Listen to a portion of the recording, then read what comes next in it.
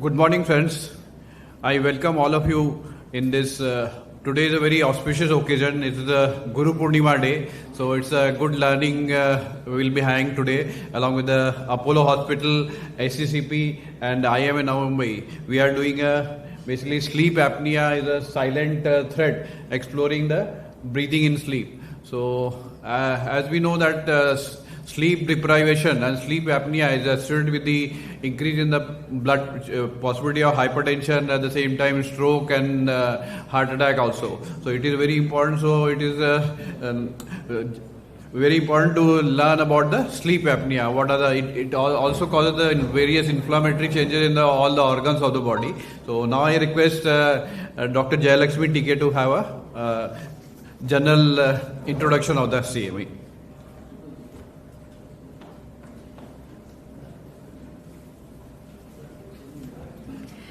Thank you so much, Dr. Ghanshyam Dulera. So thanks to ACCP, thanks to IMA Navi Mumbai, and along with Apollo Hospital, we are doing the CME. So we have been doing the sleep CMEs every year. And sleep is a very important topic. 30 years ago, it got introduced to us as we just were doing our postgraduate residency. That time we were thinking why our Dr. J.M. Joshi was there. She was very interested in sleep. She bought all the books. And we were thinking, what is this new topic? What is this sleep madam is doing? But over the last 30 years, there has been so much of explosion of knowledge and interest in the sleep disorders, which actually affect each and every organ of the body and which affect our day-to-day life in so many ways which we are not even aware of. So today's CME, we are blessed to have Dr. Joy Desai, Dr. Anuradha Shah, and all of the other speakers from Apollo Hospital. Dr. Thampi is here. So we welcome everybody to be part of the CME, and I'm sure it will be a very enjoyable and a very good learning experience for all of us on this auspicious day of Guru Purnima. I would request Dr. Alka from IMA Navi Mumbai to just get going with the lamp lighting function.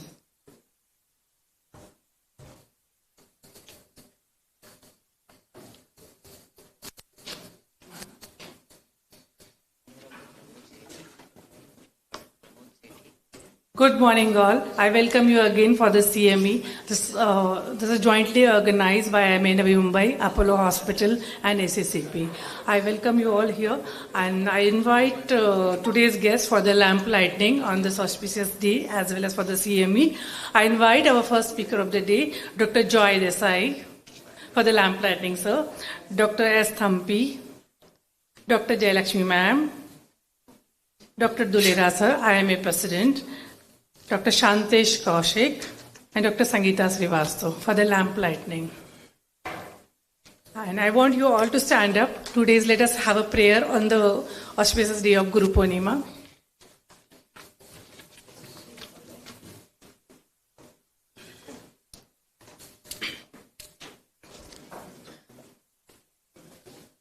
Gurur Brahma, Gurur Vishnu, Gurur Deo Maheshwara, Gurur Sakshat Parabrahma, Tasmai Sri Guruve Namah.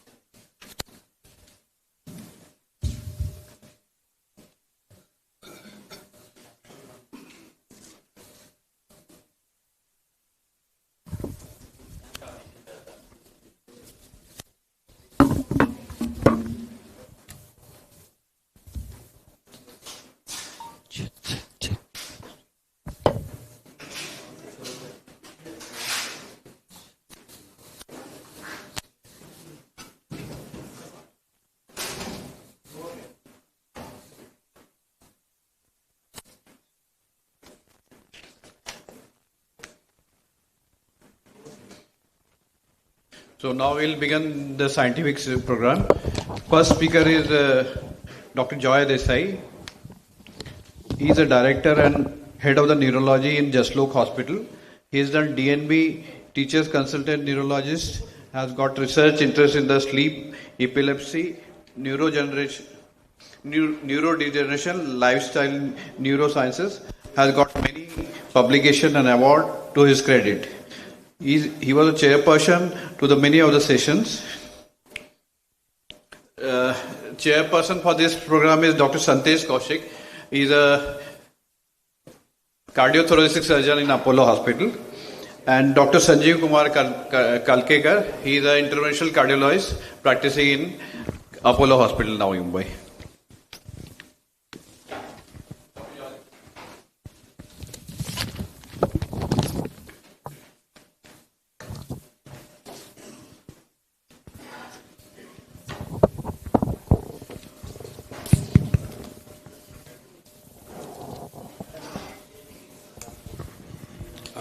How do I exit from the screen? It won't allow me to do that. Good morning, everybody. It's asking me to delete, so I can't delete this, right? It will help. Yeah. Thank you. We'll ask Dr. Sandesh Kaushik to speak few lines regarding that.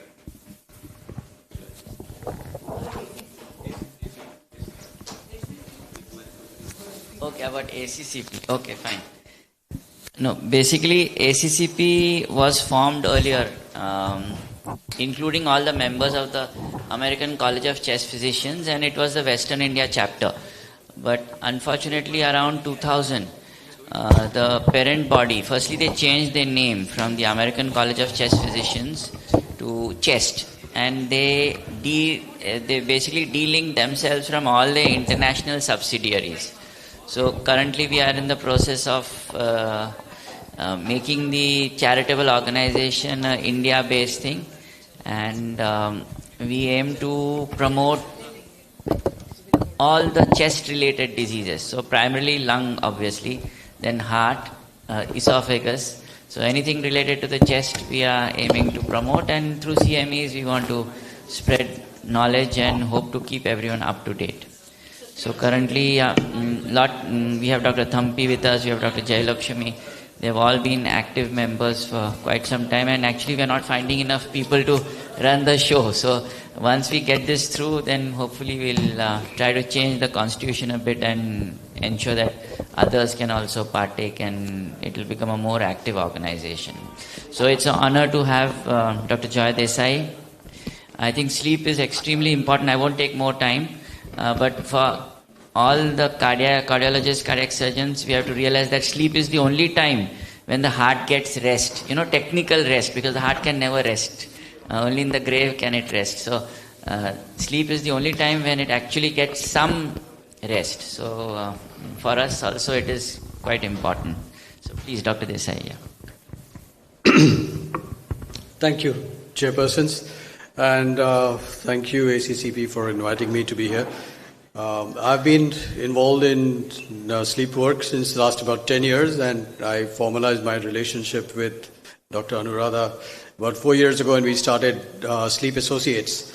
So today, in the first talk, what we are going to do is look at the essential features of sleep neurobiology that is a determinant of what happens when we sleep. We all know that when a human being sleeps, the 7 to 8 hours of nocturnal sleep is characterized by repetitive cycles of sleep designated as a hypnogram. Each cycle is about 90 to 110 minutes, and 75% of this constitutes the initial phase called non-REM sleep, and about 25% constitutes rapid eye movement sleep or REM sleep. Originally, when Kleitman discovered it, designated as our dreaming sleep, but we now know that it's slightly different. The non-REM sleep phases were originally again defined into stages from 1 to 4, but 3 and 4 are now together. So what really happens to physiology when we're sleeping? So in non-rapid eye movement sleep, there is a progressive decrease in spinal reflexes, there's a decrease in the heart rate and breathing, there's a reduction in brain temperature and cerebral blood flow. And in conjunction with that, there is an increased hormonal secretion, and what's happening to the brain is that the very quick wakeful rhythms of the brain are slowing down and becoming synchronized. And in each stage of sleep, there's a gradual reduction in the brain waves. When you look at an EEG, there's an EEG signature for that. And this synchronized activity lasts for about 75% of that 90 to 110 minutes, and then it's followed by REM sleep. And REM stands for rapid eye movements, from the first alphabet of each of those words. And it was discovered in 1952 when Kleitman observed that in a sleeping person, the eyes move rapidly, breathing continues, and the rest of the body is atonic and silent and floppy. So the characteristic is that spinal reflexes are absent, rapid eye movements occur behind closed eyelids, and paradoxically, unlike what happens in non-REM sleep, the brain temperature actually goes up, cerebral blood flow increases, and the EEG becomes like what the EEG is in wakeful state. So it looks very similar to what you're doing while waking. So while you're asleep, the EEG is doing things as a rhythm which is very similar to the wakeful state. And therefore, this is called paradoxic sleep. So this is the paradox, that the EEG signature is paradoxic from the non-REM one. And we know that it's associated with dreams, and we know that the key function is creative enhancement, and others functions which we'll talk about that. So we now know that when you look at a sleep study that comes to you, it represents on the last page of the sleep study is a representative diagram. It shows you a hypnogram, and each hypnogram the hypnogram represents different cycles of the sleep staging during the night. So the first three phases are shown here, and then what you're seeing as the flat with the gray boxes, these are the REM periods. So those REM periods, so what is graphic is that the REM period, as we sleep through the night, the REM period, the longest REM is just before we wake up in the morning. So ideally, we should not be forsaking our morning sleep. The last 2 hours of sleep just before you wake up has the largest density of REM. And to a growing, aging brain like mine, this REM is protective for cognition. We'll talk about that in the last talk of the day. So each of these has a EEG signature, and you can actually identify the signature on EEG when you study sleep. So what happens to the hypnogram as we grow older? So what is characteristic is that in older brains, there is a longer latency to go to sleep. There's a greater number of transitions to wakefulness. That means you're sleeping, but if you did an EEG, the number of times that you woke up as a young adult, it would be about 3 to 7 times. As an older individual beyond 60, this can be 13 to 14 times. Though you have not actually woken up, the brain's actually transited into wakefulness for a brief few seconds. So a greater time is spent awake in sleep. The sleep is therefore more fragmented, and a lesser time is spent in slow wave sleep as we grow older. So this is represented here in a very simplistic diagram that you can visualize. What you see on the extreme right is sleep percentage for a young adult, and what you see on the extreme right is that for an elderly person. And what's characteristic is that the slow wave sleep, that is stage 3 of slow wave sleep, the percentage actually drops as we grow older, and so does REM. And we will talk about that at the end of the day as to how it affects cognition as we grow older. Because one of the key functions of sleep is memory consolidation, and now we know via the lymphatics, brain cleaning for proteins that could be potentially harmful as we grow older, like amyloid and tau. So this is just a diagrammatic representation to show you that that's what the hypnogram would look like in a young adult, and lower down is what the hypnogram would look in an older adult. And you can see in the older adult that wakefulness has increased, and the total sleep time, slow wave sleep, has decreased, and so has REM sleep. So this thing so what's the brain doing when you're actually sleeping? So when you're sleeping, the brain is actually humming with an electrical symphony. So what's happening in non-REM sleep is that there are EEG changes that occur in a hierarchical manner. So the first thing that happens is that there's a rhythm that develops in the hippocampus of the brain. That rhythm is called hippocampal ripples, and these ripples are at 80 to 120 hertz, and in the ripples, the brain is replaying all the experiential data that it collected in the day. So while you're talking and you're listening to me and I'm speaking to you, all this information is getting stored in the hippocampus temporarily. When I sleep at night, hippocampal ripples will replay this thing. What happens in stage 2 sleep is that these ripples yoke to the sleep spindles. We know that stage 2 of sleep is characterized by something called sleep spindles, and then the spindles yoke with slow wave oscillations. So this electrical yoking is a very important phenomenon physiologically, and what it's doing is that memories that have been stored in the hippocampus for temporary storage in the daytime are getting consolidated at night. So that's the key message. If you don't sleep, your memories are completely fragmented and poor. So relevant memories get consolidated and irrelevant ones get wiped out. So obviously, if sleep health is impaired in any fashion, like you have a sleep disorder like sleep apnea, it is needless to say that memory consolidation processes, the physiological process of acquiring your memories, is highly susceptible to impairment. So that's the first thing. So in summary, I think very simply, it's not a very complicated thing. 3 rhythms: hippocampal ripples, slow wave oscillations, spindles. And the spindles are yoking them together, and what the brain's doing is that it's consolidating memories and making sure that the temporary storage, like the pen drive of the hippocampus, is going to the hard drive of the brain, the parietal and the other cortices. So what happens when we grow older? We know that older individuals, people like me, for example, will tell you that as I've grown older, my memory is not so great. So why is it so? We now know from studies, this is a study by Matthew Walker from Berkeley, from the Helen Wills Institute of Sleep Medicine, they showed that in an older brain, the slow wave oscillation, the generators are in the frontal cortex. So these slow wave oscillations of sleep, they are generated in the frontal parts of the brain. So as we grow older, if the frontal lobes get shrunken, and impairment of an atrophy in the mesial prefrontal cortex, that means the cortex in front, the medial part of it, that's where the generators are, they get atrophied, and that results in poor memory. And this is the graphic representation of difference between young and old. What you see in red are young adults, what you see in blue are older adults, and the prefrontal cortex being smaller, the slow wave oscillations density is poorer, occurrence is fragmented, and that leads to impaired memory as we grow older. So you should ask me a question: what can I do to keep my prefrontal cortex intact? And we'll talk about that in time to come. So of the physiological things that we do that can alter the morphology and the volume of the prefrontal cortex, is that these 2 things that I've shown you on the left and the right. So if you have brain injury, you're aging, you binge on alcohol, if you're depressed, and if you're sedentary, then your prefrontal cortices are likely to shrink faster. But if you exercise, if you are mindful, if you do yoga, you are very enthusiastic and passionate about something that you believe in.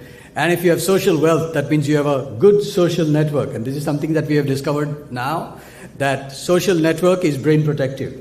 So it's not just exercise and mindfulness, but it's also your social network.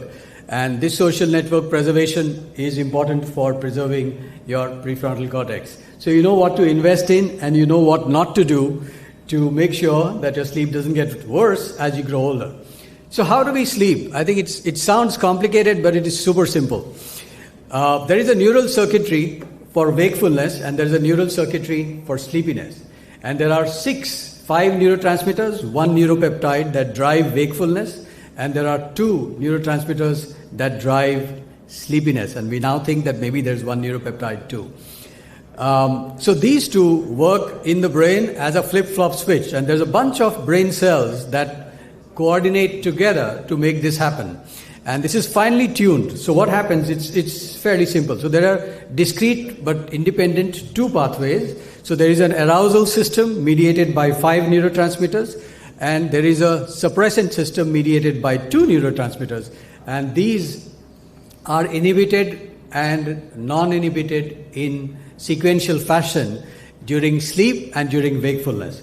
So what are the neurotransmitters? You have an ascending pathway. One goes into the thalamus, the other one goes into the lateral hypothalamus. And this is not too difficult at all. So there are 5 neurotransmitters. The first one is acetylcholine. These cholinergic neurons in the pedunculopontine and lateral dorsal tegmental nuclei produce acetylcholine. So acetylcholine is the important wakefulness one. Noradrenergic neurons from the locus coeruleus produce norepinephrine, serotonin, dopamine, and histamine from the tuberomembrane nucleus. So you need histamine, serotonin, dopamine, noradrenaline, and acetylcholine to stay awake. So the brain's using these neurotransmitters for all the things in the complex networks that we do in the wakefulness. And there is a peptide. That peptide is orexin. This orexin is manufactured by a very small cluster of neurons in the hypothalamus, and this is also an additional wakefulness. And you know that if you don't have orexin, it gives you excessive daytime drowsiness and it produces a disorder. So these are located in the pontomesencephalic basal network. Okay, so it's not difficult. It sounds complicated, but it's not. So what it's doing in sum is that cholinergic neurons and all the monoaminergic neurotransmitters, in conjunction with orexin, are keeping us awake, and they discharge in a coordinated, stereotypic manner for arousal, and they are overlapping, they work together. And when we are sleeping, they get suppressed. They get suppressed by a region of the hypothalamus called the ventrolateral preoptic bunch of neurons. So it's called VLPO. And the VLPO produces GABA and galanin. So it's two things. So one pathway, this is the inhibitory pathway. So what the inhibitory pathway does is that it inhibits all the arousal mechanisms and allows you to go to sleep. So again, not difficult. So it's a flip-flop switch. To stay awake, we need those arousal guys to be up and doing their work. And to go to sleep, VLPO kicks in, it suppresses the arousal neurotransmitters and orexin, and it makes us go to sleep. And what makes this happen? Two processes. So there are two processes that drive the rhythmicity of this process. This rhythmicity is governed by a process called circadian rhythm and a process called process S, which is driven by accumulation of adenosine as the brain works through the day. So as you and I are talking to each other, listening, writing notes, taking pictures, the glial cells in the basal forebrain are making adenosine. And as the adenosine levels gradually increase, by the end of the day, by 7 p.m., it reaches a critical threshold, and by 9 you start feeling sleepy, or ideally you should. So these two processes, process S is driven by accumulation of adenosine, and this can be blocked by coffee. That's how coffee keeps you awake, because coffee is a reversible binder to the A2 receptors in the basal forebrain. And the process C, or the circadian rhythm, is driven by melatonin.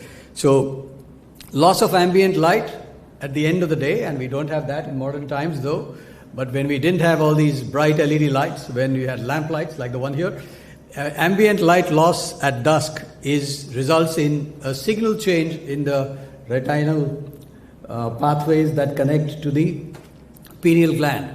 And this is again a dopaminergic pathway, and this pathway gets triggered, and gradually there is production of melatonin. So you can see here that melatonin starts producing somewhere here at about 8 o'clock. It peaks here at about 2 in the morning, and by the time you wake up in the morning, melatonin's gone. So this process is again a biofeedback process. You have to preserve it by your habits. If your habits are poor, then the pineal starts thinking, this guy is not going to sleep, so why should I make melatonin? And therefore, investing in a regular sleep time is an investment in keeping your melatoninergic rhythms intact.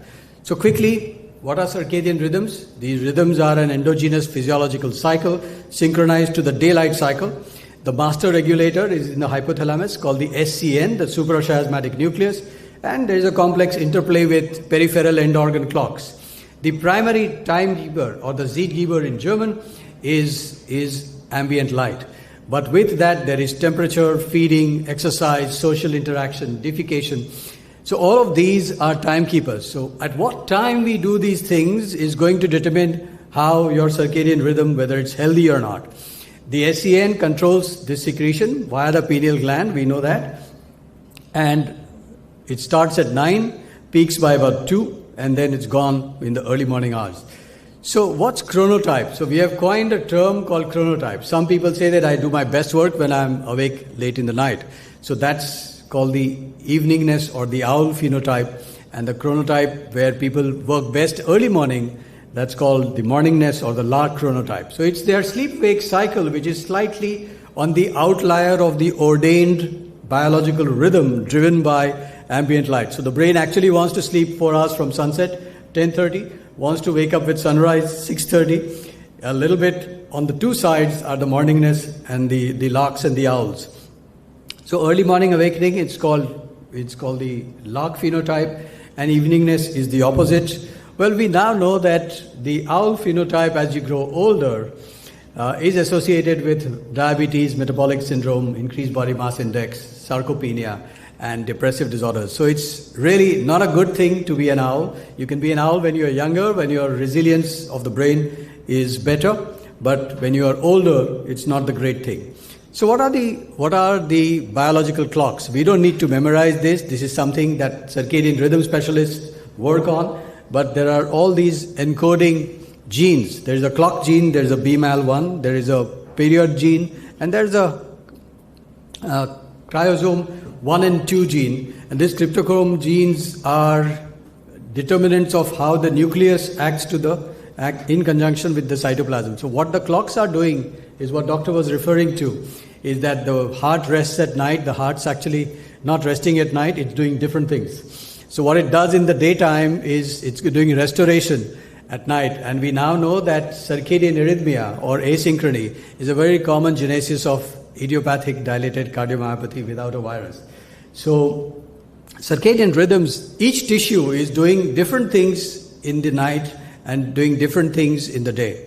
And this rhythmicity is governed by synchronization of clocks. And these biological clocks are all present. So the way to look at this is that if this is a symphony, then the SCN is the Kapellmeister, so it's waving its baton and telling the biological clocks to do different things at night, and because they have done different things in the day.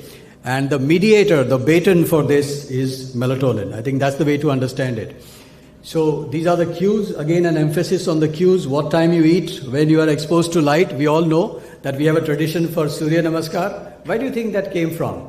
That came from the understanding that if you do Surya Namaskar in the morning, and the first thing you do is look at your light, you're setting the rhythm of the day. I think these sages understood that. So again, physical activity, what time we are doing. Certainly it's not a good idea to hit the gym at 7 p.m. at night, because then it's very likely that you'll not sleep too well. So the circadian rhythmicity is as much an important anvil in the functionality of sleep restoration. So you need all those tenets to be met. And this synchronization is based on the timings of our daily activities. So therefore there's a synchrony in our temperatures too. There's a synchrony in the cortisol. There's a synchrony in growth hormone timings. So all our endogenous rhythms are driven by a diurnal rhythm. And the diurnal rhythm is there because every tissue has a biological clock. And these clock synchronizations occur with the brain. So what we need for the synchronization to occur is sensible habits. Of course, it can be difficult if you're a cardiothoracic surgeon and you get too many night calls if you're an intensivist. And people have looked at this, and we know that people who stay awake at night have a higher propensity for all the things that we don't want: diabetes, hypertension, depression, and weight gain. So what are the determinants of sleep health? I think it's wired, the human brain is wired for sleep 7 to 8 hours throughout our lifespan. It's firmly yoked to a very distinct circadian rhythm, which mandates sleep onset at about 4.5 hours from sunset and wakefulness with the sunrise. So sleep optimization requires a very disciplined investment in sleep duration, circadian eurythmia, and sleep depth maintenance. So for that, we have to make sure that we have all the things. I mean, for some people, there's a genetic gift, but lifestyle habits and discipline versus ignorant actions are a determinant. Most of the people who come and tell me that they are insomnia they have not built their insomnia because they've got bad brains. They've built their insomnia because they had ill-informed choices in their middle years, and they stayed awake when they should have gone to sleep. So and if your arousal systems, that means your arousal systems are not abated at night, then it keeps you awake and it gives you insomnia. So it's a very simple understanding that our habits are going to determine how the brain's going to behave. And therefore, most of the times we want CBT. So acquired neurological disorders like sleep apnea may disrupt many of these facets, and we'll talk about what it does to the brain in the last talk of the day today. And that's my last slide. Thank you for listening to this.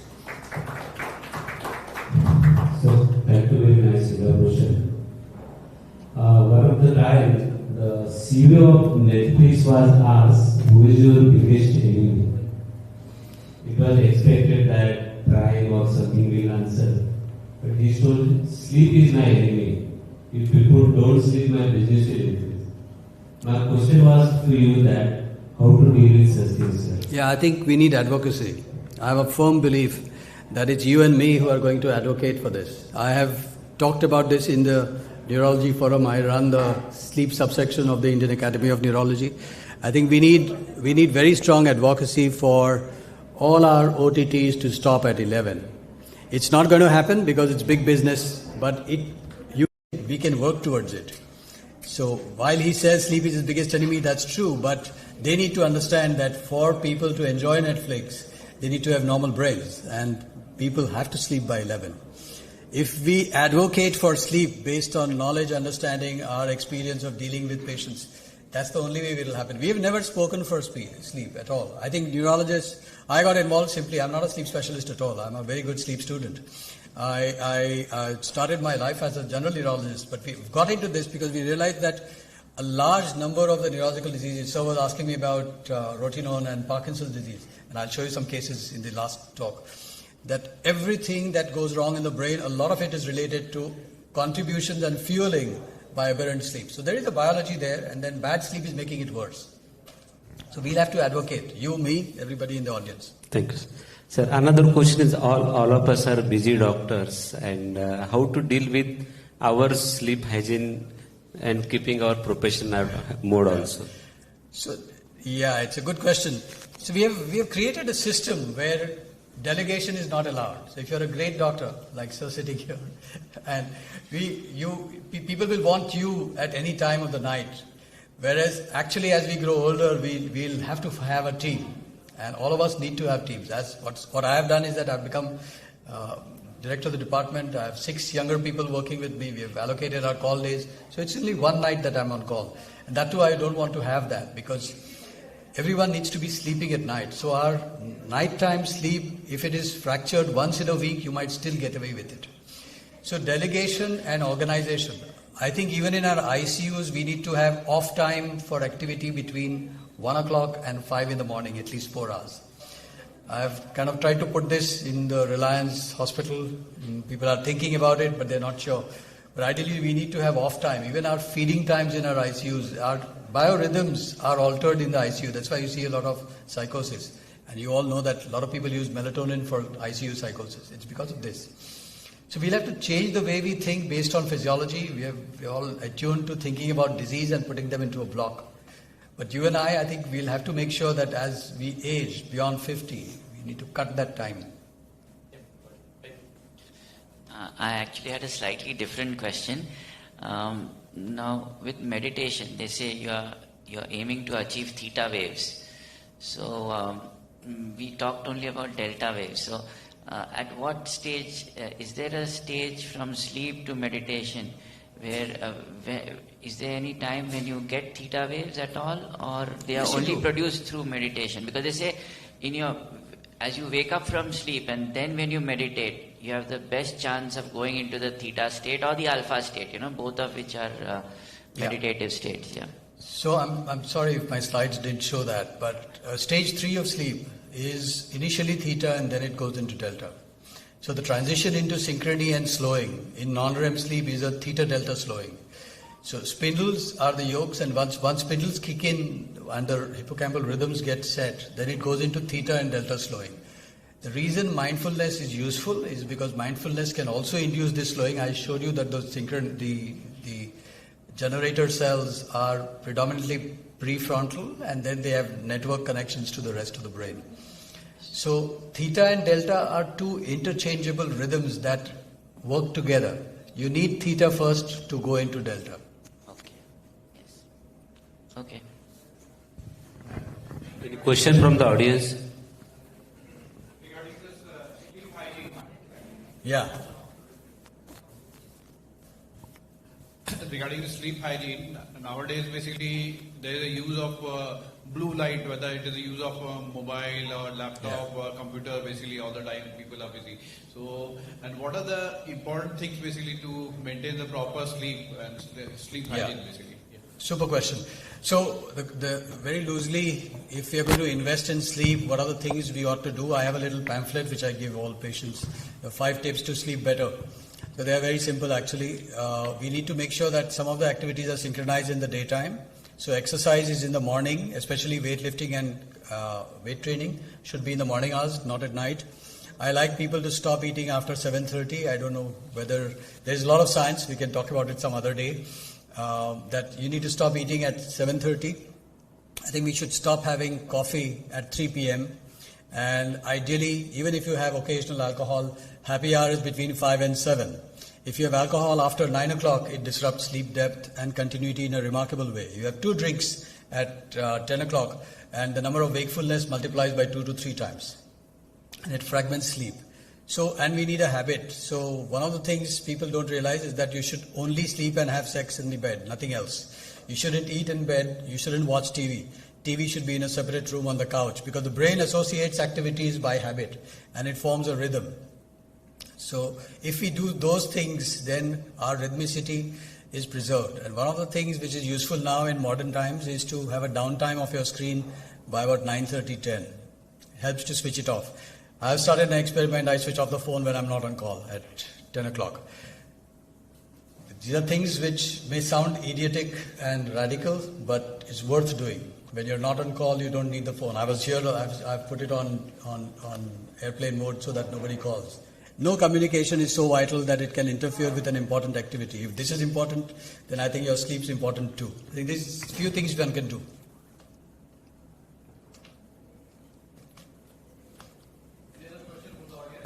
Yeah, the last one.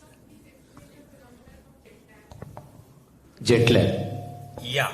So, that's a topic by itself. So there is also a concept of social jet lag which exists in Mumbai and the urbanized network. So people are working late and sleeping late and they're sleeping shorter hours. And then on Sundays, they are working even later and then waking up in the morning. And Till Ronenberg has called this social jet lag, and it has the same implications as geographic jet lag. So jet lag happens when you travel very quickly from one time zone to another, and therefore when the first few nights you go to sleep, your biological clock is still in the place from where you started, and therefore inducing the circadian rhythm via the melatonin pathway does not happen. While there may be adenosine, but if melatonin does not kick in, then the clock synchronization does not happen. And that's why you need to take melatonin at that time. That's why melatonin is prescribed for jet lag. And the same thing can happen in the daytime, that their clocks are still asleep when you should be awake. So for a few days, one can take modafinil, and then now there are new drugs like solriamfetol, but one can take that for a few days to bring the rhythm back and tell the clock that it's time. So there are a few simple things to do. I think when you go to Europe, for example, I told you the timekeepers. One of the timekeepers is the time that you poop. So if you carry a suppository, and when you land at Frankfurt in the morning, you will not feel like pooping because your colonic clock is still behind. Use a suppository and tell it that it's morning. So I know it sounds stupid, but these are things where you are telling your clocks where you are.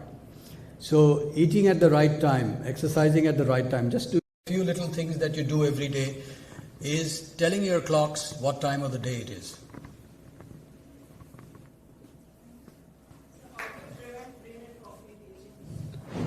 Sorry. How to prevent brain atrophy and aging? I didn't get the question. How to prevent brain atrophy and aging? Yeah, I mean, aging is a given. And so obviously as we grow older, things will change. Hair will grow white, but how much you manifest that depends on those things, that slide that I showed you about cerebral atrophy. I showed you those two things on the left and right: trauma, aging, alcohol, sedentariness. So I think movement is regeneration, sleep is regeneration, enthusiasm, passion, and purposeful activity is regenerative. So if you have a good social network, you have purposeful activity. If you're exercising, you need to exercise 1 hour every day, irrespective. And you're sleeping on time, then it's fairly regenerative. The ravages of time will be less visible on your body and on your face than when you're not investing in this. I think that's the simplest way of understanding it. Thank you. I think we should move to the next talk. He was asking one question.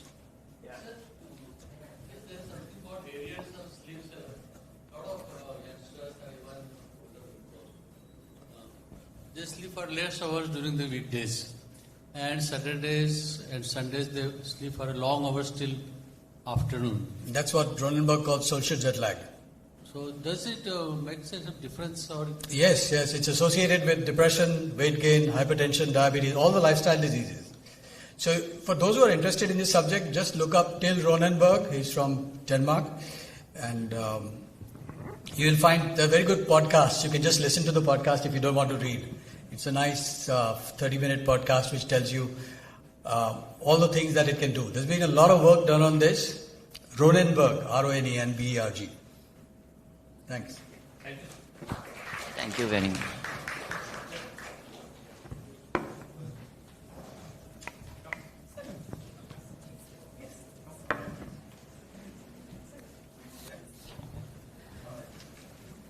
Thank you, sir, for such a deep awakening on the topic of sleep. And he has covered all the areas of the sleep. And I thank you. And I request Dr. Dulera, IMA President, to hand over the memento to Dr. Joy Desai.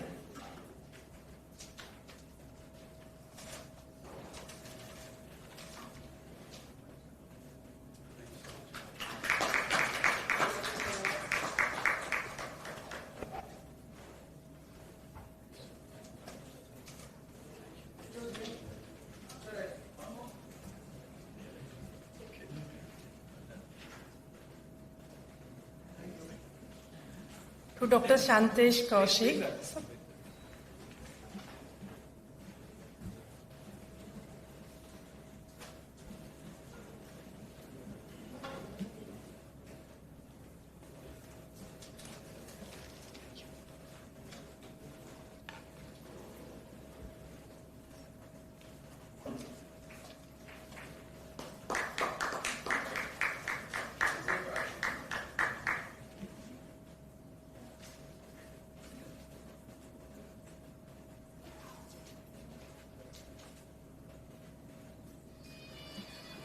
To Dr. Sanjeev Kumar Kalekar.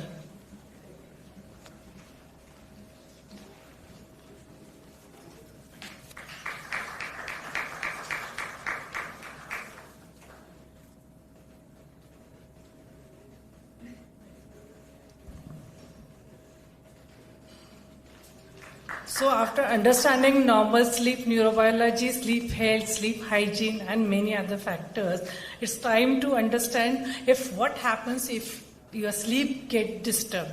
So let us understand overview of different sleep disorders like insomnia, narcolepsy, RLS, PLMS from our speaker, Dr. Kumar Doshi. I invite Dr. Kumar Doshi. He's a consulting interventional chest physician.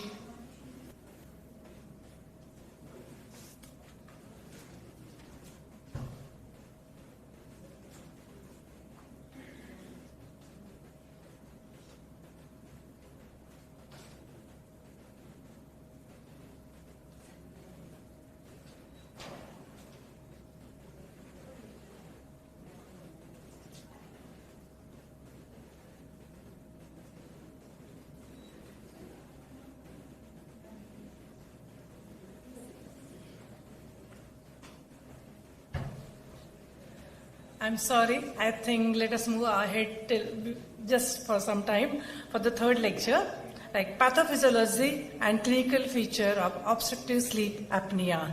Today's speaker is Dr. S. Thampi. I invite Dr. Thampi for this. Is a senior consultant pulmonologist at the Bombay Hospitals, Kambala Hill Hospital, as well as is associated with Ashwini Hospital, JJ Group of Hospital, has many awards and publications to his credit.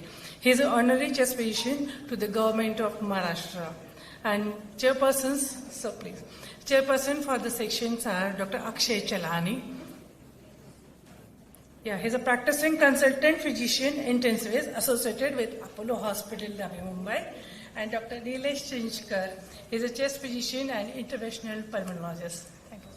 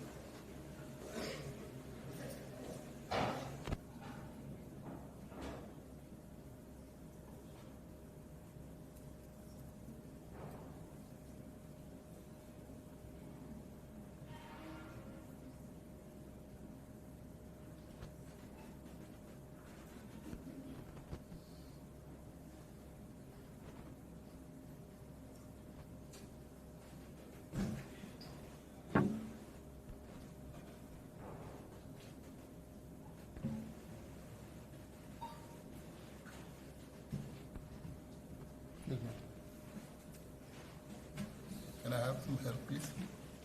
Yeah. Want to make it full screen. Coming full screen? Yes, sir. Oh, thank you. Hello, good morning, everybody. On this wet Sunday morning, it's good to see so many of you all here. At the outset, I would like to thank Dr. Anuradha Shah, Dr. Jayalakshmi, Dr. Shantesh, Kaushik, and so many others for inviting me and giving me this opportunity to discuss with you the pathophysiology and clinical features of obstructive sleep apnea. Now, we have heard Dr. Joy wax eloquent on the neurobiology of sleep, so we'll come a little lower down and see where the action actually happens during sleep. So this is the classic picture that you see of a patient of sleep apnea with loud snoring, mouth open, and disturbing the hell out of the spouse who is unable to sleep because of the loud snoring and disturbance. So what is obstructive sleep apnea? It is characterized by episodes of a complete or a partial collapse. A complete is known as apnea, which we are aware, and a partial collapse, which is known as hypopnea of the upper airway, with an associated decrease in oxygen saturation or arousal from sleep. This disturbance results in fragmented, non-restorative sleep.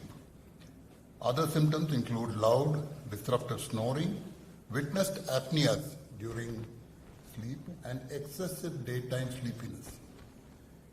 It has significant implications on your cardiovascular health, mental illnesses, quality of life, and driving safety as well.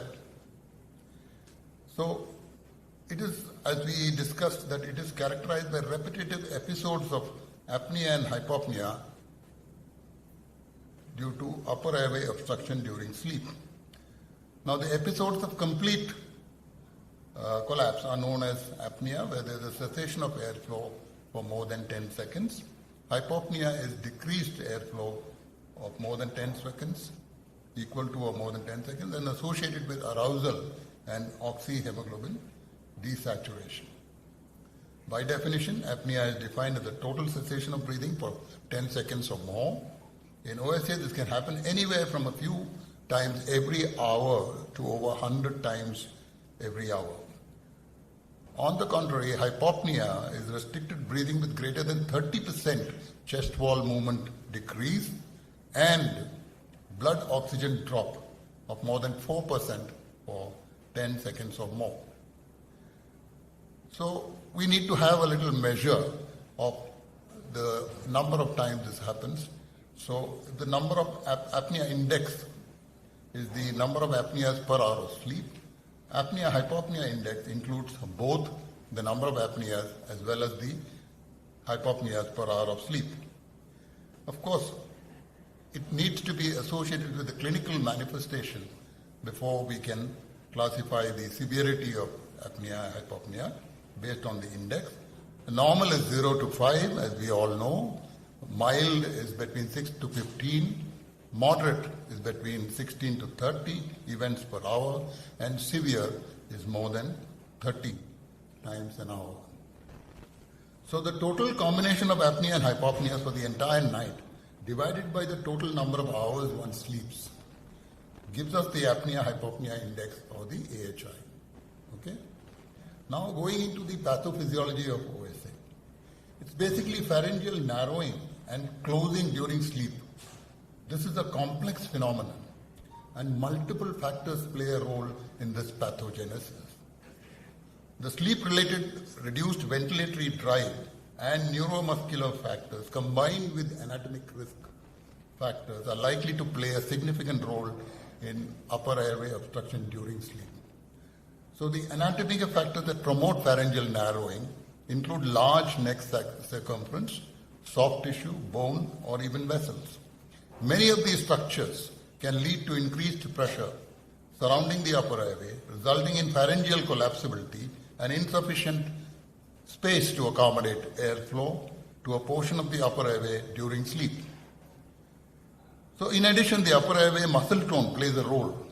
When this muscle tone decreases, a repetitive total or partial airway collapse results. The most common cause of OSA in adults is obesity, male sex, and advancing age. The severity of the OSA, however, decreases with age when adjusting for BMI.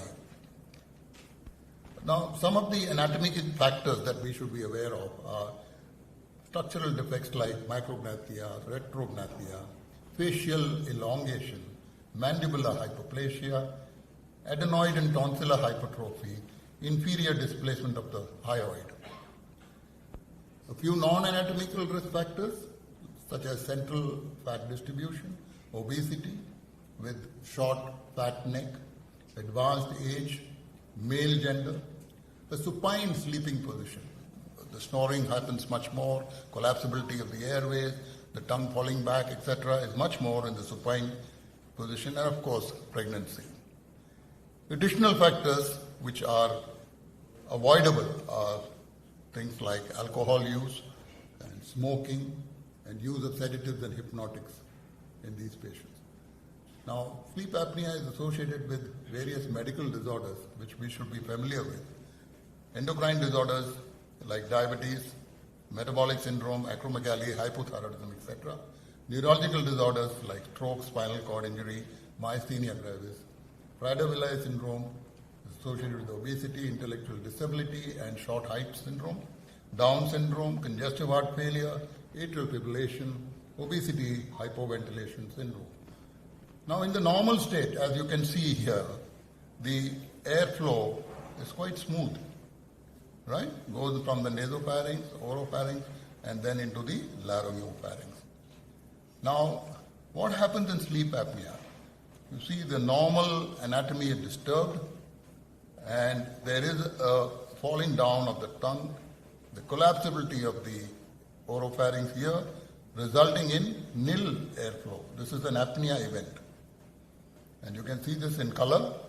Here you can see the airflow going smoothly from the nasopharynx through the oropharynx into the laryngopharynx and onward to the lungs. And look at this. There's a complete obstruction here. I hope you can appreciate this. The tongue and the oropharynx completely collapsed, preventing any kind of airflow. So basically, in the pathophysiology of sleep apnea, we need to understand when we are awake, there is a small airway plus neuromuscular compensation. When there is sleep onset, what happens?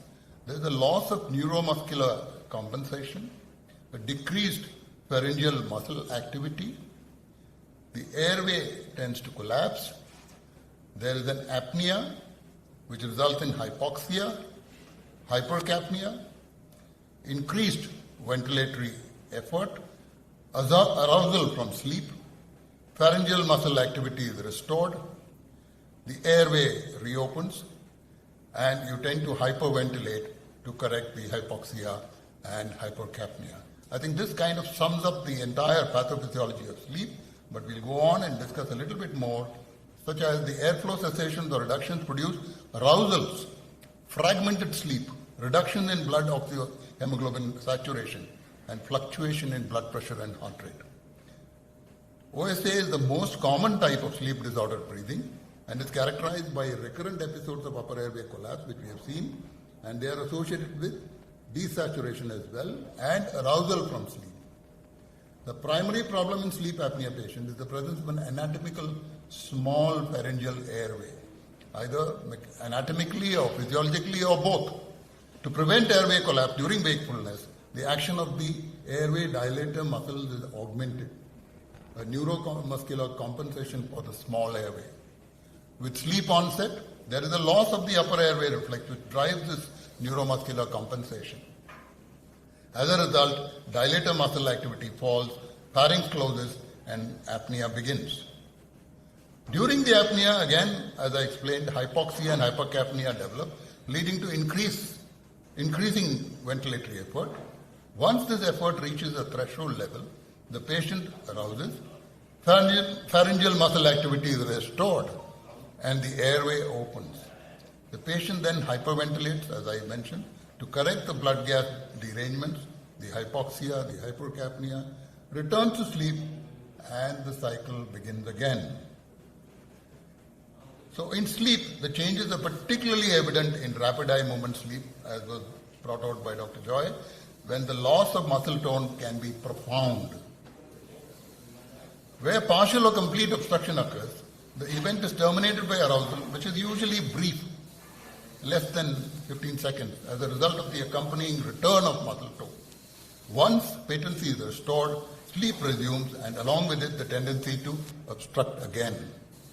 These cyclical obstructions terminated by arousals provide the pathophysiological basis of OSA.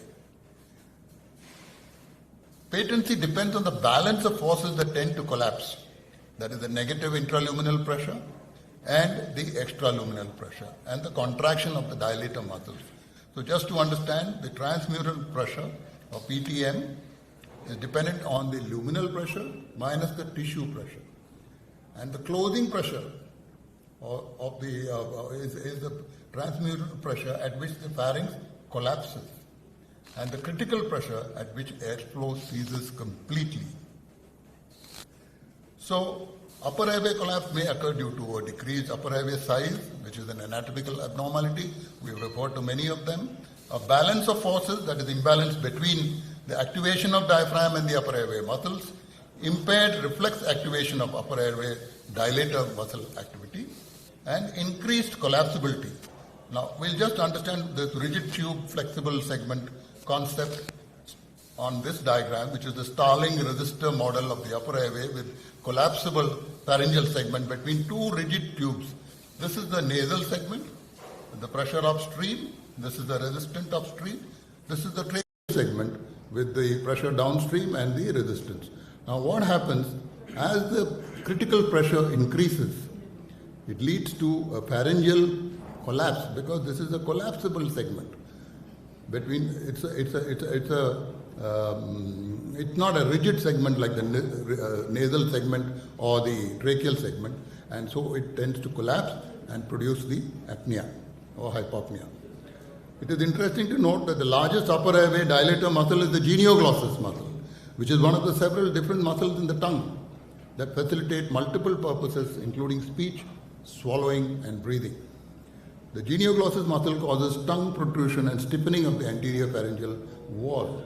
In people with obstructive sleep apnea, the neuromuscular activity of the genioglossus muscle falls markedly at sleep onset, contributing to the airway collapsibility.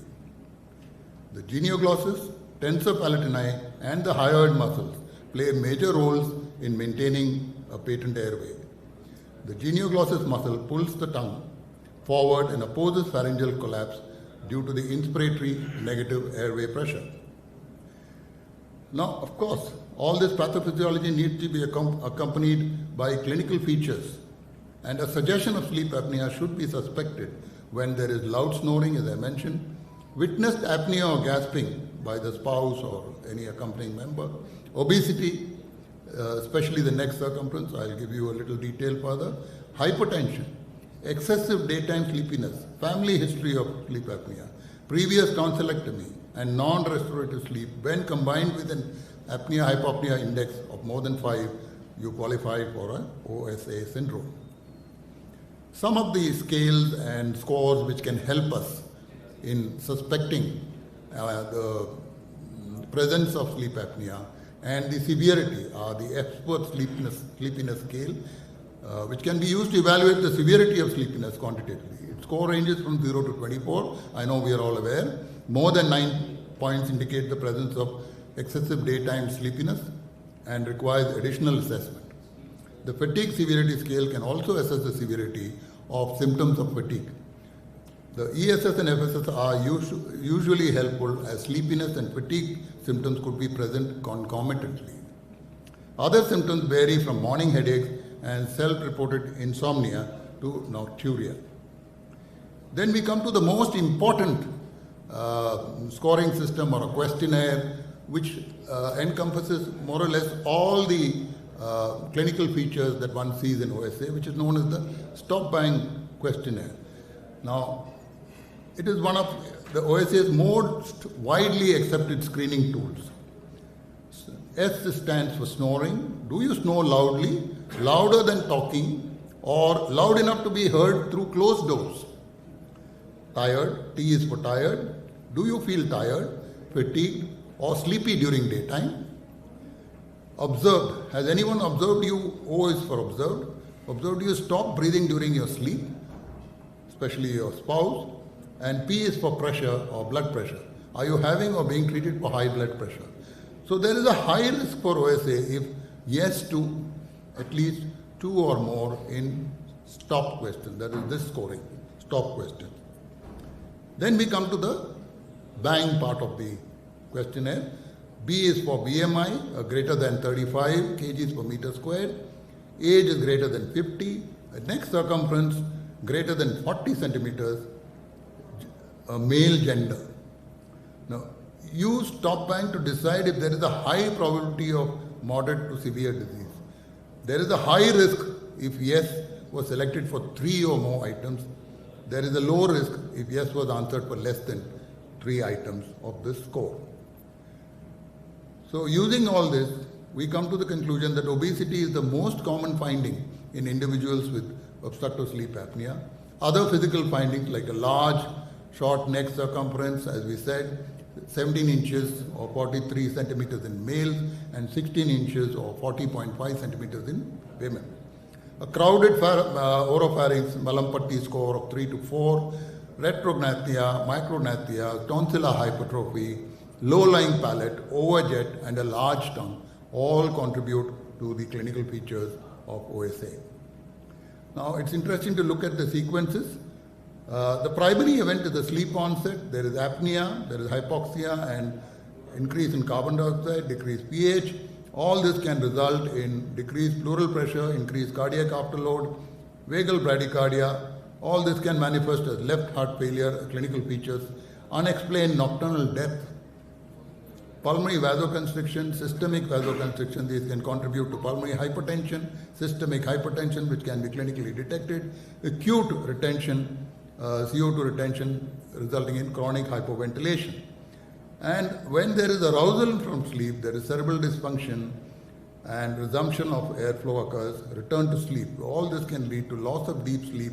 So there is excessive daytime sleepiness, intellectual deterioration, personality changes and behavioral disorders.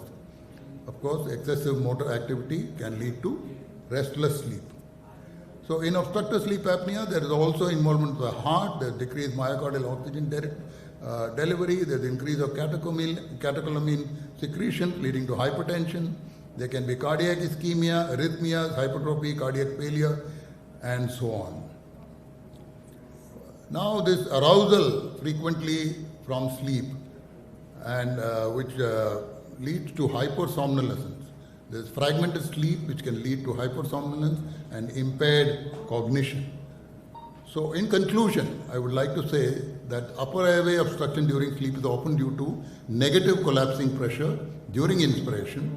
However, progressive expiratory narrowing in the retropalatal area plays an important role. The magnitude of upper airway narrowing during sleep is often related to the body mass index, obesity, indicating that anatomical and neuromuscular factors contribute to airway obstruction. The concept of the pressure flow relationship through collapsible tubes is helpful in understanding the mechanism of OSA and its clinical correlates. Thank you for a patient hearing.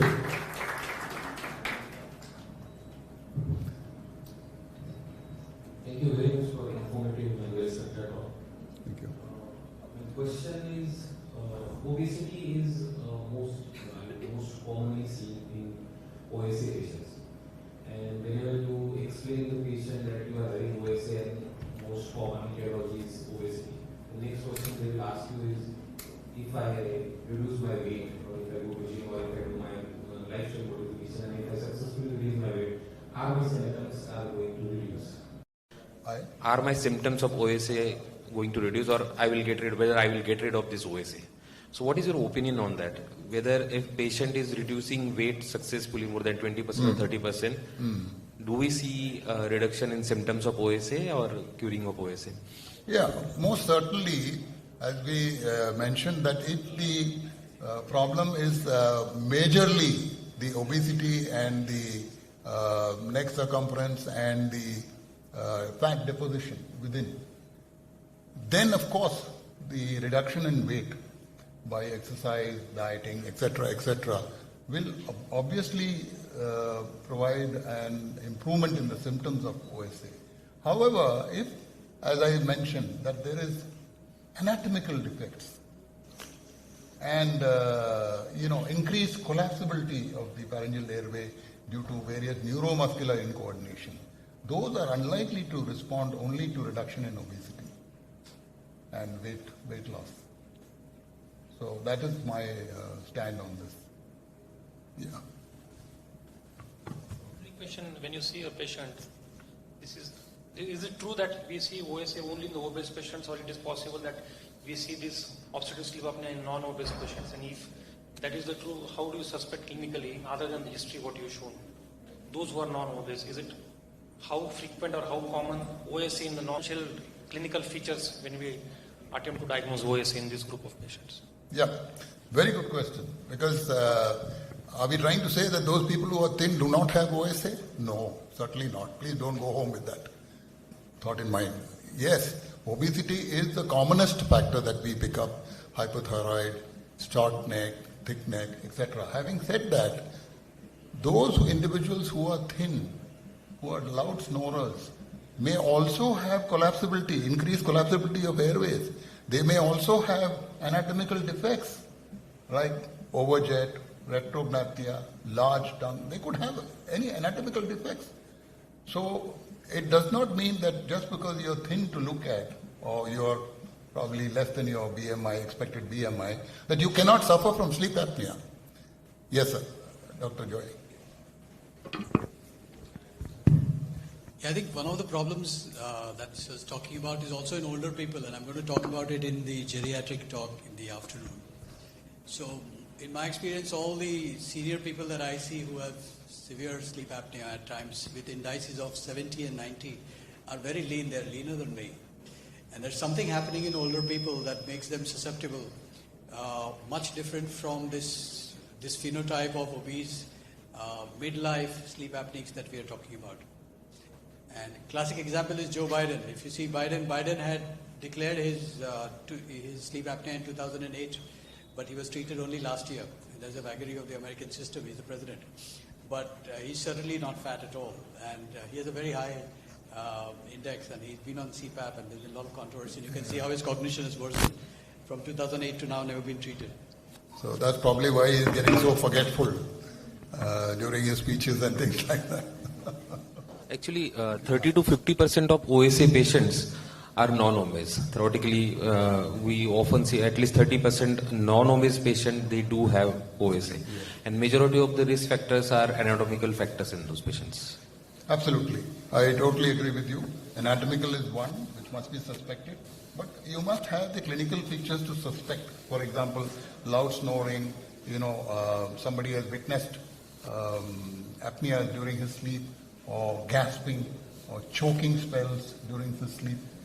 These things must be corroborated in that particular setting, and probably you examine the patient and put them through a polysomnography, which I'm sure Dr. Jayalakshmi will wax eloquent on that and clear our doubts about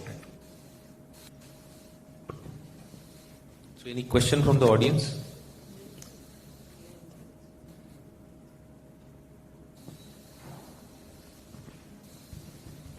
Thank you, Doctor. Thank you.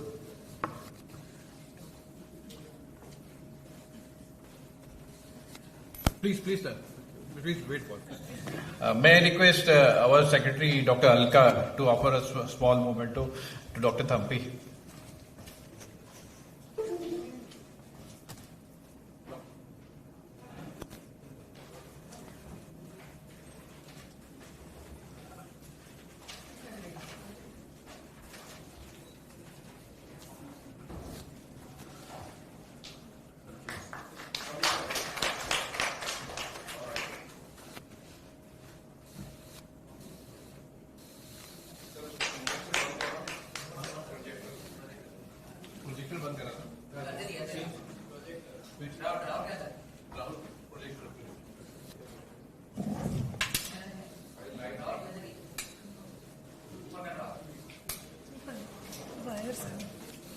जिसको मालूम है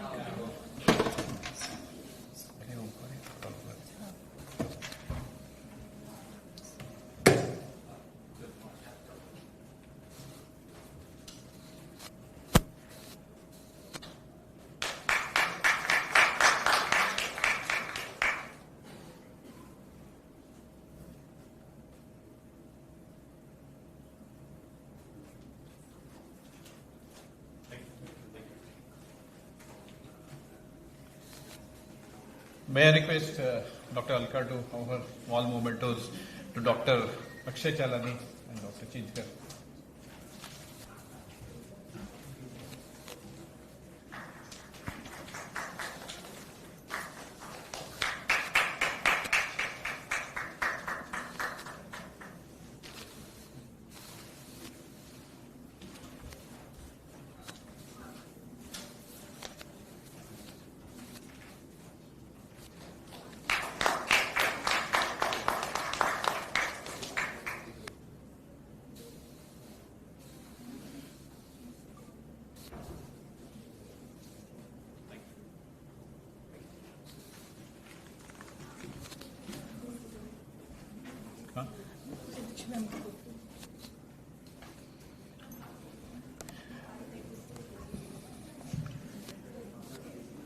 Next speaker is Dr. Jayalakshmi TK. She'll be speaking about the diagnosis and treatment strategies in sleep apnea.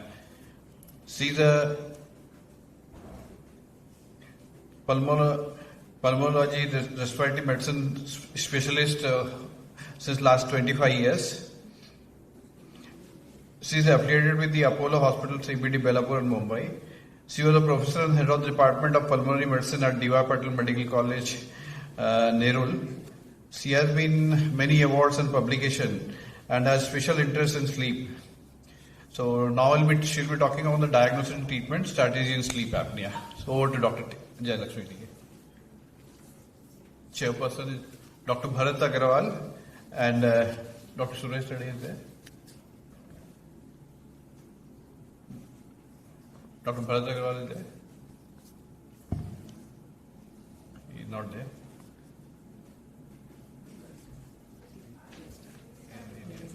Anyone else? Huh? Anyone else is coming? No, they will only come. They will come? Introduce them. Yeah. Dr. Bharat Agrawal he's a MBBS. He's done DNB in general medicine, internal medicine, and he's a leading physician in Apollo Hospital. And Dr. Suresh Reddy has done his MD in general medicine, and he's also practicing as a physician in Apollo Hospital. Special interest in diabetology, Suresh Reddy.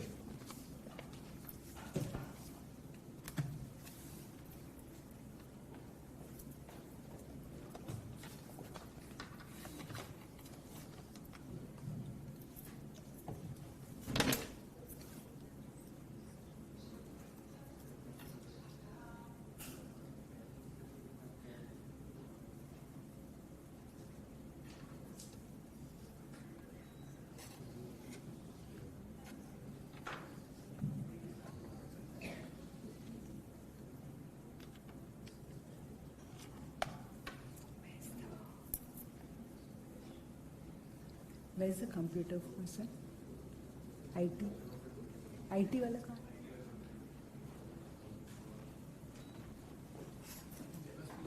Function switch. Function switch to connect. Yeah. Either F1 or F7. I connected this one. There must be a function switch to connect there. F1 or F7, I think.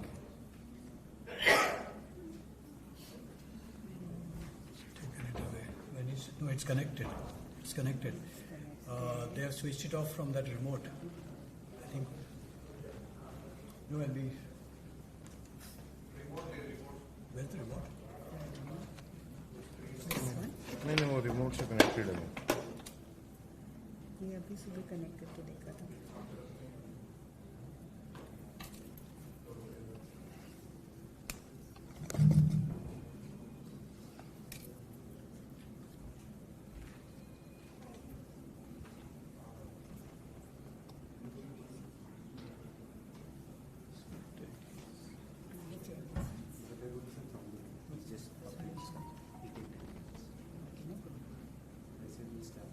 So is that HDMI port to change? We connected in the morning. Switch. नहीं इसमें Mac में नहीं होता नहीं, सुबह connect किया था. Right किया था. Front of you only we connected. It did work. F3. That's your F3, no? It should be F3. Right? एक मिनट स्लाइड शो करते हैं. इस पे नहीं That's okay. That's not. But it should It's come. not reading. Yeah.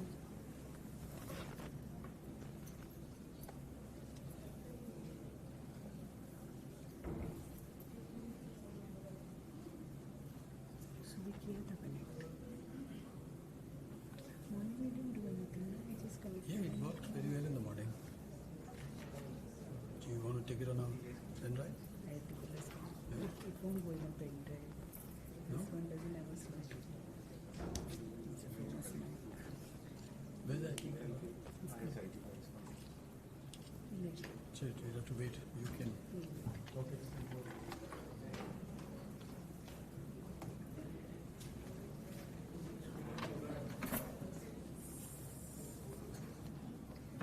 किया था connect. नीचे कुछ है क्या ऑन करने के लिए? नहीं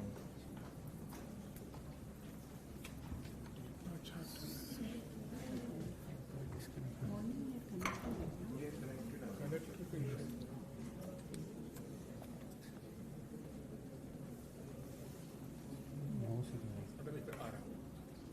No signal. ये वाला ऊपर लिफ्ट में पीछे से आ रहा है आधा वाला है. एक मिनट तारी डाल देना उसको बाहर डाल देना HDMI डायरेक्ट नहीं लग रहा है. एक मिनट हटाओ जरा नीचे वाले में मेरे को चेक करना. नीचे इसमें चल रहा है ना सब इसमें चलेगा. ये इसमें वाला है उसमें लोडेड नहीं है. ये आपका है ना इसमें चेक करना है. मैं सुबह चेक किया था. Selecting. चल रहा था. कनेक्टर कहाँ है इसका? अरे वो नहीं जुना वाला कनेक्टर लाया उसने. व्हाइट वाला है व्हाइट वाला. किधर है white वाला? हाँ लाया उसने. इसके लिए उसने खास लेके आया था वो व्हाइट वाला.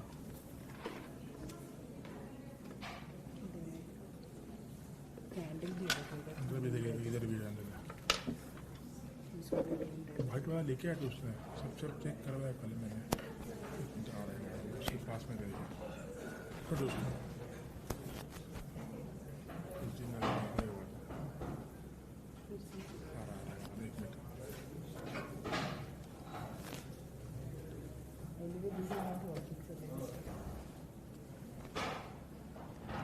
ये आ गया देखो.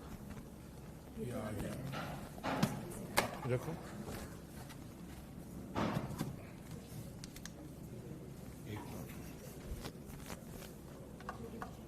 कनेक्टर दूसरा है.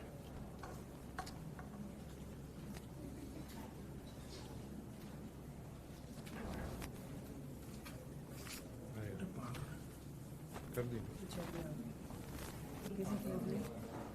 आपके लैपटॉप से शायद पीछे वो वायर है.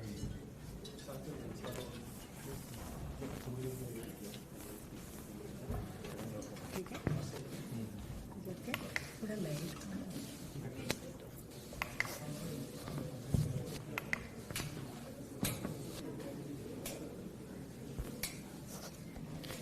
Okay, so that was a temporary disruption because of IT services.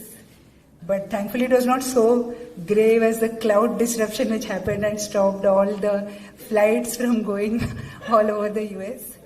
So this was a break. So my talk is the very basic one on diagnosis of sleep apnea and the treatment of sleep apnea. So the background has been given by Dr. Joy Desai and Dr. Tampi. So we will just talk about the various approaches to the diagnosis and the management. So this is a very typical patient with the risk factors like obesity, male gender, alcohol use, smoking. But we must remember that all our patients will not be fitting into this very obvious and typical background. There will be so many who will be in the grey zone, it will not be very obvious that they are really having sleep apnea or not. So how will you diagnose? What are the chief questions to ask them? So like in a female, can be postmenopausal, increasing age, diabetes, underlying CKD, heart failure. So all these also may be the risk factors for the development of sleep apnea. So what are the symptoms? These symptoms are not very specific for sleep apnea. You can have nighttime symptoms and you can have daytime symptoms. So nighttime symptoms, obviously snoring, any witnessed blocking in the breathing or stopping pauses in the breathing, choking or gasping. So many times, even parents or the spouses, they will take a video and show ki this is the way it happens during sleep, and they are extremely worried. They feel what will happen? This person is going to he has completely stopped breathing, and is he going to start breathing again or not? It becomes that scary. Sometimes there is just restless sleep and frequent visits to the washroom. In the daytime symptoms, there can be early morning headaches, too much of tiredness, less concentration, irritability, depression, sleepiness during the routine activities. So these are the common symptoms. So why is it a challenge to diagnose sleep apnea, and how do we go about diagnosing? So first we'll deal with the main symptom, which is the excessive daytime sleepiness. So it increases usually, it decreases in the young, it is more in the elderly. In the young, it may be because of insufficient sleep. In the old, it may be associated with the health problems like diabetes, cardiovascular disease. So generally, it's not a very specific problem to sleep apnea. 10 to 25% of the population can have an excessive sleepiness. So there are many causes for excessive sleepiness. One can be sleep deprivation, because like teenagers, they are not sleeping in the night and they are with their gadgets, or there can be some circadian rhythms, there can be sleep phases, there can be night workers, there can be jet lag. Then there can be fragmentation of sleep, as in what we study, obstructive sleep apnea, restless leg syndrome, periodic limb movement disorder. So these are the main sleep-related causes. Then there are others like narcolepsy, parasomnias, hypersomnias, which will be discussed later on by Dr. Kumar Doshi. Neurological disorders can cause sleep disorders like stroke, epilepsy, Parkinson's. These structural brain disorders can cause. Psychiatric causes can be there for lack of sleep in the night and excessive sleepiness. Other factors like renal failure, liver failure, malignancies, our obesity, hyperventilation syndrome, all of these, and excessive use of medications like benzodiazepines, alcohol. So you see that all this will need to be covered when we are taking a history for these patients. So it should not be that the patient is taking some pill and getting excessive sleep and you are diagnosing him or trying to work up for sleep apnea. So the history taking part becomes very important. Also, there are scales like Dr. Thampi discussed. There is Epworth Sleepiness Scale, there is a Stop Bank Questionnaire, there are Berlin Questionnaire. So all these will give an idea. But so this is about the Berlin Questionnaire. So it asks various questions. How much do you smoke? Do you snore? Do you snore? How many times in a week do you snore? And does it bother other people? And so depending on the answers, you will get a grade. Similarly, the Epworth Sleepiness Scale, you all can, as looking at the questions, you all can quickly mark yourself. Like when you're sitting and reading, would you fall sleepy? Watching TV, when you're listening to a lecture like this, would you fall asleep? Would you, when you're sitting and talking to somebody, would you fall asleep? In a car, if it is stopped, if you're driving the car, if you're sitting in the car. So these are the various situations when you can gauge yourself. So generally our score may come 4 to 5 or something. So that may, and if it is more, then it goes into the excessive daytime sleepiness. Stop Bank Questionnaire, Dr. Thampi has just covered. So snoring, tiredness, the blood pressure, observed apneas, BMI, age, neck circumference, male gender. So when you see the sensitivity of all of these questionnaires, you will find that the sensitivity is higher than the specificity. So you may over-diagnose the sleep apnea, and patient may not be really having the sleep apnea as such. There may be various causes for the other sleepiness. So we need to have a test which is more specific than just a screening tool, questionnaire. So we'll just discuss through a few cases. So a 40-year-old female, 30 BMI, never smoker, hypertensive, recently diagnosed as a hypothyroid. So why is the blood pressure not coming under control? So what will you do? Will you add another hypertensive, or will you ask them to do weight reduction or lifestyle modification? Will you refer to a sleep specialist, or will you do all of the above? So yeah, so patient basically needs all. So the referral was done. And then she underwent the screening. First, she was asked the questions. What were the nocturnal symptoms? So there was snoring, there was witnessed apneas, there was early morning headaches, non-refreshing sleep. The daytime sleepiness, excessive sleepiness, inability to concentrate, mood changes. So loud snoring was there for 4 years, excessive sleepiness 2 years, and history of falling asleep while driving also was there. So this is one of the very dangerous symptoms, falling asleep while driving, and it is much more common than what we think. Like I remember one of my colleagues, her driver, she was a chest physician, and her driver used to have a sleep apnea, was being worked up. During that time when he was being worked up, the driver was driving her husband and actually had an accident. He slept and actually had an accident, and then he also developed a stroke. So all these things happened at that time. This was around 20 years ago. It was quite difficult to get a sleep study done. So patient was being posted for a sleep study when all these things had happened, actually, unfortunately. So there was so our patient, the ESS was 14, stop bank score 6, BMI of 30, Malampati 3 in the airway. I'll show you how that looks. Neck circumference, short neck, and other systemic examination was normal. So you see this airway. So whenever you, like if there is an anesthetist, they'll always ask you to open your mouth. So that tells them how easy it will be to intubate this patient or not. So depending on how much part of the uvula and the back part of the pharynx you can actually see. Depending on that, there is class 1, class 2, class 3, class 4. So this patient would be somewhere between 3 and 4 actually. Because you're not able to see any uvula. So which are the other high-risk subjects you would screen? So what are your screening? Obese individuals, BMI more than 35. Those who have cardiovascular disease, cardiac failure, nocturnal arrhythmias, treatment refractory hypertension. This is one of the most common reasons why we get referred patient for a sleep apnea screening from our cardiologist and from our physicians. Type 2 diabetes, stroke patients, unexplained pulmonary hypertension. So many patients, they have a very high pulmonary hypertension when they do a 2D echo. And there is no other disease. The patient is not having hypertension, patient is not being treated for anything. And then when we do the sleep study, we find that they have a severe sleep apnea, and that is what is driving the pulmonary hypertension. And pre-bariatric surgery, high-risk population like drivers, pilots, they get referred for a sleep screening. So what do? You monitor. Then you have to decide what are you going to do. You're going to do a hospital study or you're going to do a home study. So this is a level 1 PSG hospital study where EEGs are done, EOG is monitored, muscle tone and is monitored, airflow, oxygen saturation, chest movements, abdominal movements are monitored, limb EMG is done, ECG is done, body position is done for periodic limb movements, rhythm disorders. So for diagnosis of OSA, there are 4 types of studies. One is a type 1 study, which is an attended study, which is an in-hospital study. It's a type of study which we do after admitting in the hospital like we do over here. Then we have a type 2 study, which is also having all these parameters, but it is unattended, it is done at home.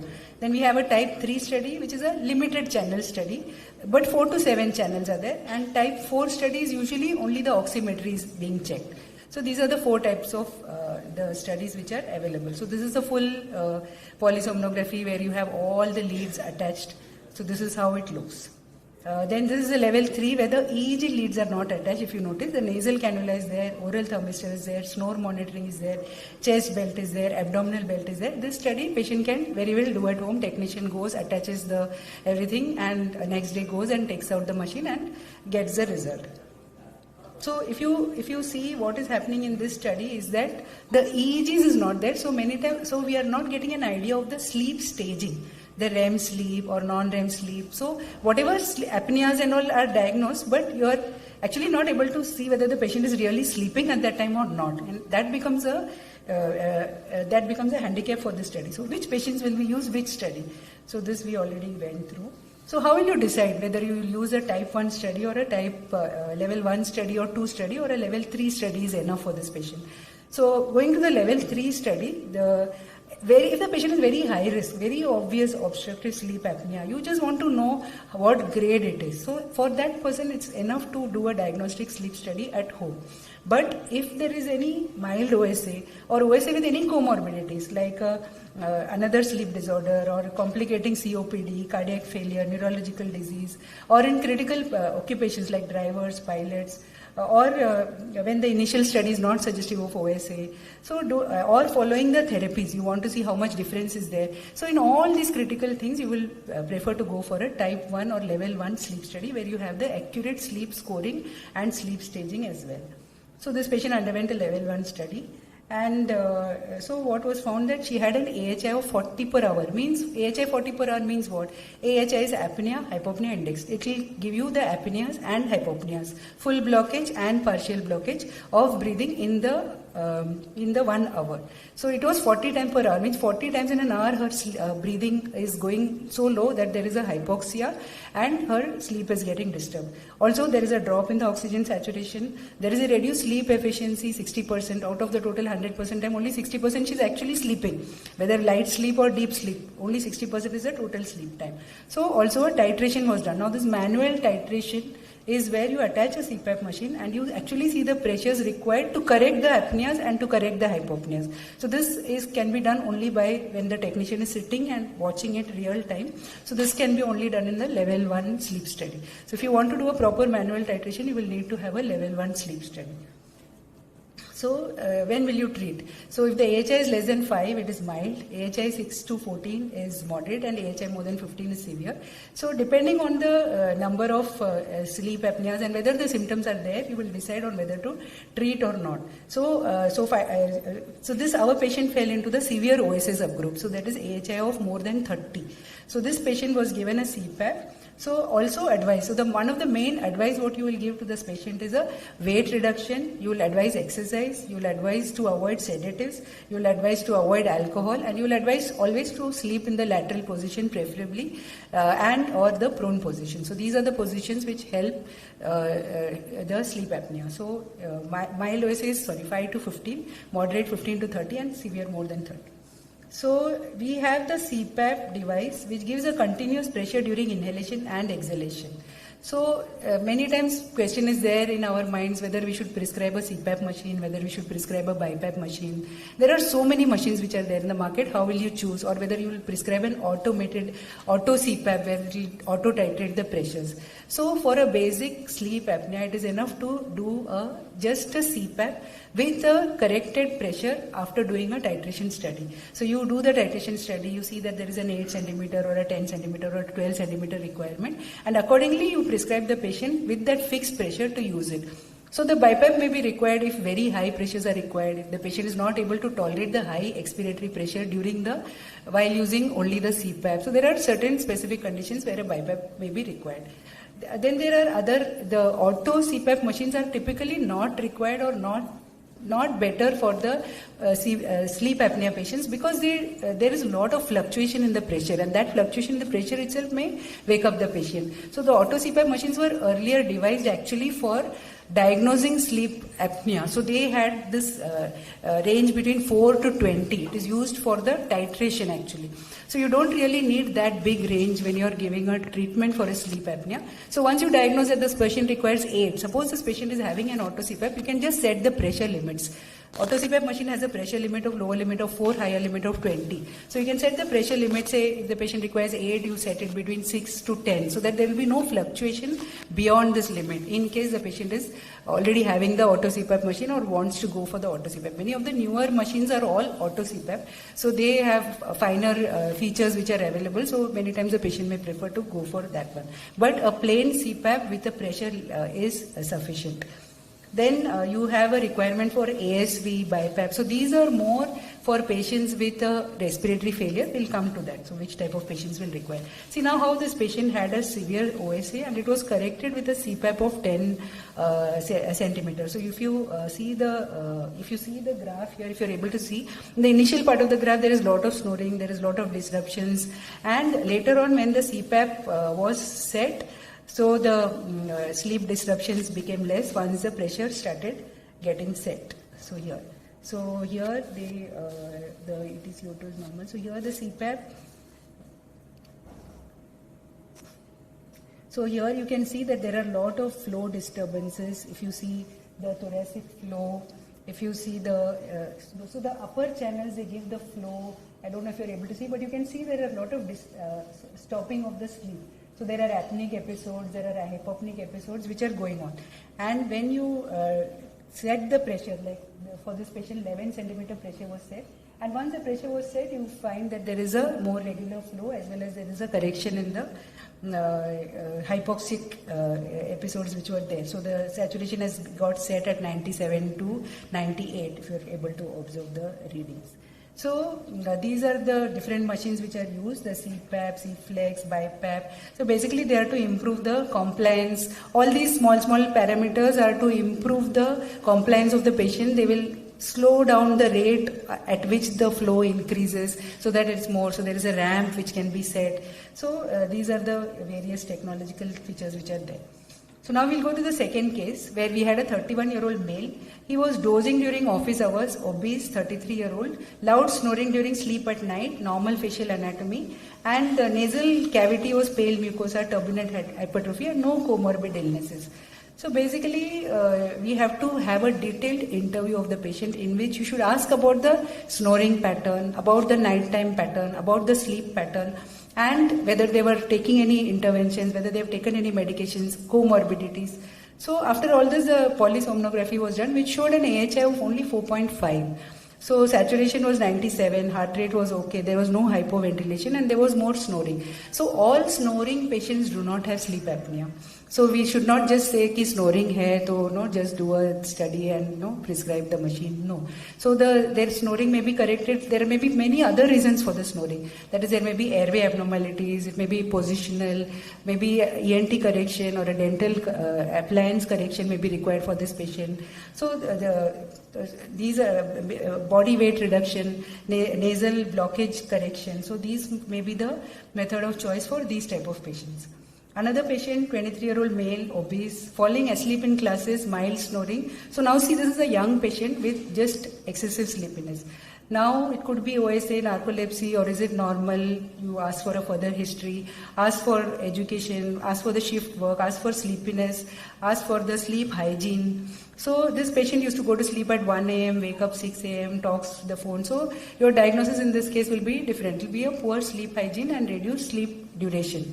So as we already have discussed in the morning about the sleep hygiene, to put a regular bedtime and avoid alcohol, smoking, caffeine, heavy foods, 4 hours before, use comfortable bedding. So as Dr. Joy has already discussed this. So polysomnography for this patient was done. It showed an AHI of 3.2 per hour. So even all obese patients with excessive daytime sleepiness may not really have obstructive sleep apnea. So we should do a sleep hygiene, weight measures rather than directly preferring them to have a CPAP device. So next patient, 45-year-old female, habitual snoring, excessive sleepiness, early morning headache, generalized body swelling since 1 month, hypertensive, hypothyroid, multiple admissions for drowsiness, breathlessness, requiring NIV and diuretics, and drowsy stays with respiratory distress. Now these are many of the patients who present to us in hospital. Usually they get hospitalized with respiratory distress, and we find that also they have the obstructive sleep apnea. So but now this patient is drowsy. So main thing what we need to see for this patient is whether the patient has a high CO2. So this high CO2 is the one which is, a patient is having a type 2 respiratory failure, and the PaO2 is low, bicarb is also raised, suggesting that it's trying to get compensated, so it's a long term. So you do all the other investigations as well, spirometry, X-ray, ECG. Echo is most important in these patients. So you have a RA-RV dilated, pulmonary hypertension usually comes in these patients. Now the level 1 PSD was done, which showed 65. So these are the candidates for a level 1 PSD. So this showed a 65 per hour of apnea-hypopnea index, and central apnea index was 10. So mixed apnea index 5. So all types of issues. So they have an obstructive hypopnea, apneas, central apneas, and a high carbon dioxide level. So now this patient has a type 2 respiratory failure. This is called as an obesity hypoventilation syndrome. So obstructive sleep apnea is also there, and obesity hypoventilation syndrome is also there. So this is characterized by obesity, sleep disordered breathing, and a high carbon dioxide during the daytime, even during awake time. So it's not that the CO2 is high only at night, it is also high during the day. And it is usually in the absence of like severe obstructive airway disease or severe interstitial lung disease, severe hypothyroidism or neuromuscular disease, we call it as an obesity hypoventilation syndrome. So it is usually because of obesity related changes, respiratory drive changes. So obesity can have all these effects on the lung. It decreases the space, so the lung volumes are reduced. It has a mechanical effect on the diaphragm. It reduces lung compliance, and also it causes a premature airway closure and VQ mismatches. So it has multiple effects on the lung. And so what happens, there is hyperventilation along with apnea. So this hyperventilation can correct the carbon dioxide partially, or it does not correct the carbon dioxide at all, and the body becomes used to a higher CO2 level. It leads to a higher bicarbonate level, and patient has episodes during the day when there are micro sleep episodes continuously happening. So this is even in the daytime the patient is affected continuously, and as well as in the night because of the blunted respiratory drive. So there are also REM sleep hypoventilation can occur.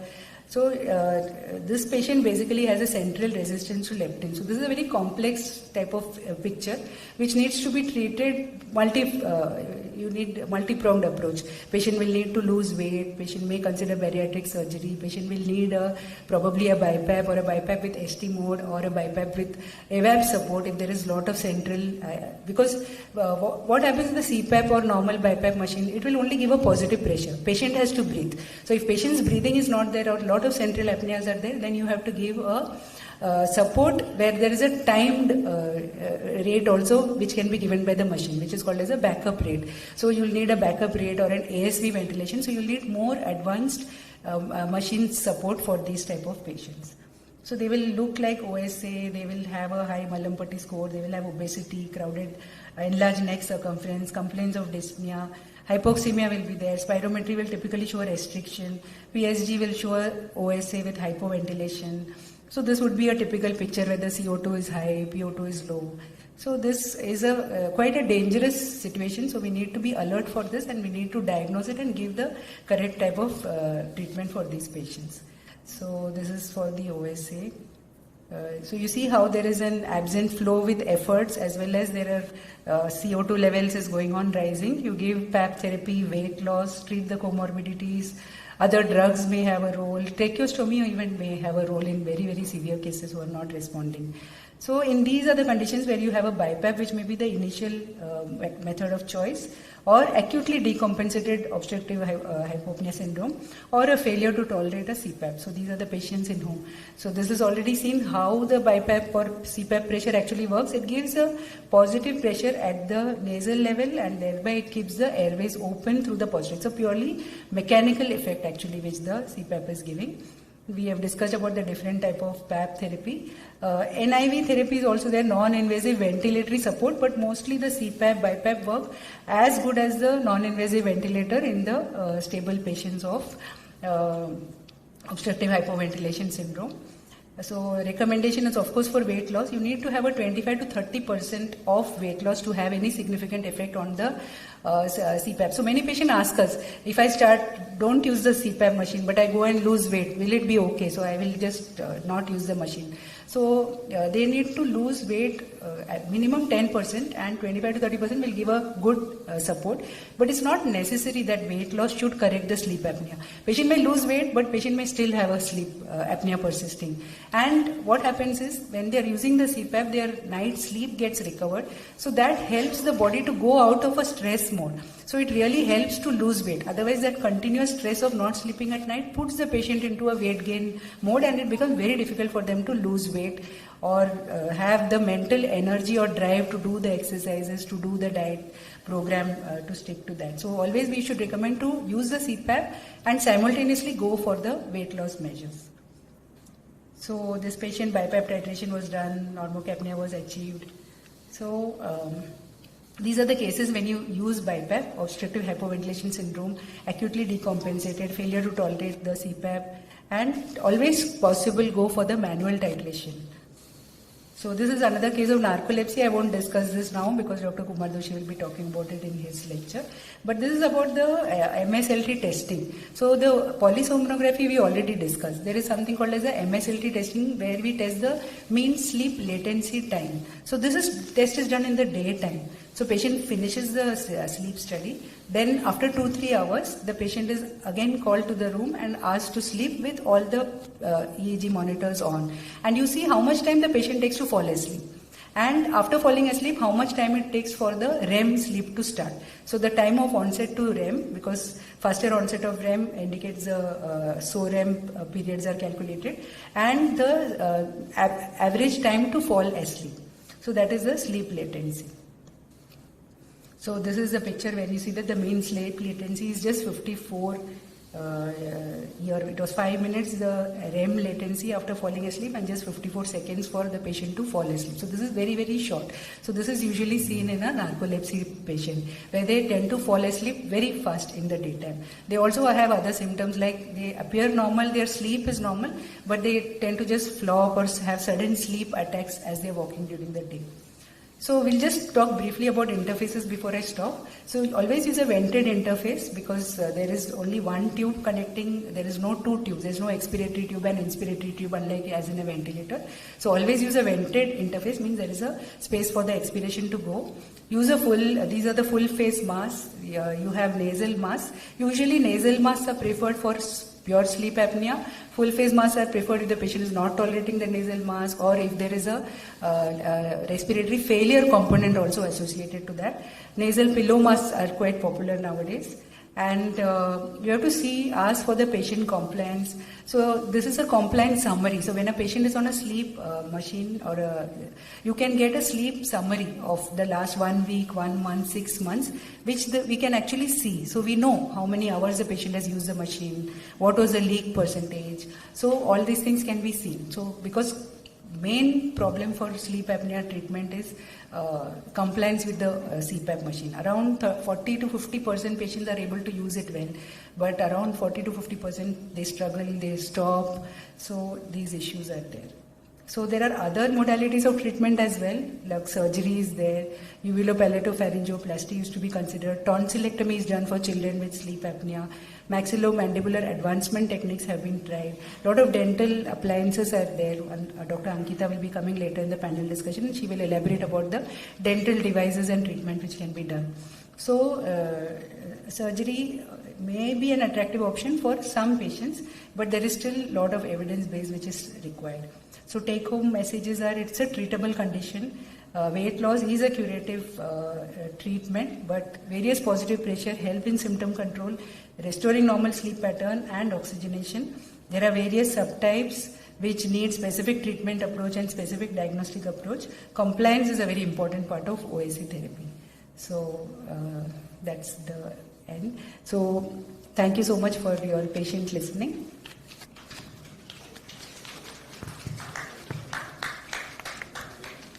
Thank you, ma'am, for this lovely talk and introduction to OSA. Very basic questions.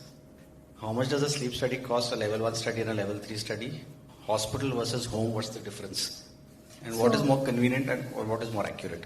So obviously many patients find it convenient to do a study at home, but at the same time some don't find it convenient because there are a lot of disturbing factors in the home whereby the patient may not be really able to sleep well. It is cheaper to do a level 3 study than to do a level 1 study. But there are cases like mild OSA, OSA with comorbidities, where it is very important to do a level 1 sleep study. Because it's only in the level 1 sleep study, you actually come to know that the patient is sleeping and it's a monitored study. And also for a titration, if you want to do a titration, you need to have if you want to do a manual titration, which is a more accurate way of titrating than auto titration, you need to have the technician who's really seeing at what level, what pressures are required. So that then it becomes very important to do a level 1 sleep study. Having said that, if the patient is not able to do a level 1 sleep study, at least you can do a level 2 sleep study at home where EEG, everything is monitored so that you get all the information, but the patient did not have to go to the hospital. Hospital becomes more expensive. Here our charges are about 21,000 for a sleep study. And in hospital diagnostic titration, sometimes we do both in one setting in 4 hours, so it becomes half cheaper for the patient. Home studies vary between like 4,000 to 12,000 depending on how it is done. The next step, how much does it cost to maintain a CPAP at home?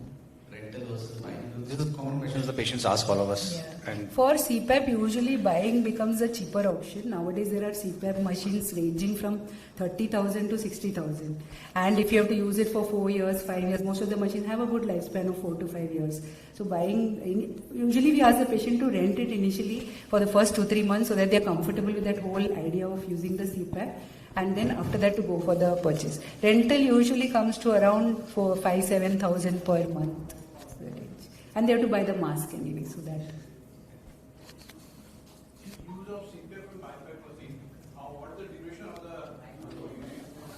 So usually duration will be at least 6 hours. We ask the patient to use it at night. Many patients are able to use for 4 to 5 hours. Then they get up to go to washroom or something, and then they don't like to apply it back. But minimum of 4.5 hours at least, that will give some effect on the sleep. Usually it may be lifelong if they don't lose weight or don't correct the parameters which led to them getting the sleep apnea in the first place.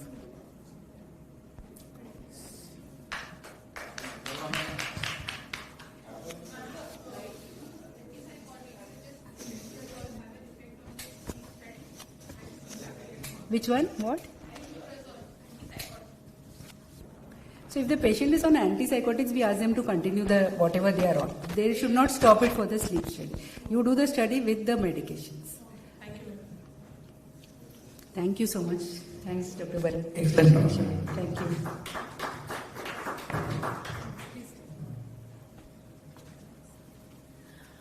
Thank you, ma'am. Sir, please stay on the stage. Yeah. I will invite our past president, Dr. Sangeeta Srivastav, for feliciting.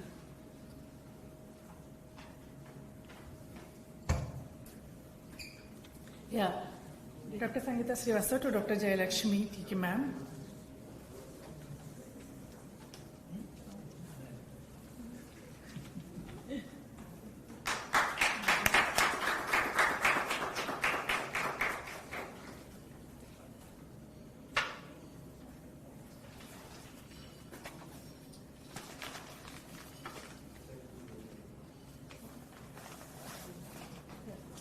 To Dr. Bharat Agrawal.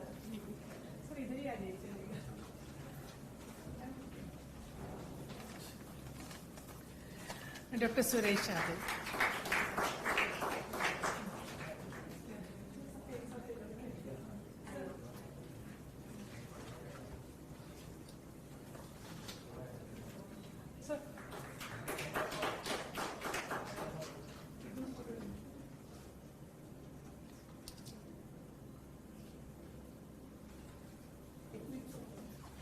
Take the photo.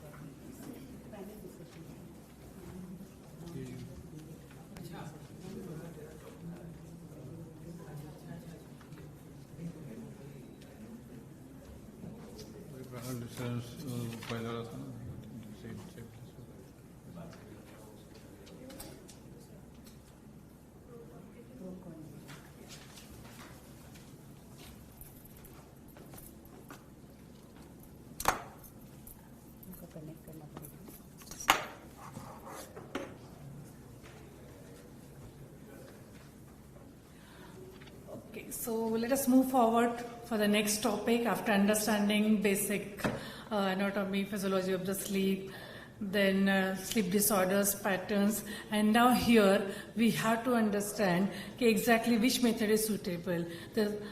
Like CPAP, the use of CPAP in obstructive sleep apnea has been a matter of debate many times, with one section of the people being comfortable with it and the other section is not.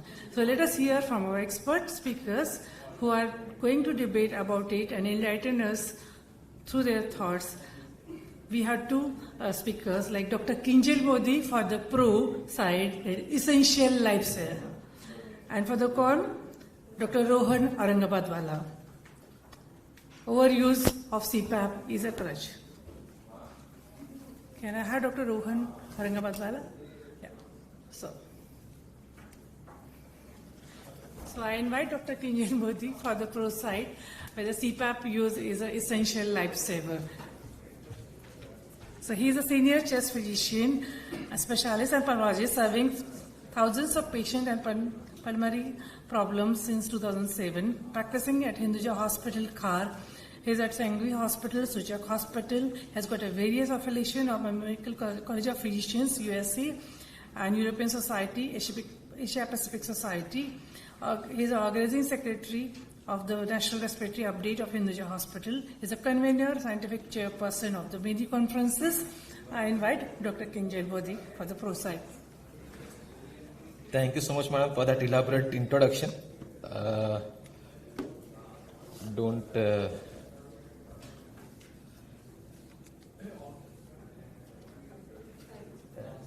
Being connected or not? Yeah. Please help us with that.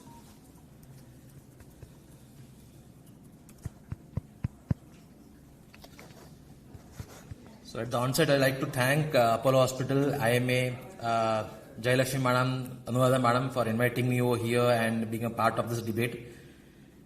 And special thanks to Jayalakshmi Madam for adjusting the slots because I have one more seminar to attend at Parel. So, and last moment changes also were there. So Rohan also was very helpful for making the changes available. Thank you so much. First one.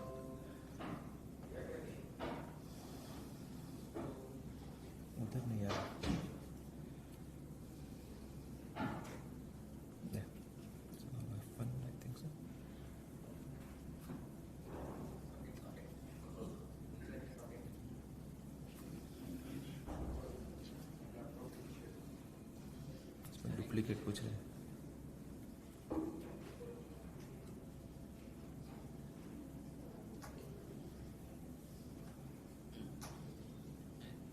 कुछ तो हिला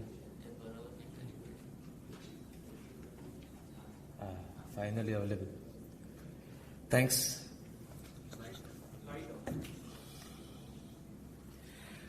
The rains are always there to disturb us and the technical glitch always occurs. So, yeah. Thank you so much. So, start with the debate. Basically, the part is that always Dr. Jayalakshmi has told us that what his treatment is, but thing is we have already in a dicey soup what to offer, when to offer, how to offer, and what is better, what is not. So, all those things we'll just try to figure in a few minutes from now. So, thing is CPAP generally said is the essential lifesaver. So, I thought in some literal manner this time. He said it's a debate. So why to present as a lecture? So debate, if I want to win, what are the first things I should be doing it? I should know the topic, number one. I should know the opponent whom against I am speaking to as Rohan. Next is, I should do some literature review so that I can understand more and make the audience aware that what I want to say. And last but not the least, I have to even negate his points at the later stage. Okay. So start with, to understand the topic. So there are few things we all know that 7 Ys, 7 Ws that always help us in understanding anything. So that is, what is a CPAP? When is it a lifesaver? Where? In which condition? How? Why? And who decides its role? So all these things generally, why, what, when, and what we think that we can say one by one. So what is CPAP? As a chest physician and this August gathering around being aware and available in the Sunday morning, I will not derogate to you that you don't know what CPAP is. So I don't want to say anything about it. It is just a machine. I put this picture over here. Nothing more than that. Madam has already covered everything. Great. So which conditions? Obviously we know we are talking today on sleep medicine. So basically it is obviously OSA. But one more thing we have to always understand something called pulmonary edema. So cardiac failure when we say, or left ventricular failure, whenever terms are used, cardiologists are starting using this machine day in and day out for the failure part of it. So that actually it is a lifesaver, definitely, no doubt about it. Other questions, there are criteria about it. So basically we can use when to use, how to use, and all those things can be answered very well in the literature. So we're not going to details in the time constraint being there. So we'll move on with the OSA component only now. Okay. So next topic was to know the opponent. So I just Googled about Rohan. It is a good friend of mine, but still I wanted to Google what things come in Google about him. So this was the thing, the best pulmonologist in Navi Mumbai. So obviously first was Jaya Madam, but next was him. So that was really great to know that he was there, and there are very great reviews and everything about him. That's nice. So nice to come about is the literature review. So today is Guru Purnima. So we all know which guru we always follow, that is Google. So all my gurus are always here. So basically it's great to be here. But think, do you want to be part of this? Or this? Or like this? Road rage and road accidents, basically. Just morning I saw one when I came back from Vashi Road. So basically it's happening day in and day out. Nothing more than that. Why? Drowsy driver dangers. Madam told you some similar cases. So this many times we have seen or been observing many times there is no gender bias. I put both the pictures over here. So is there. So this is an old study, but just to tell you that it was being conducted and it was found that in USA back in 2009 they did a study. They actually had 500 drivers. They segregated at least 10% of them to come for the OSA symptoms and do the studies. But no one came, only half of them came, and though all were actually diagnosed with 100% accuracy of OSA, unfortunately out of them only one followed up and no one came for treatment. So that's a practical story. That's what Madam told, that basically driver came, but by the time sleep study was planned, accident was done. The worst part for OSA, this humble request to everyone who is seeing OSA patient, first and foremost, which I do on my OPD basis also, moment it is referred for you or you diagnose him as a OSA, being a snorer, tell him one thing for sure, stop driving from that day onwards. Utna khali karo baba, jaan bach jayega, that is the best lifesaver you can use. CPAP use kiya, nahi kiya, baat ki baat hai, but not driving on that day or that day onwards will be a great boon to his life. So now coming to some data, that is what basically is required to fight a debate, obviously against one. So global burden of OSA is very great, always been talked about in the previous slides also. Yeah, we have many studies, we are showing that around 16 countries we have been studied, and there are about 936 million adults from so-and-so age are being affected with the mild to moderate OSA symptoms. But if we say in India itself, it is somewhere around 30 million people in India itself, right? So it's a huge number, and we can definitely work on it and can get this patient get a better treatment. Now, what do you want? Do you want a life like this, or this? Or snoring basically disturbing your partner? So all these things are part and parcel, unfortunately, of the OSA. So a paralyzed patient, a heart attack, or a dialysis patient. Why? I'm thinking about all this because OSA do have a comorbidity conditions also, which was highlighted, but just to brief something more, metabolic conditions like diabetes, metabolic syndrome, weight gain, nocturia, sexual dysfunctions, cardiovascular like hypertension, rhythmic abnormalities, cerebrovascular events, myocardial infarction, heart failures, behavioral like cognitive memory problems, irritability, concentration difficulties, premature aging, depressions, others like excessive daytime sleepiness, fatigue and headaches, and worst, as I told you, accidents. So all these things are the metabolically affecting things to our body everywhere. So you can see each and everything, heart, body, each and every organ part you can see, you can mention in these slides. So you can remember a clear picture that OSA is not affecting only the lungs or the oxygen part of it. Is because oxygen is a basic key factor for the whole body to run. So if oxygen is less going to the body, it's going to affect the whole body at the long run.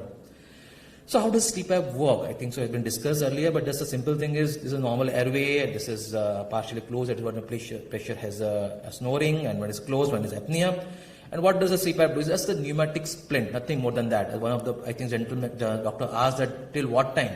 So it is pneumatic splint, it is a temporary thing. So basically, till the time OSA is there, you have to use the sleep app. Once you are out of OSA, please stop it. That's the basic thing. So guidelines, they come in the favor also because they tell us that CPAP has to be used in a perfect manner, which type of, and all those things has been discussed. So I'm not going details of all of this. Pressures, generally we can use titration methods or auto CPAP, either can be helpful. So that will be great for us. So in short, basically positive airway pressure device, that is CPAP device, is a pneumatic support, allows to maintain the upper airway patency by increasing the upper airway pressures above critical values so that they remain open. That's the only thing they are going to do. Device applied to patient through nasal or oronasal mask. Generally, one person says 4 hours minimum is required in a day. That's fantastic. Or 40 hours in a week. That's either is fine. and pressure to be applied varies depending on severity of OSA, and the higher pressure are required when basically during the REM sleep compared to the other things, severe OSA. So I think so I have made the audience aware now, hopefully. So this was my presentation on my end. I think so Rohan is having its own slides now. Thank you.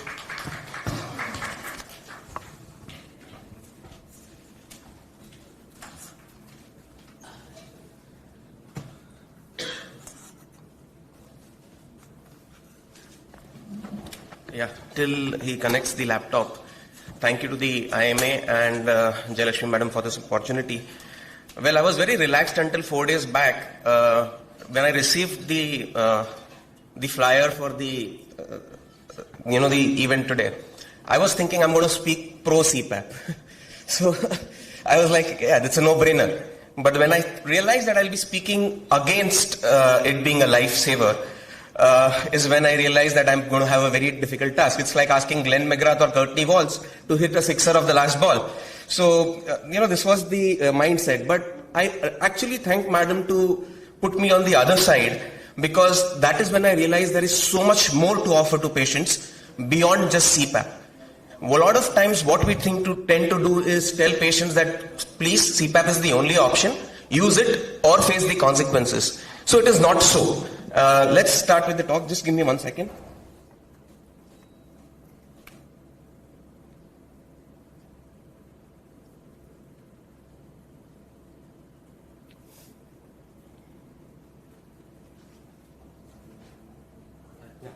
So the cartoon there, it's not very unusual to patients to come back to us saying, Doctor Saab, nahi ho raha hai. CPAP to nahi use kar sakte hai. Kuch aur kar sakte hain kya? But otherwise I'm okay to snore. Wife is also okay with it. Patients are frustrated. So what is today's discussion going to be like? Yeah.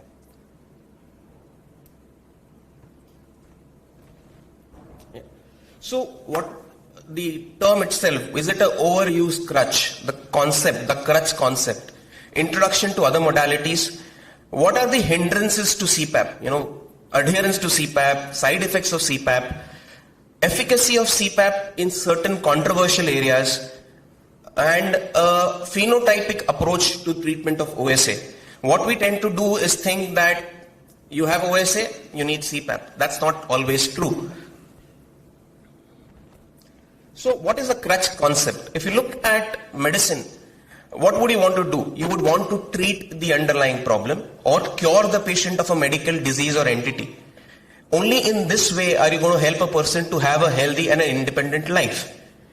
However, putting them to use of long-term devices is like giving them crutches.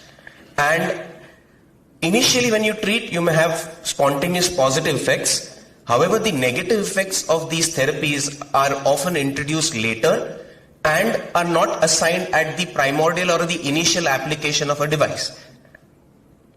So the long-term application of crutches is never without a consequence, and that is why when you are treating an entity like sleep apnea, even before you start treating somebody with CPAP, it is important to parallelly or even before that look at anything else which can prevent a patient from landing up with CPAP.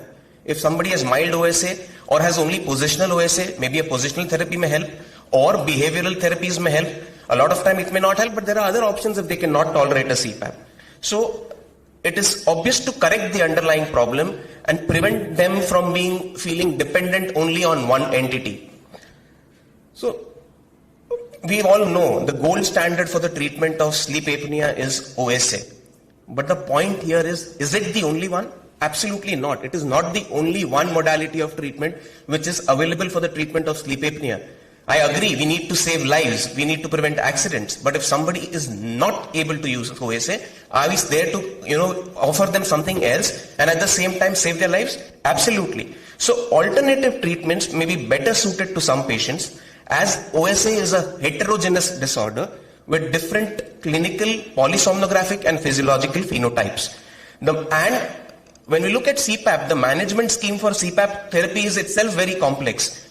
So just this diagram, look at the right hand side. What we used to see in our practice is we have prescribed CPAP Either we have patients who are using it well and having good outcomes, or we have patients who are poor users, who cannot adhere to treatment, have adverse effects. We try and reinforce that it is an absolutely essential thing, but despite whatever we do, they cannot use a CPAP. But at the other left-hand side is a whole huge chunk of patients who just do not accept the therapy of sleep apnea. So there is a subset of patients who will not understand what is sleep apnea, the importance of treating sleep apnea, forget using a CPAP. And there is a second set of patients who would say, I do not want to use the machine overnight, which is going to give me a lot of pressure. Give me some alternative therapy. So that is where we have to understand that we cannot force them into CPAP, but give them an alternative. Now coming to CPAP adherence. When we say good adherence, there is nothing defined in literature which says is good adherence. That 4-hour usage per night actually comes from the insurance thing in the US, where a minimum of 4 hours per night is important for the insurance companies to keep paying them for their CPAP devices. That is where that 4-hour usage adherence was. Ideally, it is to be used while you are sleeping. And that is why when a lot of studies where there has been shorter usage or adherence, the beneficial effect of CPAP goes for a toss. So most studies suggest that CPAP adherence is extremely poor, ranging from 30 to 80% of the patients not being able to use CPAP. And as I already said, we do not know how many patients are even refusing to trial a CPAP. As I already said, no threshold known where it's going to be completely beneficial. The 4-hour thing has been used in many studies, but that comes mainly from the insurance part in the US. In investigating adherence to CPAP, there are multiple factors which decide whether a patient is going to adhere to a CPAP or not. There are patient factors, disease factors, the side effects of the machine itself. A lot of psychological and social factors also play a role. So there is multifactorial reason when a patient cannot be able to use a CPAP. In the clinical settings, it is important to distinguish the reason for the lack of adherence and to find the best treatment option for that patient. Looking at the side effects of CPAP, there are a whole lot of side effects which can be there. It can be related to the interface of CPAP, it can be related to the pressure related issues, and others like infection, device noise, claustrophobia. It's all there for you to see. A hell lot of side effects which can be seen, may exist singly or multiple of them in the same patient, which may interfere with the adherence to CPAP. Coming to the efficacy of CPAP, there is no doubt that CPAP improves your quality of life, improves your sleep disorder breathing, improves the symptoms of sleep apnea. But when we are looking at the comorbidities which are associated with sleep apnea, there is still a lot of debate whether it reduces the chances of cardiovascular morbidity, mortality, stroke-related morbidity and mortality. There are 2 randomized controlled trials, the SAVE trial and the randomized intervention with CPAP in coronary artery disease OSA trial, which did not show any mortality benefit in patients with pre-existing cardiac conditions. Obviously, there was limitations to the study also. The patients were shorter, using CPAP for shorter durations. So that may be one of the confounding factors why it did not show a mortality benefit. But these are 2 large trials which are published in the NEGM and the Blue Journal. So these are 2 reputed journals with 2 studies which show maybe or may not have a mortality benefit in cardiovascular diseases.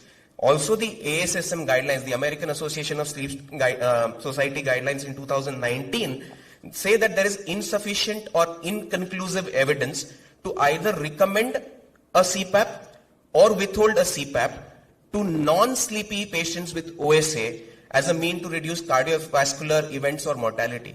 So we may probably need more data, but logically speaking, treating sleep apnea will definitely have a positive impact as far as the other comorbidities is concerned, but it necessarily does not have to be a CPAP or a PAP. That gets us to phenotypic treatment. So we know that CPAP has its limitations. It has issues with non-adherence. It has issues with side effects. And that is why we need to go to a more individualized treatment, which is patient-centric and something which is acceptable to a patient. So treatment of obstructive sleep apnea is now evolving from a one treatment fits all to a more individualized and a phenotypic approach. But before that, we need to understand the various phenotypes. We need to understand what is the spectrum of treatment options which are available, maybe conservative treatment, various technological treatment, pharmaceutical modalities, and raises a question as to which treatment modality is going to be useful in a particular person and whether to have any criteria for that. So this is just a diagram trying to show the various phenotypic aspects of sleep apnea. So patients of sleep apnea may have varying symptoms, they may have varying polysomnographic findings, may have various pathophysiological factors. It's not that the same pathophysiology works in all individuals.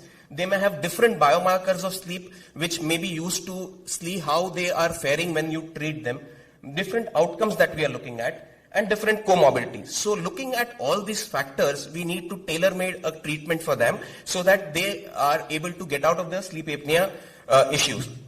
So basically when you look at the pathophysiology and the therapeutic traits, you basically look at multiple mechanisms which are there. So there will be an airway mechanics which is responsible for it. Patients may have arousal thresholds which may be varying. So patients who have lower arousal thresholds may have detrimental effects. They may wake up much more, so you may have to make sure that you're taking care of that when you're treating them. There may be other concepts of respiratory, high loop gain, little too much of details, but you have to look at all of these factors before you decide what form of therapy or a combination of therapy is going to help that patient. So that gets us to non-CPAP therapy for sleep apnea.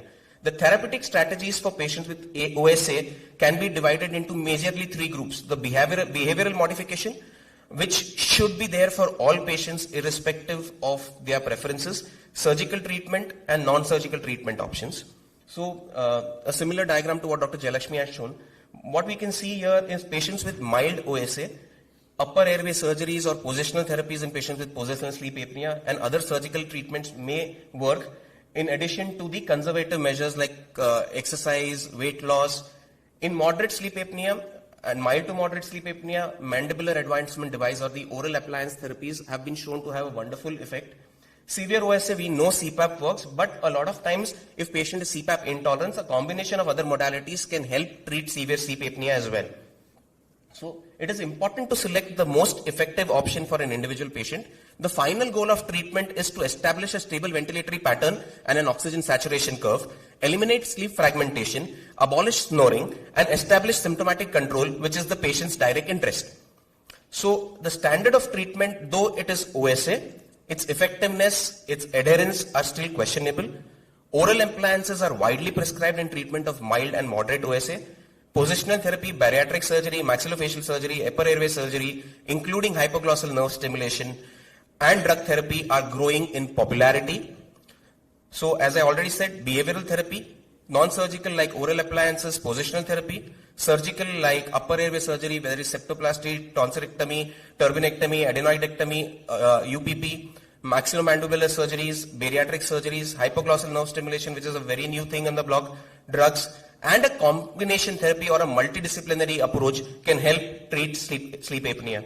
Now these are the examples of the mandibular advancement devices. They have been very well studied in mild to moderate sleep apnea. They maintain the tongue away from the airway, preventing the collapse and increasing the space, thereby reducing the chances of apnea and hypopneas, increase the pharyngeal airway space and reduce collapsibility. We know indications is patients having primary or heavy snoring, mild to moderate OSA, intolerance to CPAP, failure or relapse of surgical therapies, very easy to use, can be used in combination with other therapies, and patients are better compliant as compared to sleep apnea. There is enough data to show that there is better compliance and adherence as compared to CPAP. You have custom-made devices which are available nowadays, so you need to basically work with a dentist or an orthodontist who can make these for you. Next is hypoglossal nerve stimulation, not available in our country as yet, but it's been available in the US since 2016. It's a wonderful technology, cutting edge technology. It involves using basically, it's an electrical form. It leads to stimulation of the hypoglossal nerve, which leads to protrusion of the tongue and prevents the anteroposterior collapse of the upper airway. So this is a beautiful technology which is available. Again, it was approved for patients who could not tolerate CPAP. It involves screening patients who are not tolerating or not adhering to CPAP, subjecting them to a drug-induced sleep endoscopy. If they fit the criteria for hypoglossal nerve stimulation, you do an implant procedure. post-implant, after a period of 4 weeks, you need to activation of the implant. Then you fine-tune based on the patient comfort, and then the long-term management. It's a wonderful therapy. Indications are it can be used in moderate to severe sleep apnea, in PAP intolerant patients, even in severely obese patients with an anterior posterior collapse, and if they have less than 25% central or mixed apneas. It is also now approved in 2023 for pediatric patients with Down syndrome. Contraindications: if you have high number of mixed and central apneas, if there is a lateral or a complete circumferential collapse, or pre-existing neurological conditions which will hamper the upper airway treatment, inability to operate therapy. If a person cannot operate the therapy, you cannot implant it, obviously. Now it is MRI compatible also, so that is another point which goes in favor of it. So key points for CPAP, non-CPAP modalities. Weight loss is highly efficacious. The problem is not losing weight. It is to lose weight and keep off that weight. What happens is patients tend to lose weight, but they regain weight. So that is the problem with weight loss as a modality of treatment. In mild to moderate OSA, the mandibular advancement devices work wonderfully. Positional therapy is highly efficacious. Successful sleep surgery can cause a significant reduction or greater than 50% reduction in AHI. Bariatric surgery and other things are also available. Hypoglossal nerve stimulation is excellent salvage treatment when standard therapy cannot be tolerated. Upfront patient selection is based on DICE and can improve response rates. So regarding the non-CPAP therapies, clinicians should manage the OSA patients with a personalized multimodality management in a multidisciplinary setting. So what do you mean? You will need a pulmonologist, you will probably need an ENT surgeon, you will need a dentist, all put together along with maybe a dietitian to help weight loss, may help have a better patient outcome in people who are not able to tolerate CPAP. So this is another, just to show these are realistically possible. This is a case report in the Journal of Clinical Sleep Medicine where they have used a multimodality treatment in a CPAP intolerant patient. So think beyond CPAP. The crucial understanding of the pathophysiology and heterogeneity of clinical phenotypes for new approaches to individual patient in contrast to traditional focus on CPAP only. The identification of the traits where you can use these alternative treatment is very important. The concept of targeting the treatment of distinct components of the upper airway collapsibility, muscle responsiveness, the central aspects of breathing, sleep regulation, either singly or combined, offers a lot of fascinating options for the treatment of sleep apnea. A famous saying by a Swiss medical writer: whoever lends us crutches does not help us, but who teaches us to walk is the person who actually helps. So if you're CPAP intolerant, you have choices. It's not the end of the world. Thank you.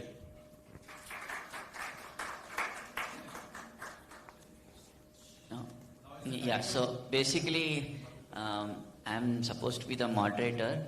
So debate should not become confrontation. You have rebuttal or no? No, I'm not going to rebut. You have to rebut each other and each of you have 2 minutes. So I'm just laying the guidelines, that's all. No, that's okay, sir. Sir, slide the light. Yes, slide. Off ही है, sir. Slide. वो change कर.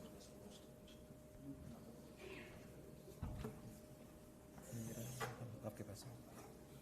Sir. एक second sir, मैं करता हूँ. मेरे पास है. हाँ, sure.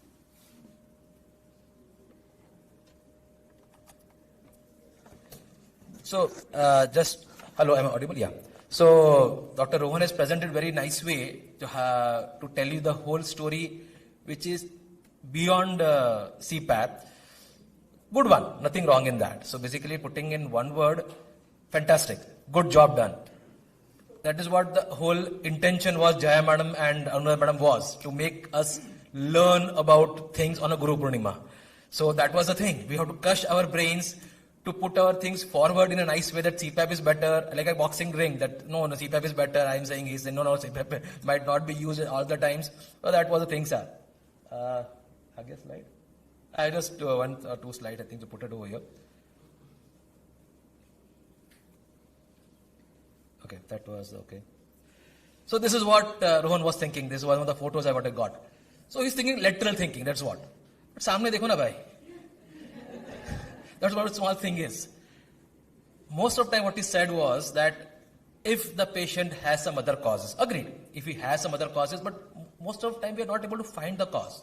In a very few number of patients, we find the cause. That is maybe some obstruction at some places. Like, yeah, children definitely we have adenoids, tonsils. Remove them. Patient is fine. The only one surgery which is said to be having 100% result rate is tracheostomy.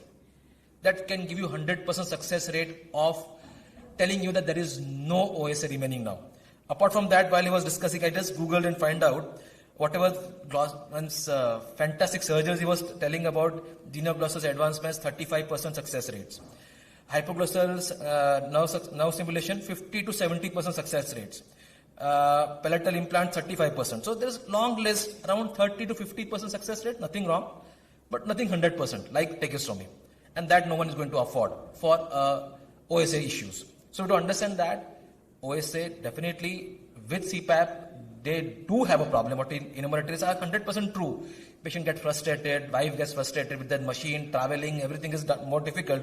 But only a simple thing what I want to say is, बड़े शहरों में छोटी problem होती रहती है. So with the big benefit what you're going to get after that CPAP machine, small problems you have to handle. Thank you so much. I never said CPAP is not the way to go. The problem is, out of 100 patients, we are probably looking at 40 patients who are able to use CPAP. What about the 60 who are not treating at all? So if you can't say if you have no CPAP, you don't treat yourself.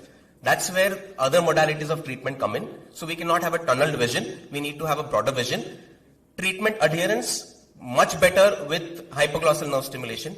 Now it is the second most used therapy in the US. I just had been to US last week to look at the hypoglossal nerve stimulation. I'm pretty much interested in getting it into India. The only cost factor is a problem. It's $25,000 for the whole implant, which is 20 lakhs. Nobody's going to spend 20 lakhs in the country until unless they have a competitor coming into the market, and when they drop prices, which is soon going to happen because device known as Nixova, which uses these two electromagnetic plates where they'll put in a strap on the chin and pull the tongue outside. So it is a salvage therapy for patients who can't use CPAP.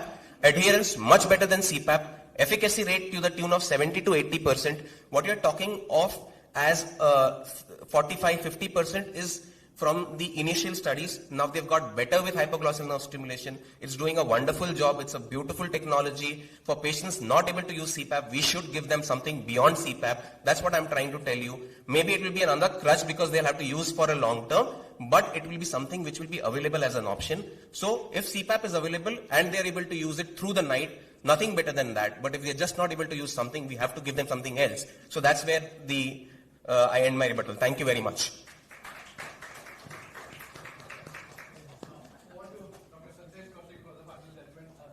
No, I both Dr. Rohan and Dr. Kinjal are my good friends, so I'm not going to judge. Let the audience be the judges. Yeah.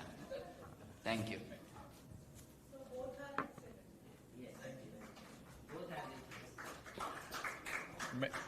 Yeah. Light. Yeah. Now I request our committee member Dr. Harish Lohana to offer a small memento to Dr. Aurangabadwala and Dr. Kinjal Modi. Dr. Kinjal Modi, please. Yeah.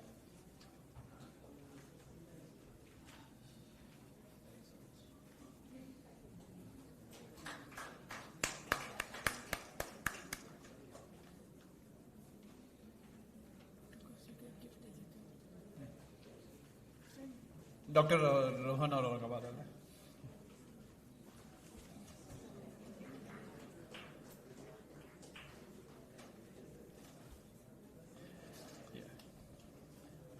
And Chairperson Dr. Santesh Kaushik. Hi, come.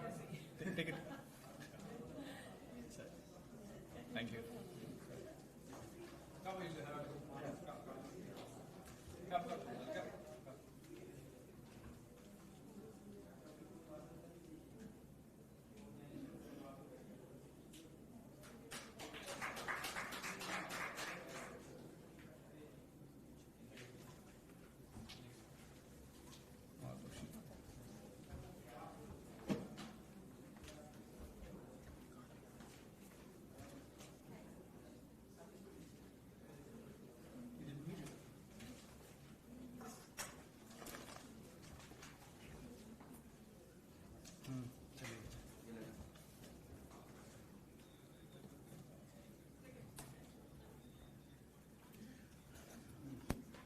Next topic is overview of different sleep disorder, insomnia, narcolepsy, RLS, PLMS. Speaker is Dr. Kumar Doshi. He is a consulting interventional chest physician, trained in interventional pulmonology, sleep medicine of UCL Brussels. He got many publications in national and international journal. Chairperson is Dr. Anil Lunia. He is a consultant physician. And Dr. Ravindra Nikalje. They are there.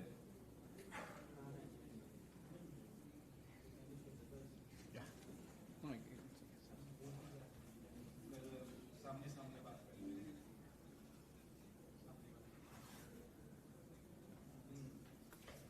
Okay, so can we have this full screen?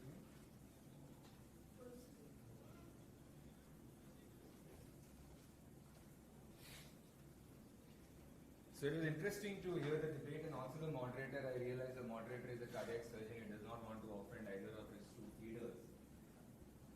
But when I saw this logo, like you inhale and the sensation of love, the only thing I know that can cause this is food, nothing else.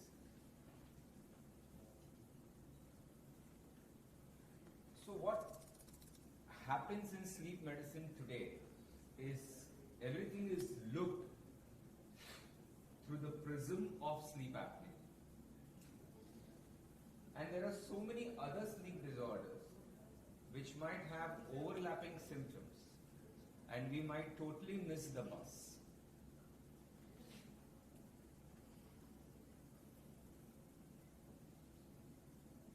He's spoiling my...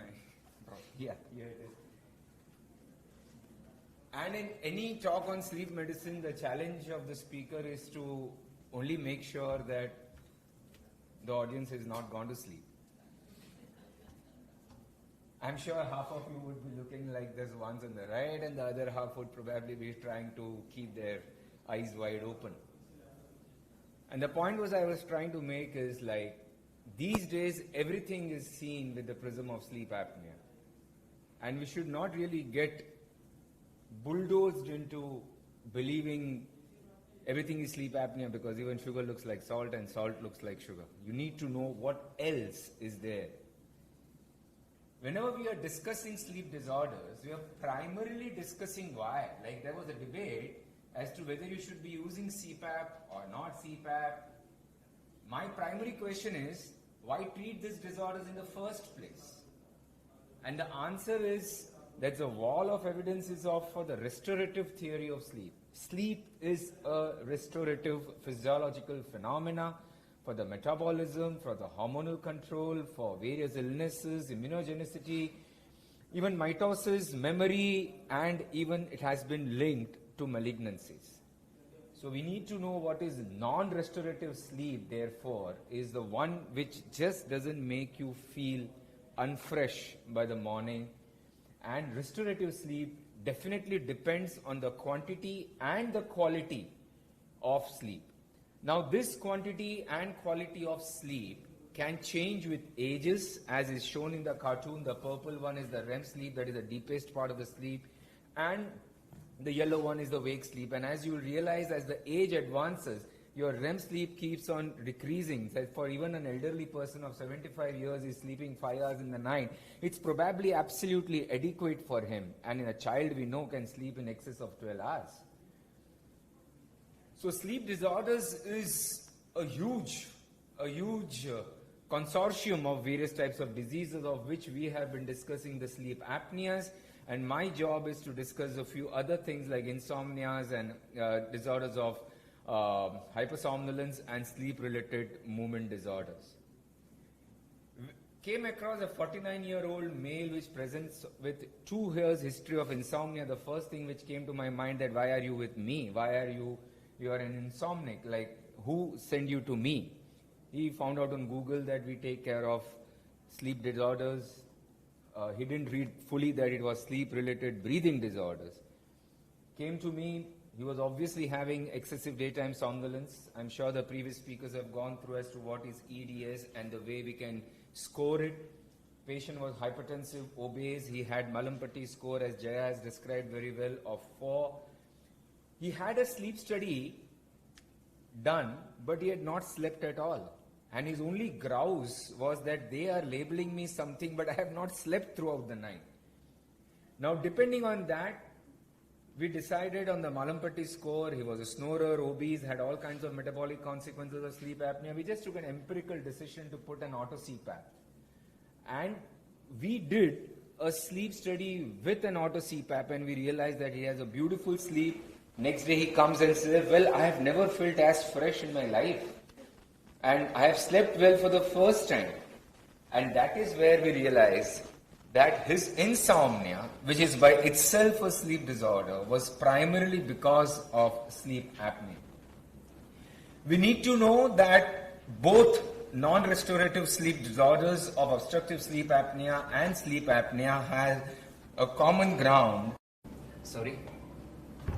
Has a common ground of excessive daytime sleepiness because of sleep deprivation. It is irritable in the morning, has cognitive decline and fatigue. Excepting that those who are pure insomnics, I'm sure this is booming voice. Those who are pure insomnics, they are not obese or loud snorers. They don't feel comfortable sleeping on one side, because snorers and sleep apneics, you know that just sleep on one side and most of the symptoms. In fact, in olden days, there used to be a tennis ball treatment prescribed for sleep apnea, that you put a tennis ball in your sock and tie it to your back. Moment you sleep supine, it hurts, and you just reflexly turn on the right or the left. Like OSA has this host of complications, as Kinjal has already gone through, but if you look at insomnia, also has similar complications of cardiac, diabetes. It has all kinds of psychological and psychiatric side effects of depression, anxiety. So we have a common ground, and really we don't know how much of these side effects are because of insomnia, how much of it because of sleep apnea, because both are sleep non-restorative disorders. And it will be surprising to find out that 30% of the world population is actually insomnic. When we do a polysomnography in such patients, you will realize in an insomnic patient, the graph down below, that he just keeps on getting back to the wake cycles every now and then. He just keeps on getting up. And that is the reason of his excessive daytime somnolence and not sleep apnea. So we sleep apnea, the excessive daytime somnolence, we score with an Epworth's sleepiness score, which is on the basis of 8 questions of subjective snoring of their sleepiness sensations. But when you are looking at insomnia, we have a completely different score, again a very subjective score, which asks them, when do you get to sleep, like do you feel very awake in the night, do you finally are awakened earlier than you expected in the morning, how much do you actually sleep, overall quality of sleep. It's a very subjective score again, but we have a different score for insomnia altogether. You have various kinds of medical disorders related to insomnia, which could be neurological, like Parkinson's. So you might just having an angina in the night and you might be insomnic. Circulatory, like peripheral vascular disease with leg aches all around. Respiratory, you might be COPD and you might be breathless in the night and leads to insomnia. Hormonals like hyperthyroids or diabetics or pregnancy and perimenopausal patients are insomnic. Medical GI disorders like gastroesophageal reflux, irritable bowel syndrome, persistent UTIs, prostatism, arthritis, disc problems, sciaticas, depression, anxiety, all these are the medical disorders which can lead to insomnia. So when you are dealing with a patient with insomnia, don't get into a tunnel thing to treat only insomnia with pharmacological therapy, trying to find out what is the underlying reason. And there could also be sleep disorders by themselves which are causing insomnia, of which obviously we know that sleep apnea is one of them. Type A personality, who is more of a perfectionist. Restless syndrome can be having insomnia, and periodic limb movement disorders can be having insomnia. The last two we are going to discuss now. So when a primary care physician is going to evaluate a sleep apnea, he should be going through all these causes. But even a social worker should be finding at looking at the disorder and what are the other causes giving rise to insomnia. He could be just having a psychological, he could be having a son who is defunct, or he could be having a daughter who has not come at 1 o'clock in the night, and you could be insomniac. You just go through all the possible reasons. So we can have a differential diagnosis of insomnia which can be categorized as recognized etiology and non-recognized etiology, and therefore we have to treat them symptomatically initially with a non-benzodiazepine hypnotic. But if you are a chronic insomniac, you will have to lead to a benzodiazepine group of drugs which are favored more. We move on to the restless leg syndrome, which is found in approximately 5 to 10% of population, which affects women more than men, and it increases with age. The symptoms are very classical. You get a pulling sensation, feeling like an electric current, itching, aching, throbbing, sensation of little bugs crawling up like something like a vitamin B12 deficiency, and there is a constant voluntary urge to keep moving your legs throughout the night. There are essential diagnosis criteria for restless leg syndrome, like the sensation of urge to move, commonly the legs, associated with paresthesias, onset or worsening of symptom when at rest, non-associated with any body-specific position, relief of symptoms with movements, complete relief immediately or shortly after initiating the movement. You really know of patients who come to your clinic, रात भर नींद नहीं आ रही थी, मैं चलने लगा, फिर आराम से सो गए. And we really don't even find out what it could be. Marked circadian variation in degree or occurrence of symptoms, worse in the evening, improved in the morning, regardless of quality or quantity of sleep. The differential diagnosis can be simple, as I told you: vitamin B12 deficiency, peripheral neuropathy, akathisias, peripheral vascular disease, or nocturnal leg cramps. These all can lead or resemble restless leg syndrome. Again, the treatment, it has to start with, we have to use drug which can prevent augmentation. When we say prevent augmentation, is preventing dependence. So we use non-dopaminergic drugs like the alpha-2 beta glycans, like the commonest one we know are the gabapentins and pregabalin group of drugs. If it doesn't work, we go on to the dopaminergic drugs. And then we come down to the next thing, which is periodic limb movements. This cartoon explains everything. This is what either of the spouse, I have been I have been at the receiving end, so I have put the cartoon this way. That this is what happens in the periodic limb movements. There is a repetitive arm and leg movements during sleep. I would not reveal the reason why the arms and legs are moving, because it's something happened the previous evening on food, so the arms and legs were moving, so were probably more voluntary. 2% of population under 30 and below, and about 40% of those more than 65 have this. The risk factors are smoking, excessive caffeine intake, and pre-existing sleep disorders like narcolepsy and restless leg syndrome. These are, how do you differentiate them from the restless leg syndrome? They are involuntary. And there is no urge to move, they are just involuntary movements of arms and legs during sleep. There is daytime sleepiness and fatigue. I will show you the polysomnogram in such patients as to why. There is repeated leg movements like kicking and jerking every 10 to 20 seconds during sleep, which can be sustained anywhere from a couple of minutes to a few hours. In case of PLMS exists with restless leg syndrome, patient can also experience uncomfortable sensations, because as I told you, patients with restless leg syndrome can have PLMS. Now, other sleep disorders, like 80% of patients with RLS also have PLMS. Narcolepsy has also been linked to having incidence of PLM. Iron deficiency anemia, smoking and alcohol, and stress and excessive caffeine intake all contribute. And I'm sure this has been dealt with, what is sleep hygiene all about. So the primary therapeutic approach to all these diseases is also about sleep hygiene. Now, when you look at the PSG and PLMS, you will realize that there are these EMG movements which are very strong. At the same time, you will see the thoracic and the abdominal movements are also very strong. And therefore you might feel that it is because of the thoracic and the abdominal movement struggling to breathe, as in an apnea, are leading to PLMS, but it is not so. It is a PLMS which is being seen in the thoracic and the abdominal movements. So sometimes PLM may not be complained by the patient or the bed partner, but can be observed in a PSG done for an OSA, because patients with OSA can also have PLMS. I'm going to skip this slide. We move on to narcolepsy, is a disorder that's affecting the ability to control sleep and wake cycles. It can start very early, 7 to 25, but can occur at any time in life. The symptoms are chest, C stands for cataplexy, sudden, brief, less than 2 minutes episodes of complete loss of muscle tone with retained consciousness. It is just like this. It's usually triggered by strong emotions such as laughter, surprise, or anger. Hallucinations in about 30 to 80%. There can be hypnagogic hallucinations or hypnopompic. Hypnagogic are those hallucinations which come while you are transiting from awake state to a sleep, and hypnopompic are those hallucinations while you are exiting from sleep to a wakeful state. You will have 100% of these patients having excessive daytime sleepiness. There would be sleep paralysis, that is temporary inability to move voluntary muscles or speak during the sleep-wake transitions. And sleep disruptions, obviously, all these patients have.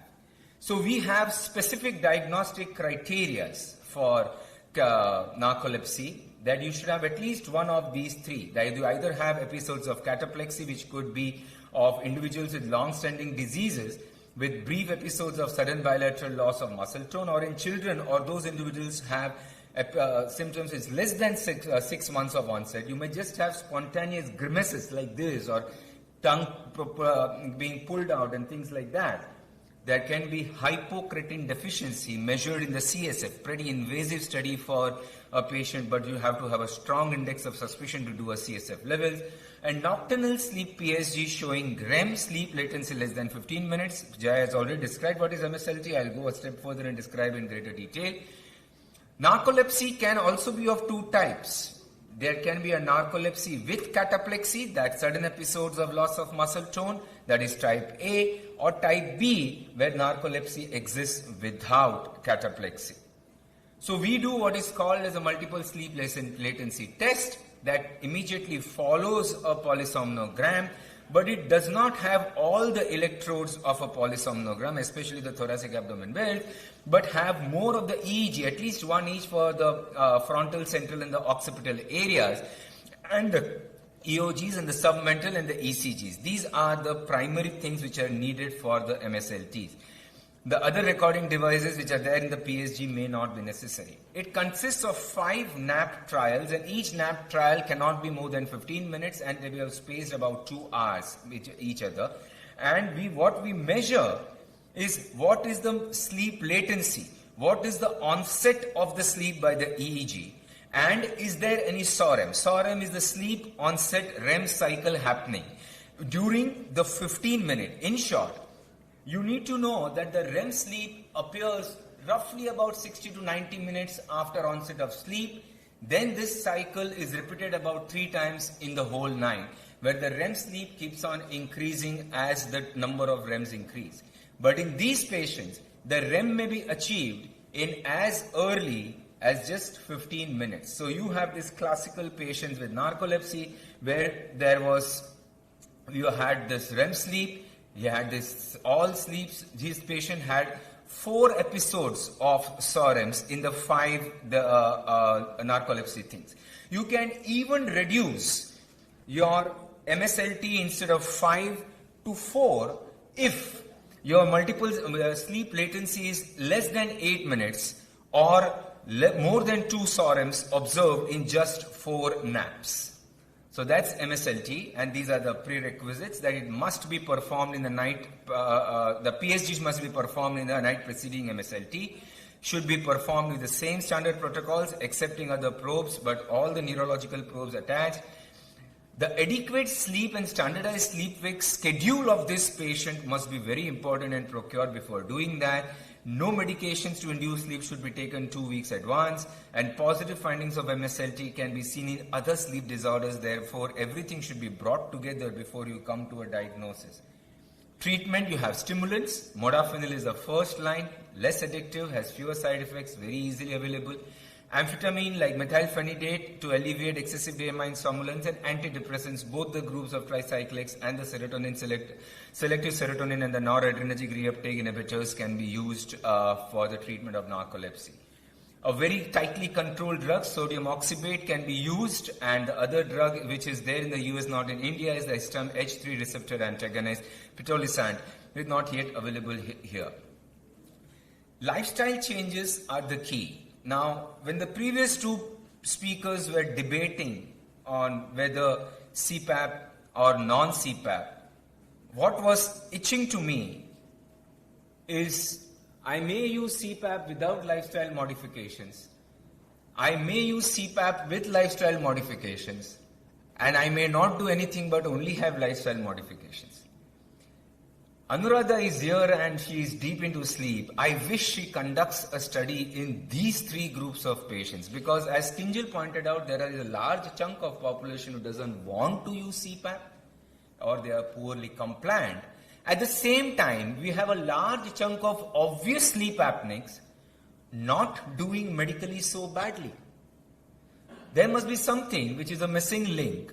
And I personally, it's just an hypothesis, a personal hypothesis, that probably simple lifestyle modifications, simple lifestyle changes, if put into practice, might augment or might by themselves have a larger impact in the overall outcome of the sleep apneics. At the end of the day, the biggest advantage of a CPAP is not to the patient but to the bed partner as a cosmetic, because the snoring disappears. But the other parameters, I am pretty much certain that lifestyle changes can also bring about a significant change, where in narcolepsy the lifestyle changes which have been advised are kind of different. That you just take scheduled naps. You are narcoleptic, after 1.5 hours, go there and sleep for 5 minutes. Maintain a regular sleep schedule as must be described in the sleep hygiene. It can't be that one day you sleep at 9, the second day you sleep at 1 in the morning. Avoid coffee and alcohol before bed, not only before bed, but even 4 hours before that. Avoid smoking, especially at night. Exercise daily for at least 20 minutes. The same criteria which are there for the prevention of cardiac diseases, 150 minutes a week. At least 20 minutes a day for at least 4 or 5 hours before bedtime. Avoid large heavy meals right before bed and relax before bed. Maybe just a hot shower will help you. I would like to depart with a different disorder, which is COMISA, that is the comorbid insomnia and the sleep apnea, where you have the host of symptoms of both insomnia and obstructive sleep apnea together. I will not read through everything, but it has host of all the symptoms. And this cartoon, which is very important, like insomnia in untreated OSA patient.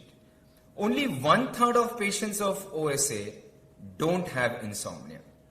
2/3 of patients of OSA have insomnia, not as insomnia as a disease, but insomnia because of OSA. And most of them have this middle insomnia, which is classically showing that it is because of the sleep fragmentation which is happening throughout the night, is giving rise to insomnia.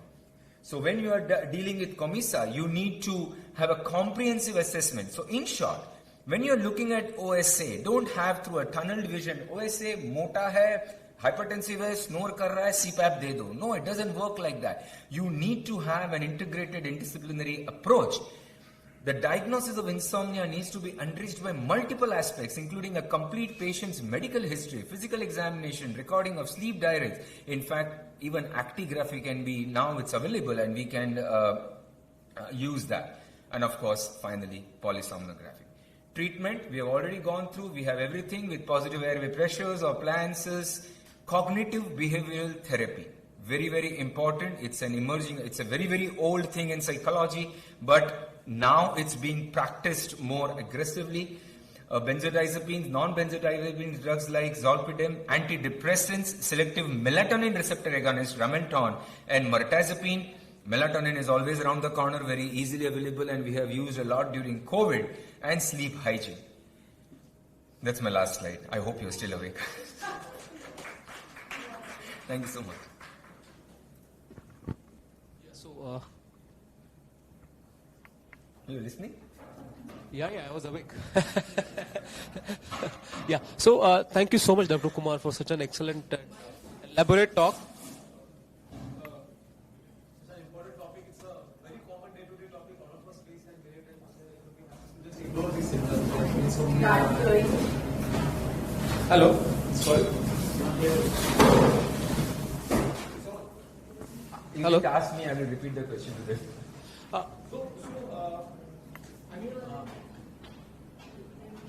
I'm okay. I understood the whole thing. And just anybody from the audience wants to ask, like any. Yeah. So. I said I was awake through the topic. It was a very nice talk. Thank you so much. And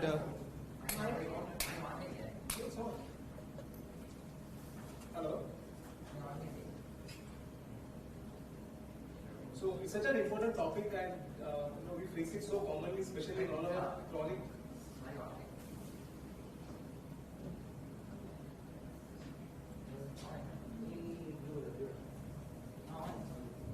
Hello. Yeah. So I thought Microsoft was active again. No. So any questions from the audience? Because I think this is a very elaborate talk, and really, thank you so much. Anything? Any more questions?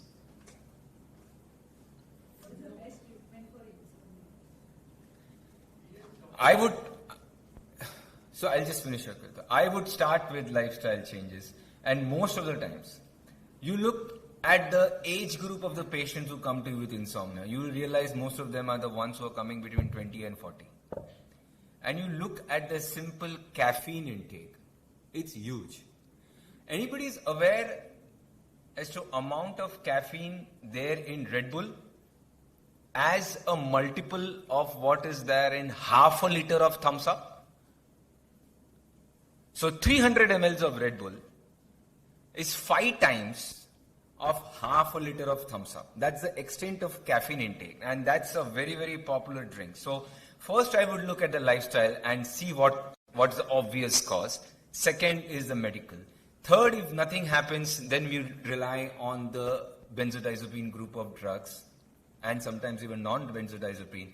But you need to wean them off as quickly as possible, because all we know that all benzodiazepine group of drugs and even the non-benzodiazepine do have an addictive potential. So, for insomnia,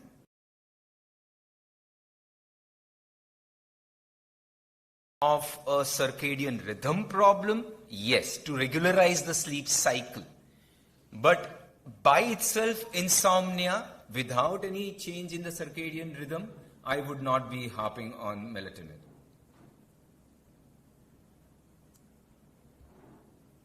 You had one.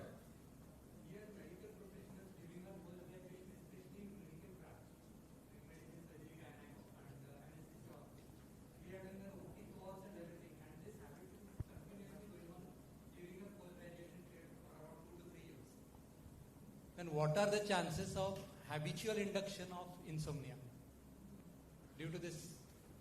So it is, I wish I had the slide. There are 3 P's in insomnia.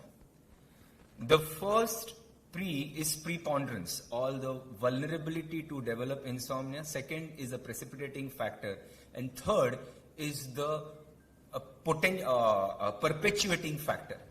Now, if those people who are vulnerable and start developing insomnia because of triggers, second is the persistence of those symptoms and you keep on getting insomnia, and third is a perpetuation. Now you will realize that patients like these, their vulnerability or preponderance of developing insomnia even happens at lesser triggers. Even if they are not, those medical graduates or the postgraduates who are doing, like, I would simply say, the orthopedic rotation in Sion Hospital, where triple emergencies are to be done every now and then. These group of patients, I am sure if studied further, will require lesser trigger to develop insomnia as things. So these 3 P's of insomnia have to be addressed. So all the potentiating and perpetuating factors need, because preponderance you can't change. The potentiating and perpetuating factors have to come down. So relaxation techniques is the answer. Fixed time of sleep is the answer. Again, going back as to what time do you eat your last meal? Most of us don't eat before 8:30, and I insist that you should eat before 7:30. So how do you really match this? And if I tell this, my patient just laughs on my face. मैं वो time train में होता हूँ, खाना कैसे खाऊंगा? What do I tell him?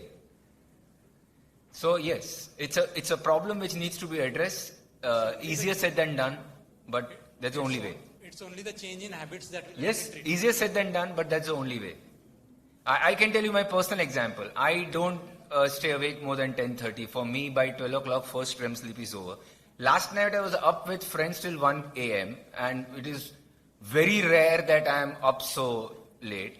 And those 20 minutes of exercise which I was talking to you about, and I had a fantastic rain and run in the morning, I'm fresh right now.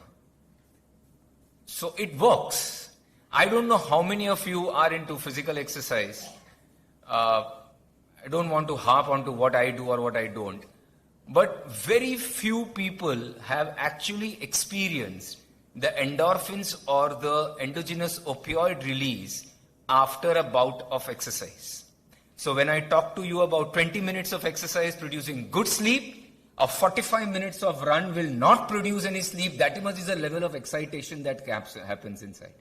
So if used, exercise also in the right quantum and the right time, you can reduce the 2 P's of insomnia and get into the right sleeping cycle. But insomnia with even excessive exercises. That's what I told you.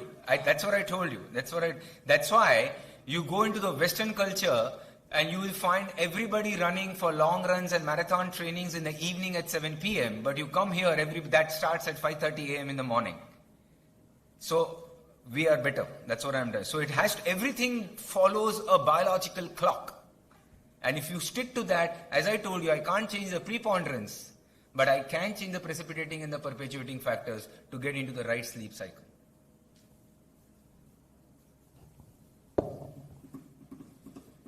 I guess that's it. Thank you so much. Thank you so much.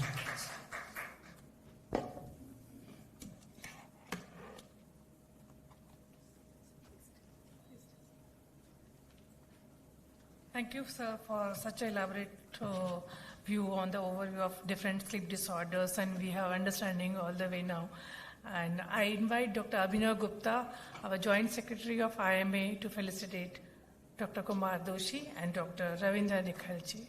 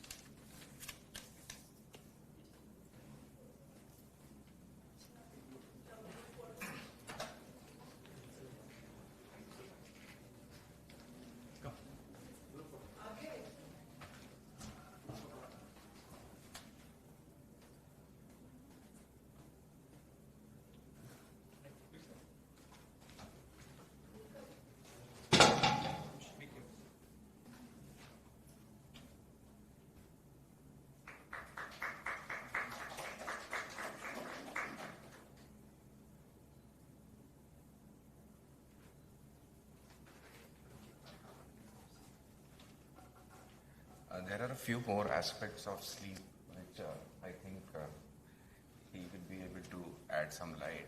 I've been working with companies for the last 30 years, and there are a lot of companies in which there are workers who work in cycles, shifts, 2 morning, 2 evening, 2 night, and then 2 off. They often face a lot of problem. Plus I've worked with a lot of call centers, so I've done a lot of research on sleep. And there was a study which says that 2 cycles of 4 hours is better than 1 cycle of 8 hours. So I don't know how true is that. Also, in call centers, they are at night, whole night, the ones who are addressing the US and UK. So for them, usually it is advised you keep the curtains dark, you have to tell your family not to wake you up because they generally don't take them seriously. Okay. So about these 2 cycles and 1 cycle, I will just tell you simple thing. If you hunt a data deep, you will invariably find what you want to find. This 2 cycle theory has been proposed extensively by the West because they want to outsource the call centers in the night in other countries and to prove that by outsourcing this and they being awake, etc., it does not have any deleterious effect on the health. It's not true. A single, at least 6 hours, of course it changes with age, with adequate at least 3 REM cycles in one sleep. 3 REM cycles in one sleep is what produces the restorative effect of the sleep. We need sleep for a purpose. We just don't need sleep कि अरे मेरा 8 घंटे का sleep था 4 अभी 4 हो मेरा हो गया. No, it's not that way. I need it for a purpose, and that purpose is defeated by these kind of studies.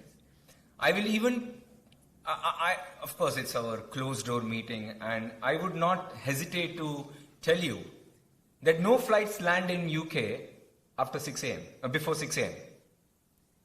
They probably don't even take off after midnight. Most of the airports in the Europe, at 4:30 or 5:30, if you are there, all the shops will be closed. You'll probably not find anyone there. They have realized and they know that what is the right time to sleep and what time the right time is to do the business. We are at the receiving end at this point in time. Like the armed forces, the medical department. See, let's not trivialize the effect of a shift worker's disease. It exists. It's a reality, and the consequences of non-restorative sleep on cardiovascular, metabolic, and hormonal things cannot be underestimated. Now, you look at a professional profile, like the armed forces and the medicals. I completely understand, and I'm with you.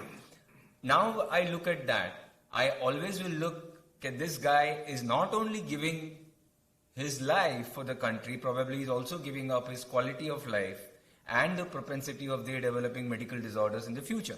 Now we have been cribbing and crying all over the press that doctors are exposed to higher stress, they die early, the best cardiac surgeons are dying of heart attacks, etc.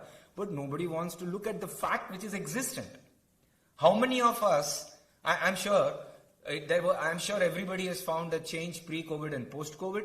Like pre-COVID, we were all working till 9 and 10, and post-COVID, we all realized it doesn't matter whether you work till 6 or 7 o'clock, shop is closed. That's what we have been doing. And we realized that it doesn't make any difference to the bottom line. And therefore we changed.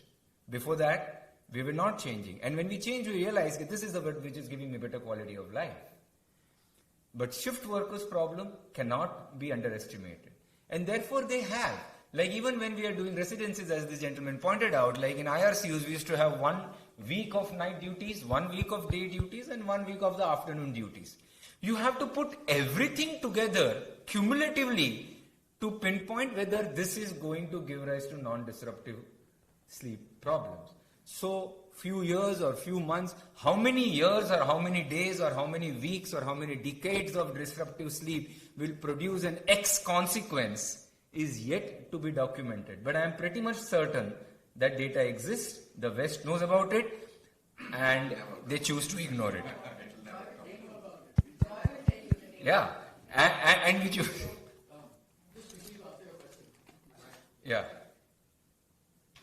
We talked about it in the morning. That's why I said we have to be sleep advocates. If we don't do advocacy, we are not going to do business. Correct.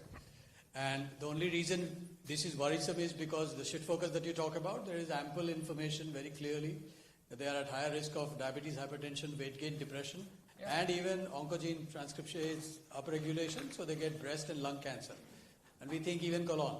So even colon's been correlated with that. So there is no second question unless doctors advocate, and I talked about this in the morning in the first thing, that we have to be the advocates, we have to change how we work. We have to change how we work in our hospitals, and we have to change how our residents are going to work, even in our ICUs. And if this can only happen through the sleep societies, and all of us have to be a part of it, neurologists, intensivists. So it's just not the sleep thing, it's a broader philosophical question as till what time do you want to continuously work? Like people ask me, what do you do about after 7? I say I go for my dog walk. And earlier I used to be ashamed. ऐसा कैसे बोलेगा यार कुत्ते को चलाने जा रहा है? Now I'm not ashamed. Because that's what I need to do for myself. So as he says, we need to be good advocate for sleep. We need to be good advocate for the correct working hours. You call someone at 6:30 in the evening, these are all patient cribs. We keep on cribbing about patients. Patients just go home, dress up, eat, and then come, and we wait for them. The 7:30 thing also we discussed in the first talk in the morning. Meals have to be done by 7:30. Latest is 8:30. You can't be eating after that. It's a biological crime. It's a sleep crime. Yeah. So we need to respect the biological clock which exists. I tell my patients के आप अगर ऐसा सोचते हो कि आंख बंद हो जाएगी और सूर्यास्त हो गया तो ये आपका भ्रम है. You need to be sure that the sunset and sunrise happens at its time, not when you dream it is happening. Okay? Thank you so much. Okay, we'll take some questions later because we're running short of time.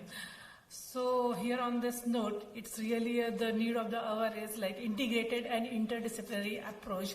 And further, we need a lot of research, and we have none other than Dr. Anuradha Shah for this. Like we are going for the further next lecture is research and future directions in obstructive sleep apnea. Dr. Anuradha Shah, she's a consultant chest physician, sleep specialist since 1998. She's trained in sleep in USA, fellow of American College of Chest Physician, and she has lots of publication to her credit. And I invite chairpersons for the session, Dr. Brijesh Kumar. Dr. Brijesh Kumar.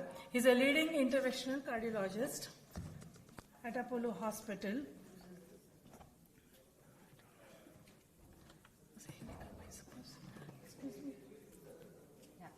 Laptop.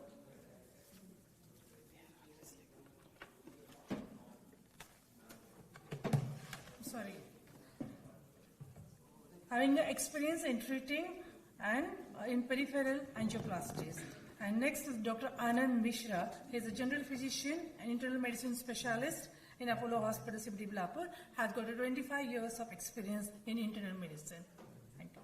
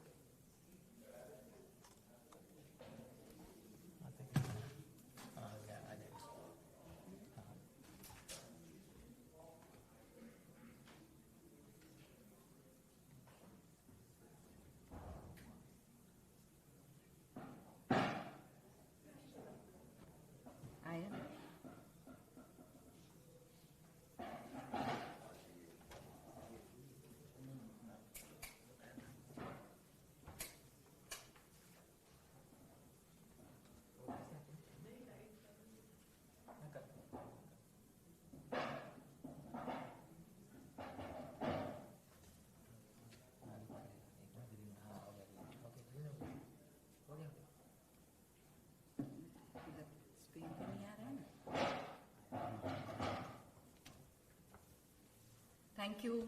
We're still waiting. There, slides are there. Okay. Thank you very much, Dr. Jayalakshmi, Apollo Hospitals, IMA, for being here today and participating in this symposium on sleep. And we've heard so much about the various sleep disorders from morning. So my thoughts out here were that we should also know what's happening further in sleep apnea. So very, very quick go through. It's all, you all know about it. We've known since time immemorial, almost 2008, that sleep apnea was associated with hypertension, with stroke, with coronary artery disease, with sudden cardiac death, with atrial fibrillation, and the mechanisms were various stress, oxidative, coagulability, sympathetic activation, inflammation, also associated with obesity and diabetes. So we've known this for so many years. But why haven't we done enough about it? We also know sleep apnea is associated with comorbid diseases, and I'm just quickly going through the lot. Young hypertensive or uncontrolled hypertension despite medications, associated coronary artery disease or cardiovascular disease, idiopathic atrial fibrillation, cardiac failure which is resistant to treatment, neurological disorders including migraines, late onset epilepsy, Parkinson's disease, Alzheimer's and dementia, chronic insomnia, depression, renal failure, and acute ischemic optic neuropathy. I have seen a few patients who've had sudden loss of vision in an eye because of AION, and they've had significantly severe sleep apnea. Unfortunately, vision doesn't come back. And what is the treatment of sleep apnea as we know today? Of course, sleep hygiene, and I think people have spoken about it enough from morning, weight loss, palatopharyngeal exercises, postural therapy, oral appliances, CPAPs, surgical interventions, and pharmacology. But what is the reality? The reality is that positive airway pressure therapy is the gold standard and the most efficacious therapy in sleep apnea, and it's prescribed to almost 60 to 80% of those diagnosed with sleep apnea. The one-size-fits-all unfortunately has limitations. Long-term adherence is poor. Claustrophobia, pressure intolerance, low motivation, insomnia, and poor perception of symptomatic relief being the cause. So what really is the future? First and foremost, we must understand that sleep apnea is a heterogeneous disease. And we need to identify the phenotypes. That means that there are different forms.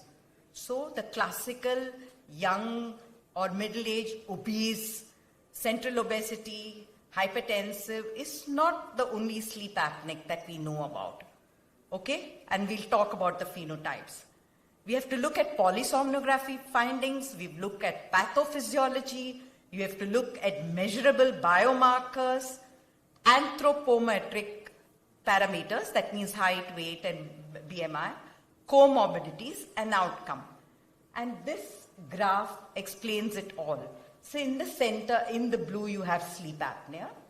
To the left, the purple is the symptoms. So you can have a sleep apnea who's predominantly insomnic, a sleep apnea who is excessively sleepy, or a sleep apneic who's barely symptomatic.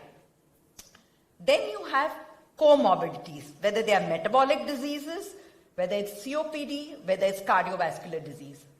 Then in the black, you see the polysomnography findings, and we'll talk about it, that people can have positional sleep apnea, and they can have only REM-induced sleep apnea. And then in the purple, in the bluish purple, you can see the pathophysiology, and that's where we'll actually concentrate on, because those are the most important things that I want you all to see. Muscle function, drive, that's the loop gain, arousability, and upper airways obstruction, okay? And outcome parameters, whether it's morbidity and mortality. So what do you mean by phenotyping? Phenotyping is a category of patients with sleep apnea that are distinguished from others by a single or combination of disease factors in relationship to clinically meaningful attributes like symptoms, response to therapy, health outcomes, and quality of life. So, what are the common phenotypes that we know of? There's an obese, middle-aged male. There is an elderly sleep apneic, and Dr. Joy is going to talk to you all later about how geriatrics and sleep apnea is completely different. There's a young, thin snorer who probably has positional sleep apnea. There are postmenopausal women and their associated comorbidities and REM OSA. So 60% of sleep apneics can be excessively sleepy. And CPAP and mandibular advancement device improves this excessive daytime somnolence. OSA with EDS, excessive daytime somnolence, is a unique phenotype. Premenopausal women with OSA are less symptomatic. Positional dependent OSAs are usually younger and thinner, and women seem to have more REM dependent OSA.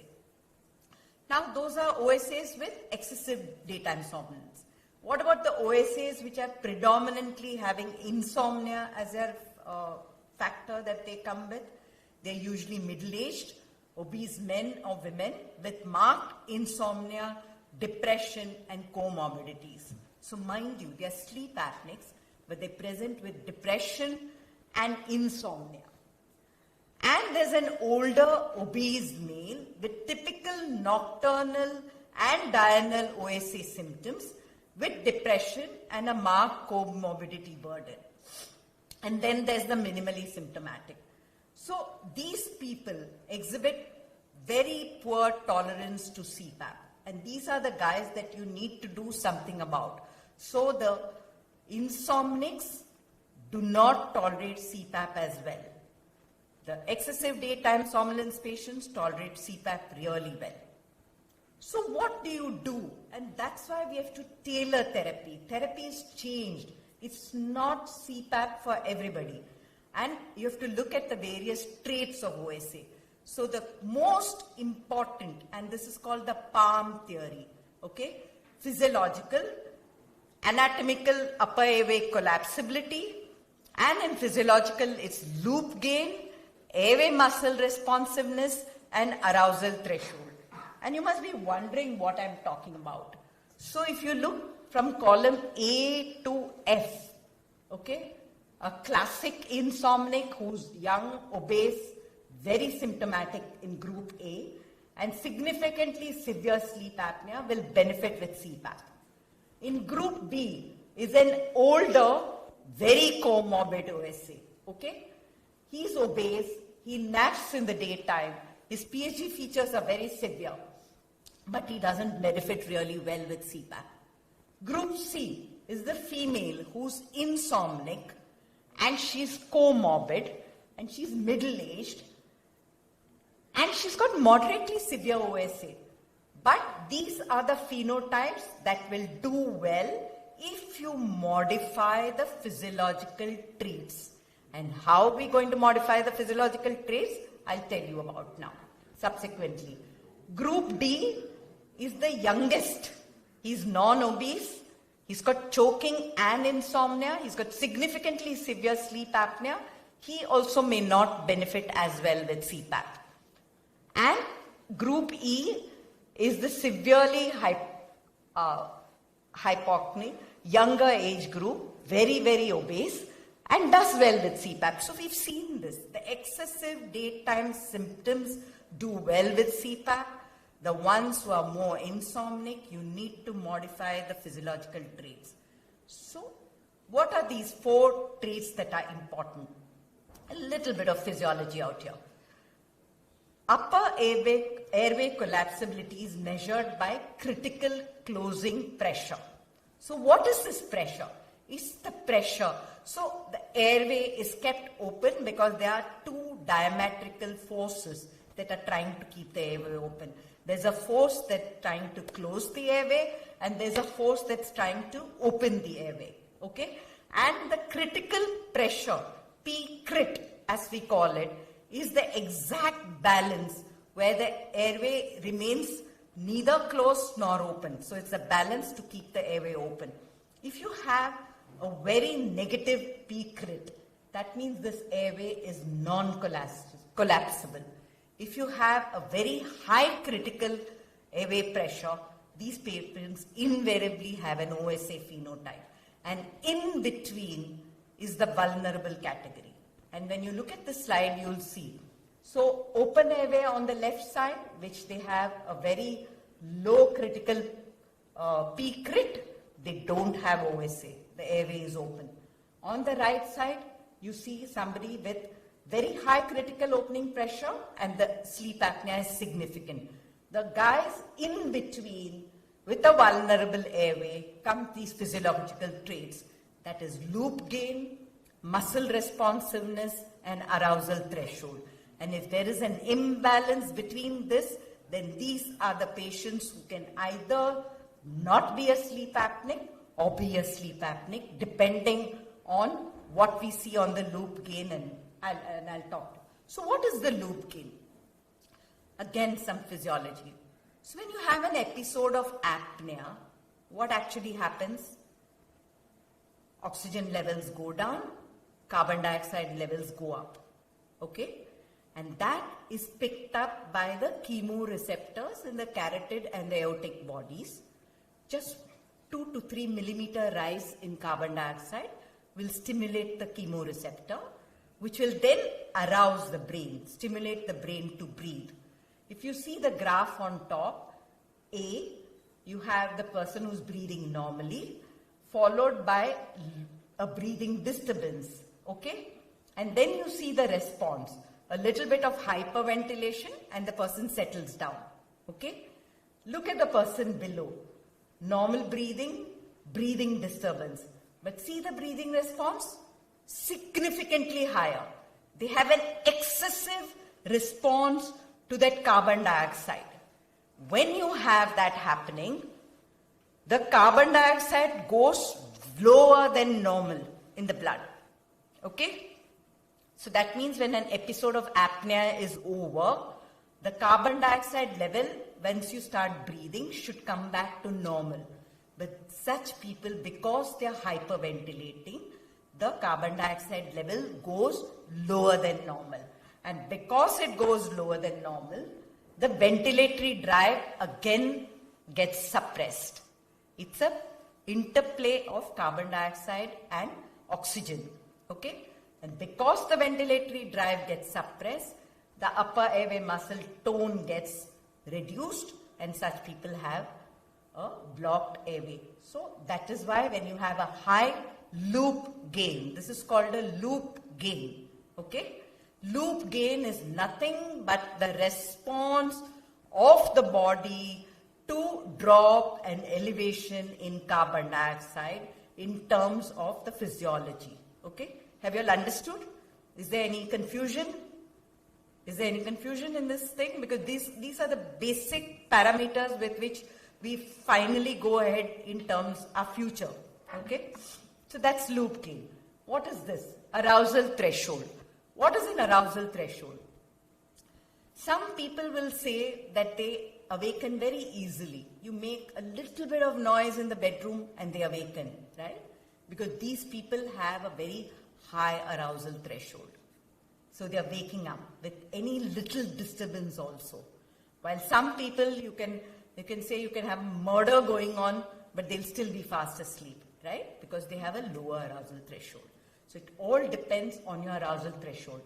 If your arousal threshold, so the arousal threshold is in the green that you're seeing, and it's the diaphragmatic EMG. So it's the level of ventilated drive that triggers arousal.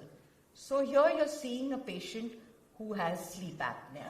If you see the second graph, you see the flow, how the flow is reduced, oxygen levels reduced, and the patient gets an arousal. You see these green spots, right? So this person has a lower arousal threshold. So they'll arouse, they'll go back to sleep again, and they'll go back to normal breathing. Okay? Now, on the other hand, if for that episode of apnea, you have a very high arousal threshold, okay, then you keep repeatedly getting aroused. That's the point, okay? So there are some people who fit in the category of low arousal thresholds and some people who fit in the category of high arousal thresholds. So what is exciting today is that we can modify treatment according to these different rates. Now, if you see this graph and you look at you look at the graph in general, what am I seeing? I'm seeing airway mechanics and I'm seeing respiratory drive and I'm seeing the arousal and I'm seeing muscular compensation. So somebody who has a muscle compensation with low active flow, such people will do very well with palatopharyngeal muscle training or myofunctional therapy. Okay? Now, people whose airway mechanics are such that they have a low passive flow will do well with drugs that dilate the upper airway or surgery to dilate the upper airway. And people whose arousal threshold is low, you can have pharmaceutical influence on sleep or breathing regulation. So that's how we modify. Now, if you look at this graph, it seems very, very packed. But if you look at each part of the slide, on the top, what have I written? Oral appliance and success in patients who have mild to moderate upper airway compressibility. Such people have a higher arousal threshold, they have a lower loop gain, and they have a lower upper airway muscle responsiveness. On the other hand, hypoglossal nerve stimulation, patients do very well when they have a higher arousal threshold, a low loop gain, and upper airway muscle response. CPAP patients fail if they have a lower arousal threshold and they have a high loop gain. While upper airway surgery is a failure if you have low arousal threshold and higher loop gain. Okay? And the last, patients with mild upper airway compressibility actually do well on oxygen if they have a higher loop gain and a higher upper airway muscle response. Sorry. So let's take 5 different scenarios. I have a patient who's sleep apneic. I've put them on CPAP and they still continue to have residual high AHI. Okay, AHI is the apnea-hypopnea index. You have all heard about it earlier. So if you have an apnea-hypopnea index of 40 per hour and you're not able to bring it down to less than 5 per hour and it's about 10, 12, 15, then such patients would do well with giving them oxygen and acetazolamide, okay, because it stimulates the respiratory center, okay. Now, patient 2 is a supine predominant sleep apneic with a high residual AHI despite positional therapy. That tennis ball is still not a myth. I still give patients tennis ball therapy, especially if they have no other comorbid illness and they have only positional sleep apnea. I still give them a tennis ball, okay, to wear. So, but if the patient still continues to have a higher AHI despite that, again such patients I would treat with oxygen and acetazolamide. Patient 3 is a mild to moderate sleep apneic who has aversion to CPAP. Again, I could treat with oxygen and oral appliances, okay, for such patient and acetazolamide. Patient 4 with moderately severe OSA who's intolerant to PAP and has a low arousal threshold and a high upper airway muscle responsiveness, you can try hypoglossal nerve stimulation and one of the Z drugs, okay, like zolpidem or escozopine. And patient 5 is you could, very difficult in tolerating PAP, okay, and you have addressed all other modified risk factors, then, and they have a low arousal threshold, you'd try PAP and you'll give them a Z drug, okay. So, drugs, there are lots of drugs that are there now which are being in research for sleep apnea and regulation of breathing. So drugs that promote wakefulness, modafinil, pitolisant, armodafinil, that is in narcolepsy, excessive daytime somnolence, and even sleep apneics who have daytime somnolence despite being treated for their sleep apnea. Drugs that target the arousal threshold are basically the benzo group of drugs, okay. Drugs that target the upper airway muscle activity are oxybutynin, dronabinol. Dronabinol is available, Joy, here now in India? Not yet, right? Yeah, so dronabinol and oxybutynin. And drugs that target the loop gain are acetazolamide and sulfadenol. So, where are we? We are at this trajectory. We haven't yet reached there.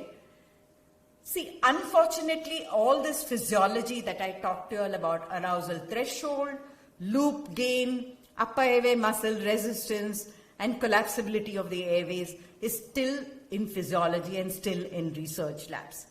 To diagnose that on a polysomnography or to diagnose on CPAP, research is still going on. So we haven't yet reached there. So this is our future, that our polysomnographies and our CPAPs, when we are doing a manual CPAP trial, we will be able to diagnose patients with lower, higher arousal thresholds, with lower, higher loop gains, and with higher upper airway muzzle resistance. So till that, this is all our future, okay? But hopefully somewhere in the next 10, 15 years, this is where we will be. We will be routinely looking at all the physiological traits so we could treat patients better. So my take-home messages are that OSA phenotype is large, it's varied, it's a single or combination of diseases, the symptoms are varied, the response to therapy, health outcomes and quality of life. The AHI is insufficient to capture clinical heterogeneity of patients with OSA and should not be used in isolation for management of patients. Also, today we know that apart from AHI, there's something called hypoxic burden, which is the graph, summation of graphs of the hypoxemia that you see on polysomnography. Again, we are not able to calculate that as well as we could be. In the future, we will be able to calculate that, and that would also give us, something further to treat our patients with. Symptoms other than sleepiness should be considered in the evaluation of OSA patients. Elevated AHI more than 15 per hour during rapid eye movement of sleep, even though the overall AHI is less than 5, should prompt a discussion regarding treatment. I don't know if Dr. Joy talked about this earlier in the morning, but REM sleep apnea is a very, very, very important thing. And we cannot diagnose REM sleep apnea unless we do a polysomnography. So all these respiratory studies that are available in the market will not diagnose REM sleep apnea for us. You have to do a polysomnography, stage sleep, and then get REM. So we know today that REM is important. So even if your overall AHI is less than 5 per hour, if your REM is higher than 15 per hour, you need to treat the person. Okay? And PALM, that means the physiological approach, okay, of loop gain, arousal threshold, muscle response, and physiology is promising to identify patients. And although cephalometry captures craniofacial structural differences among OSA patients, current data does not support its use in clinical practice. And the unsupervised phenotyping approaches are promising for identifying unique categories amongst patients. Thank you so much for your patient hearing.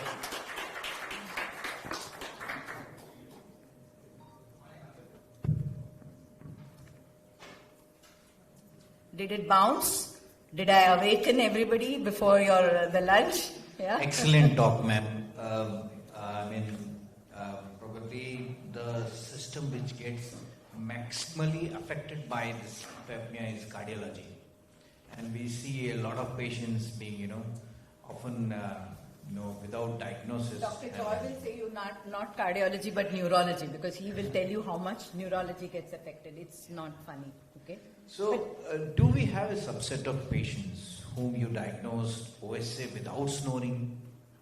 Yes. Yes. So, it's not compulsory that if the patient doesn't have a snoring, correct, he cannot have a OSA.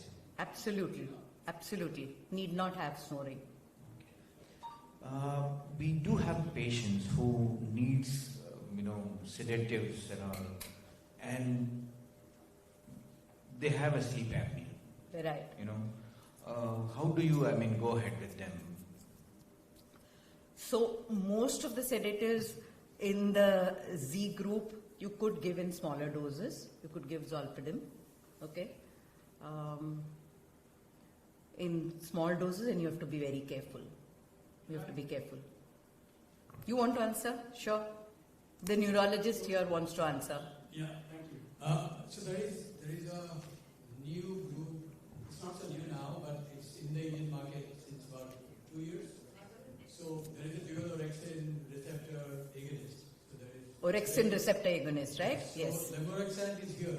Levorexant has been here since the last 2 years. It's available as 5 and 10 milligrams, made by a Japanese company called Eisai Pharma. It's marketed as Daily. And Levorexant is like Levorexant, there are 2 others which are in the international market, Levorexant and Sorexant. So we think, the neurology guys think that if you now want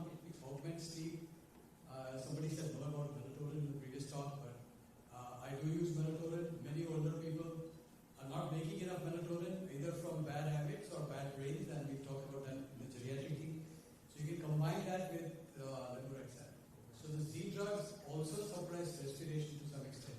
Yes. And the Z drugs have a lot of daytime spillover. So the next frontier is going to be this group of drugs. So there is Sumo and there is Lembo. So Lembo is here and the other two might come. We don't know. The Z drugs are going to be useful in some part of sleep apneics who have that arousal threshold, low arousal threshold. So only in that subset, in fact, Z drugs are, so a lot of research, in that's happening. One more thing. I mean, are you aware who is the one who is operating maximum cases of surgically treated OSA? Is anyone is operating maximum cases? I'm not talking about pediatrics. I mean, pediatrics, of course, you have adenoids. Everybody, everybody What about operates. adults? Yeah. So, Dr. Agarwal, the ENT surgeon, he has this center of his own. And I think he's there at every ophthalmology meeting. So how is that plan? Do you do an MRI of the airways? What investigation do you need? I mean, to make sure that the surgery will be successful or not? When you send the patient to him, if I have 100 patients of sleep apnea, 80 will do well on CPAP, okay?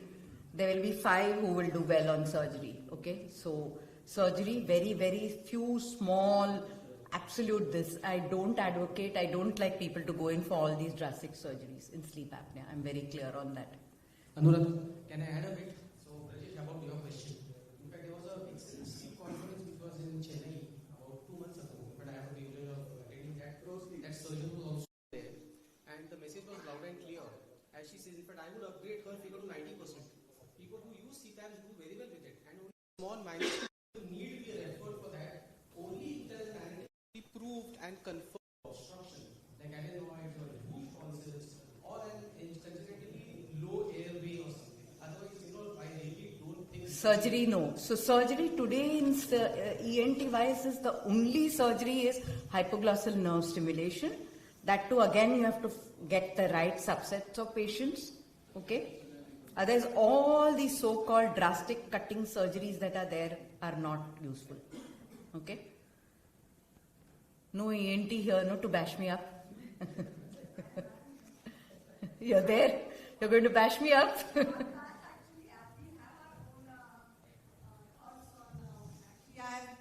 Come here to just to know your take over this OSA thing.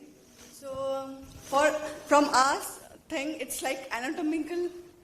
There is anatomical defect when there is an obstructive sleep apnea, or there is a respiratory hindrance. So we would like to do glossectomy. Yeah, yes, we would like to do adenoids or palatal surgeries. Yes. And we have seen good results with that. So Adenoids, tonsils, no question. yeah, and palatal and glossectomies. So when I started practicing sleep medicine, and I'm talking of the late 90s, because that's the time I came back from the US and started practicing, my only reference for sleep study was ENT surgeons. And they would send me patients, I would do the sleep study and tell them sleep apnea hai. And they would all operate. And then within 6 months, the patient has come back to you with the same symptoms again, because they used to do the UPPP and things like that at that point in time, right? Surgery has definitely improved, but if you see the literature now, right, unless you're really picking up absolutely appropriate, there isn't too much role for ENT in surgery in sleep apnea. That is for certain. And the surgery has become more simplified with the technology, with coagulators, so I don't think so. I mean, it's okay if you can opt for surgical intervention. Right. Thank you. Sorry? You were looking for an ENT. ENT, you'll join a panel. Yeah, thank you. thank you very much, madam. Excellent talk. Thank you. Thank you, madam, for such an excellent talk. I invite Dr. Dulera to felicitate Dr. Anuda Shah, ma'am.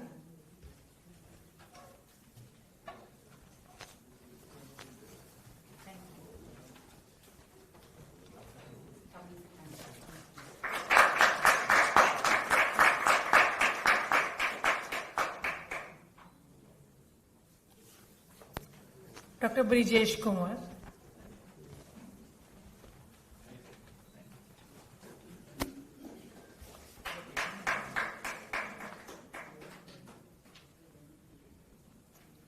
And Dr. Anand Mishra, sir.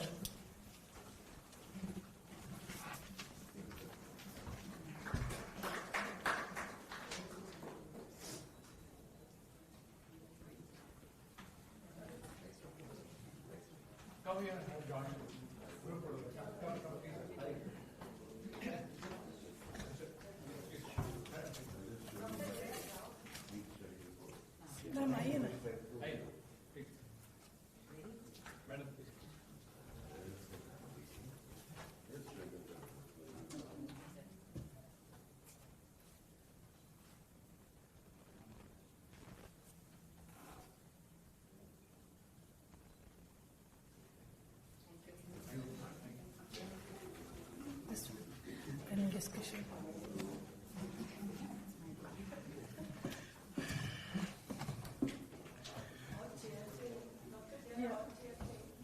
Now, basically two more topics are there, two panel discussions are there. So now we are thinking of finishing all the program before lunch only, and then we'll be having lunch after finishing all the panels. One more lecture. One lecture we'll keep it after lunch. Now, next panel discussion will be on beyond OSA and comorbidities. And for that, moderator is Dr. Jayalakshmi TK. And panelists are Dr. Ashwati Haridas. She is an MBBS MD General Medicine, DM in Nephrology, and senior nephrologist, 14 years of experience overall. Dr. Ashwati, she's there. And next panelist is Dr. Rahul Gupta. Dr. Rahul Gupta is an interventional cardiologist.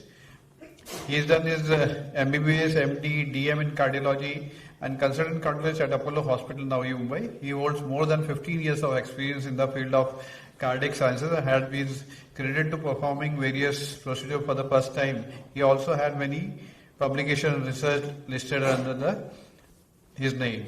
He is doing the TAVR also nowadays. And other thing is that I am standing in front of you because of his basically timely help, and then basically I had a multiple blockages, and then angioplasty was performed by him, so I am standing in front of you because of his effort. He's an thank you, sir. So over to Dr. Jayalakshmi, please.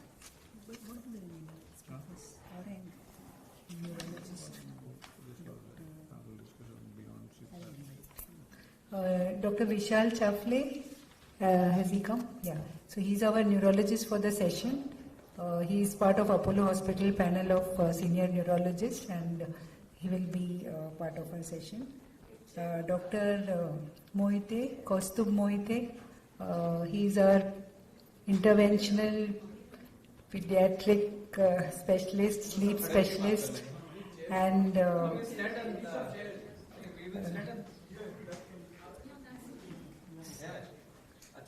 so he is pioneering the sleep work as well as the pediatric interventional pulmonology spectrum in Apollo hospitals.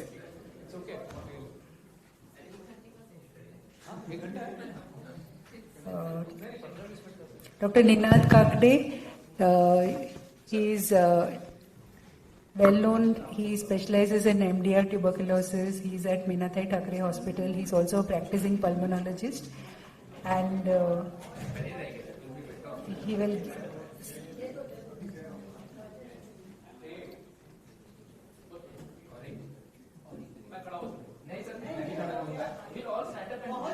No. Everybody will sit. Not to worry.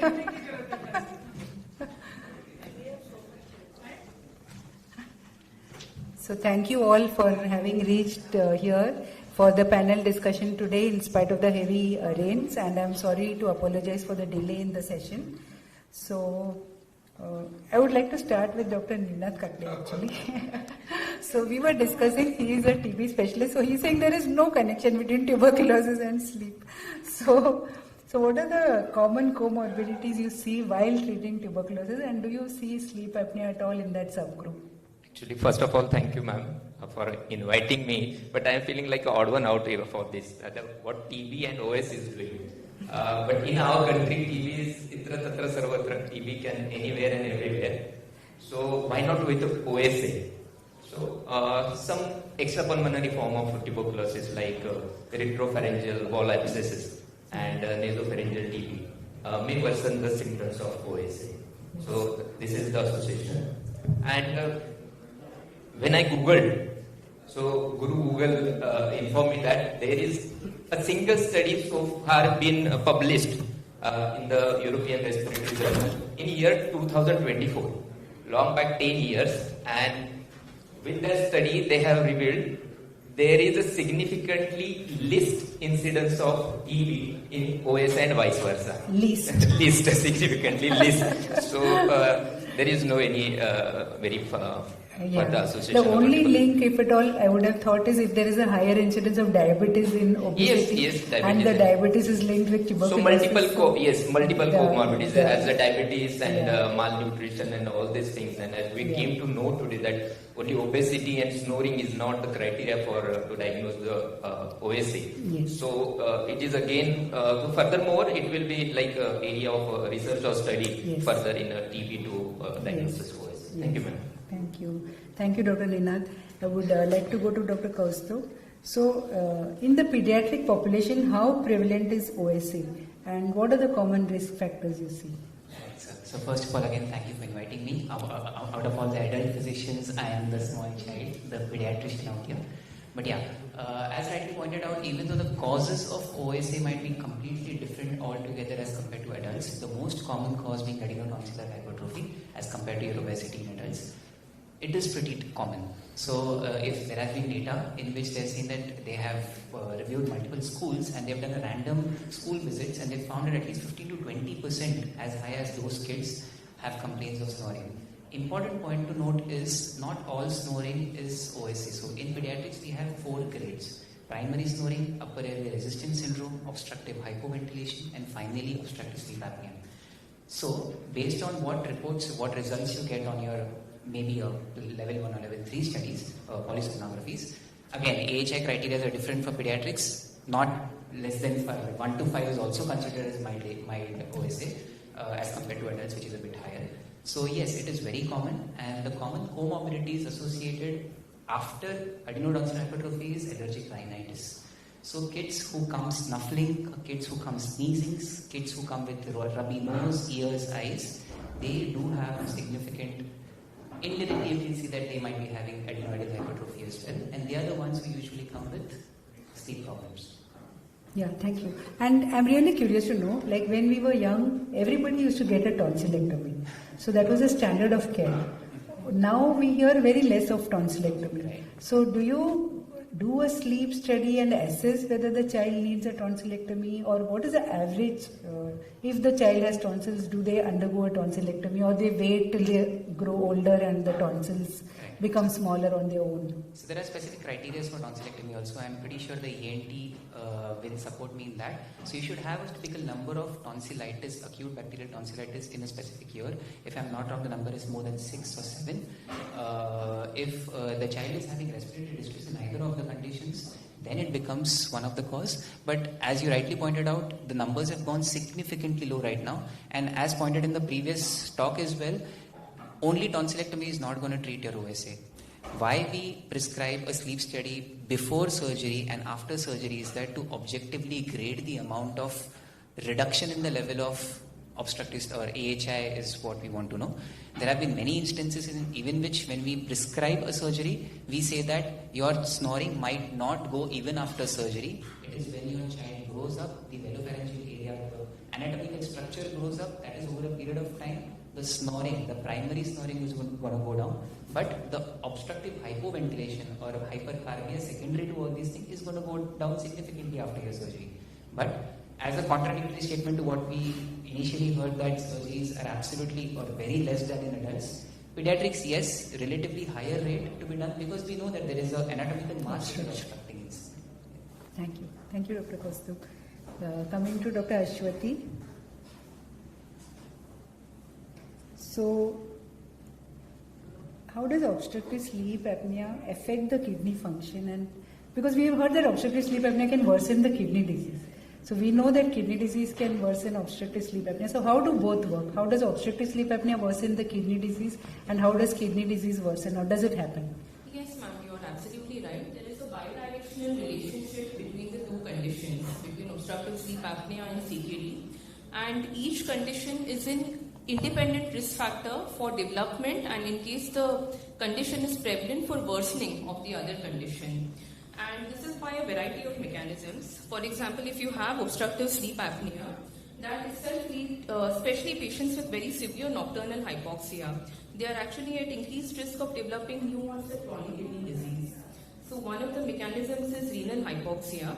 Apart from that, there are many other mechanisms like activation of sympathetic nervous system, upregulation of the renin-angiotensin system. So the only cause for the CKD may be the obstructive sleep apnea, is what you're saying. It is an independent risk factor for the development of chronic kidney disease.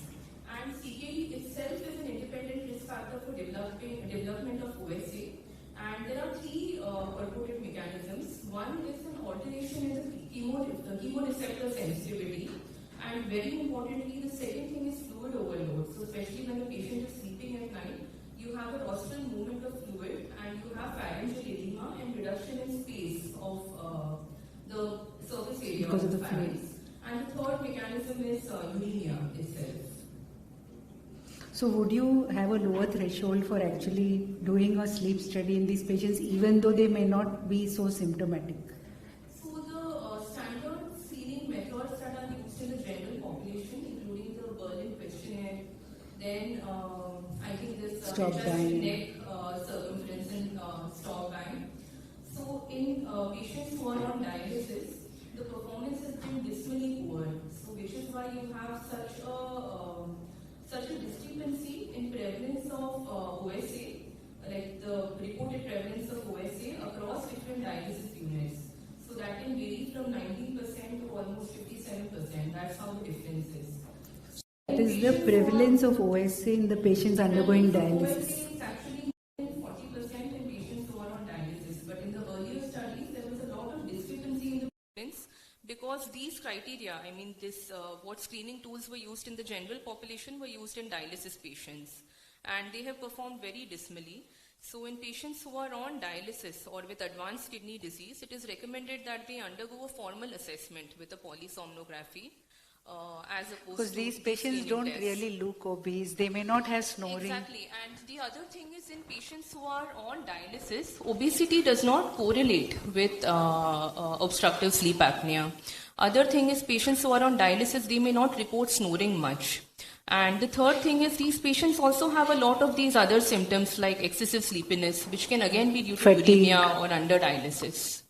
So it's a very important take-home point for the audience that patients who are on CKD or undergoing dialysis, we as even general practitioners, we may have to think that they need to be assessed for sleep evaluation.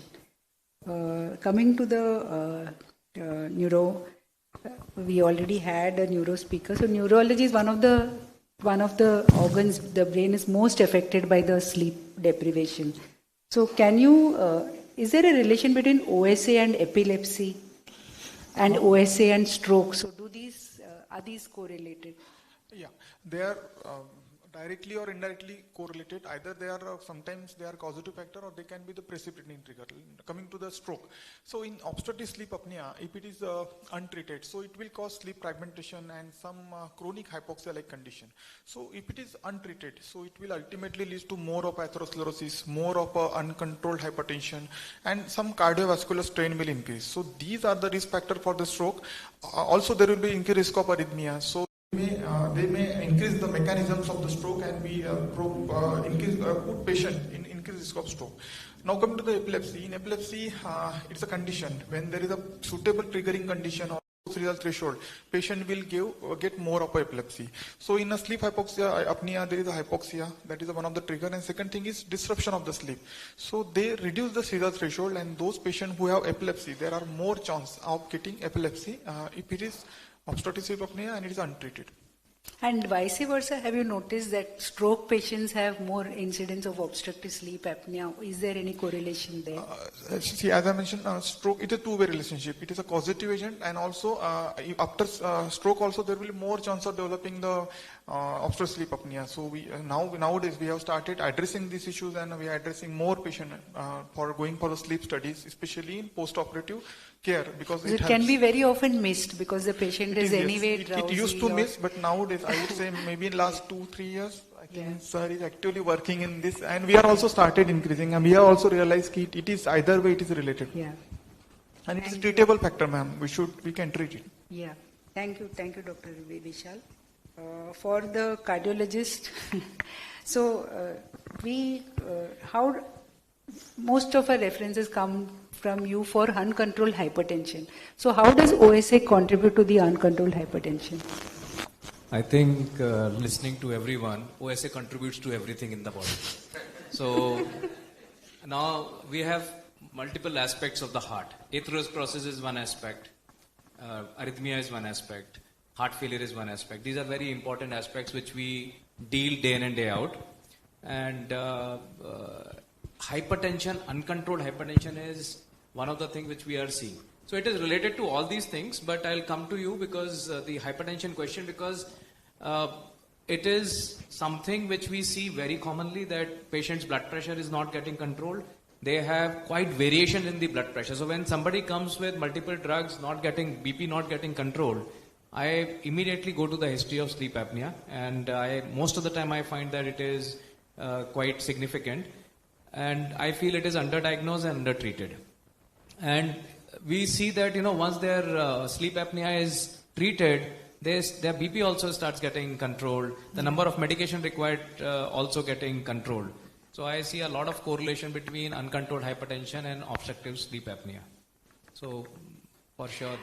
The other reverse way, so you said about the congestive cardiac failure, which is contributed. So how does that as well contribute to the obstructive sleep apnea and vice versa? So if there is just dilated cardiomyopathy, does that also get aggravated? Yes. Or? So sleep apnea is one of the reversible causes of congestive heart failure, one of the causes of cardiomyopathy. When we look at cardiomyopathy, 50% of the time we don't know why the heart has become weak.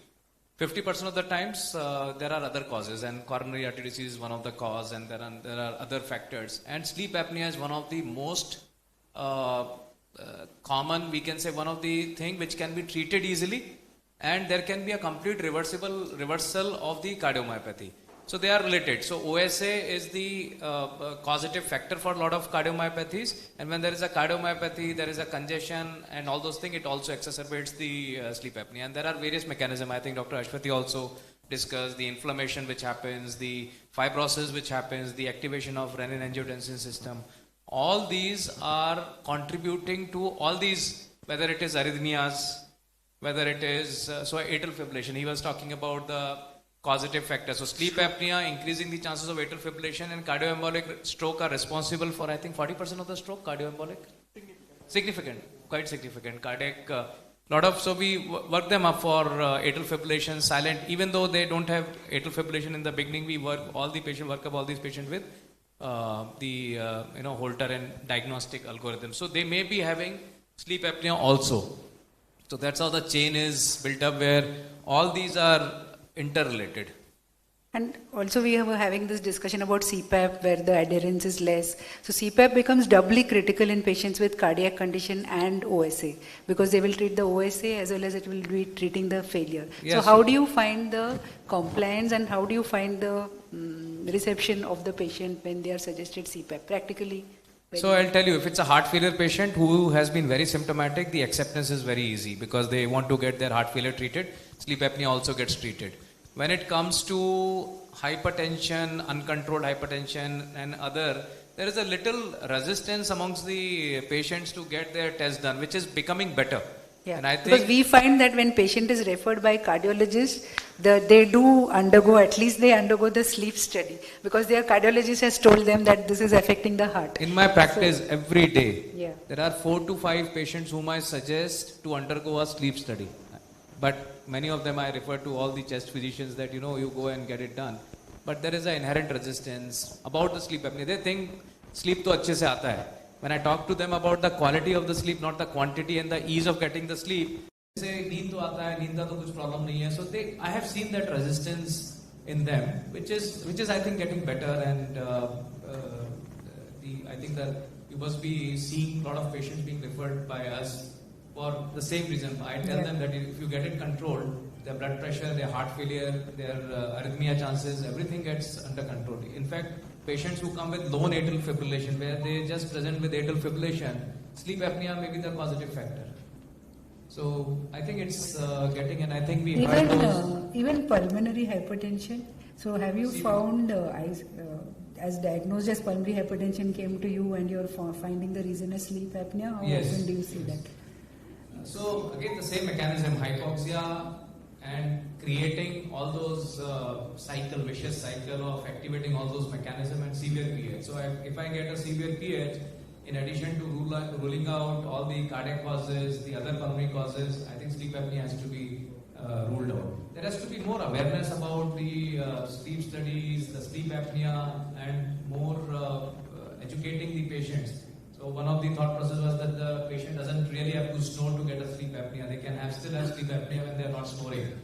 So anybody who is uncontrolled, anybody who is having heart failure, anybody who is having arrhythmia from cardiology, I prescribe them sleep test. You get it done because it's a very simple test to be done. And there are a lot of information, a lot of benefits which they can gain. I think it's at least something treatable.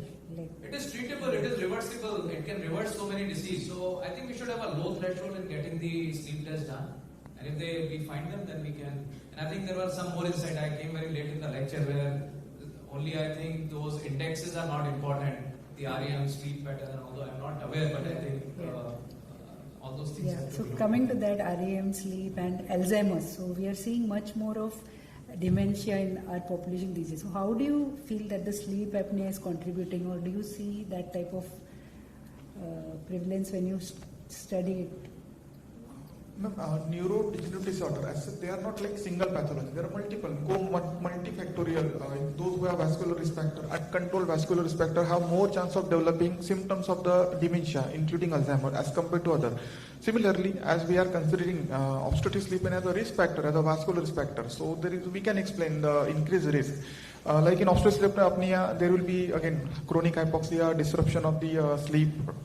If it is untreated, there will be more of a neuroinflammation. It will activate a cascade of the neuroinflammation. Then there will be disruption of blood-brain barrier. It will also affect the endolymphatic system, which clears our neuro debris in the brain. So there will be more accumulation of the amyloid beta protein, then tau protein. So these are actually deposits we found in the patients with the dementia, including Alzheimer's.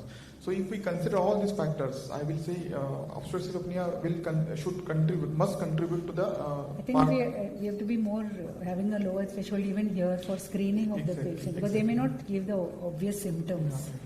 And rather than secondary, I think we should sleep study as a primary prevention, because once we get a stroke or any dementia, then we think, rather than thinking, we should go to a 2-step prior, and we should advise, we should consider obstructive sleep apnea as a pathological at least to do the screening factor. questionnaire, and at least to start with. Yes. Yeah. So to Dr. Ashwati again. So how do you manage or screen OSA patients who are undergoing dialysis? The screening is actually very different. There is a lot of resistance amongst our patients also, just like Sir said. They say we are sleeping very well, then why should we undergo a sleep study? And screening should be a formal assessment with a polysomnography. None of the other screening tests are validated in dialysis patients. So usually we send those patients for a sleep study who are having resistant hypertension, and we see a dramatic improvement in blood pressure control. So the purported mechanism is reduction in sympathetic overactivity and downregulation of the RAS, but there is a huge reduction in the pill burden in these patients. But I agree, we should be screening them much more proactively now. And are there any biomarkers? So there are no validated biomarkers, but one thing that can be done in patients who have obstructive sleep apnea, the mechanism of chronic kidney disease in them. Initially, they present with microalbuminuria. So if we want to catch them early, we can screen for microalbuminuria, a simple urine spot albumin creatinine ratio. Correct. To predict their development of renal disease. Exactly. And there are some inflammatory markers also like IL-6 and CRP, but then these are not validated and they are very non-specific. Yeah, please.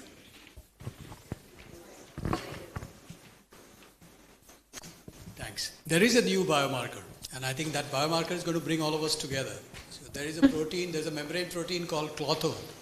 Called? Klotho, K-L-O-T-H-O. Now klotho comes from, I think she was the daughter of Zeus in Greek mythology, and she spun the thread of life.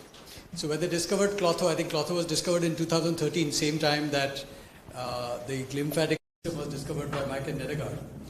And klotho is a regulator of the cardiac system and the renal physiology via different cascade. The cascade is the fibroblast growth factor cascade, and there are three types of them, fibroblast growth factor 19, 21 and 23.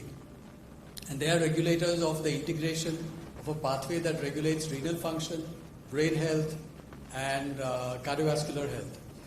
And now they have found that if you take patients, there are 2 or 3 recent studies just about, I think, a couple of months ago. Patients with sleep apnea, if you measure their serum levels of klotho, there are 2 types, alpha and beta, and you can measure the serum levels of klotho. They have lowered levels of klotho. Patients with CKD also have lowered levels of klotho. And lo and behold, patients who have Alzheimer's disease also have lowered levels of klotho. So at UCSF, there's a researcher called Dana Dubal. So they're trying to work on improving klotho in mice models to see whether their cognition improves. I'm not sure about the kidney studies. I haven't studied those. But they've certainly found that if you take a transgenic mouse and give it Alzheimer by giving it an Alzheimer gene, and if you supplement klotho, then they don't get Alzheimer compared to the other transgenic mice who have not been given klotho and have been given a placebo. Oh. So it's a very exciting thing that's happened. I think there's something that's going to change the way we think about integrative health. And sleep's going to play a major role in this. Sorry. Yeah. So coming to Dr. Kaustubh, so what are the challenges you face in getting a sleep study done for a pediatric patient? Like we saw all those wires and everything. So we know that adults will understand, but how do you get it? How do you tell the parents, or how do you tell the child, and how do you go about it? So first of all, doing a sleep study in pediatric is much difficult as compared to doing sleep studies in adults is what I feel. Not because I'm a pediatrician, but because of obvious logistic reasons. The same limb leads, like the leads that you use, the chest belts that you use for adults is same for all. As compared to pediatric, every age group wise, they differ. Apart from that, initially, sleep was not taken that seriously from the pediatric point of view in the past few years, maybe till the last 3 to 5 years that it's been taken much more seriously, because we have dedicated pediatric sleep centers.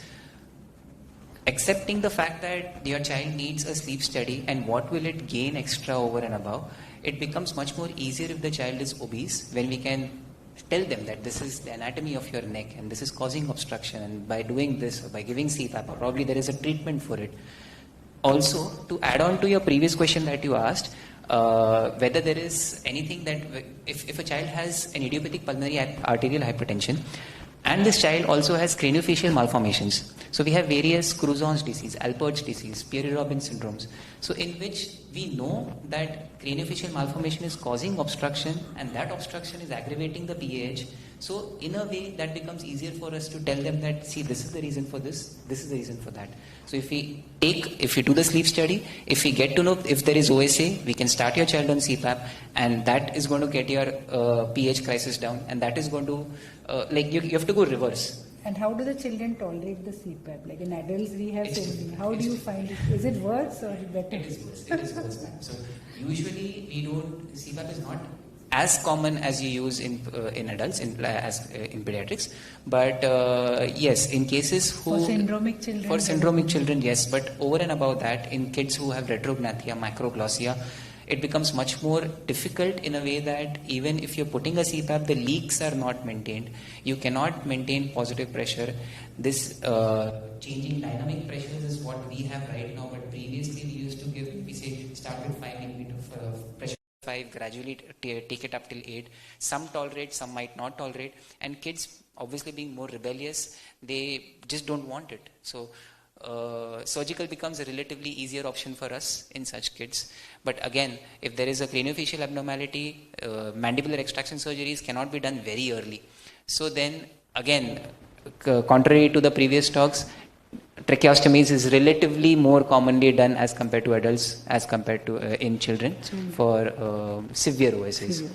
So, thank you. Thanks, Dr. Kosubi. Is there any question from the audience? Yeah, I was just. Question more of a comment. I think Navi will agree with me. It's a cause of national alarm and national concern that India at this point of time is very ashamed to say so. It is the leader of obesity in pediatrics, right? Something like a whopping 65% of kids are now getting obese. We don't know why the hell we are all getting obese at this point of time. So in fact, when I was in DY Patil, we had a survey.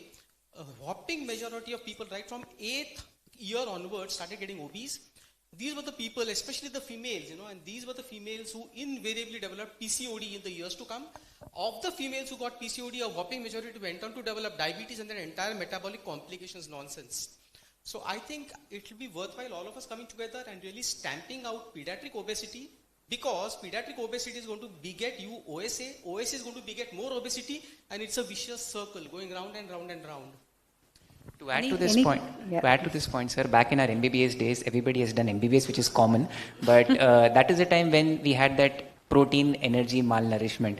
It is practically gone. We don't see it nowadays. The malnourishment has changed from undernourishment to overnourishment. This is also malnourishment, but we have changed our barrier to more than 97th percentile of what to add to your point, sir. The other two things were, I think, OSA has been looked upon, CPAP has been looked upon as a therapeutic module nowadays.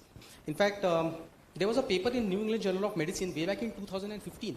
Amazing paper. I think Anuradha, you might have read it. It was published by a series of doctors from Delhi who actually came and they proposed that give CPAP therapy even to people who do not have officially met the stringent, like AHI more than 5 or respiratory rare index or whatever.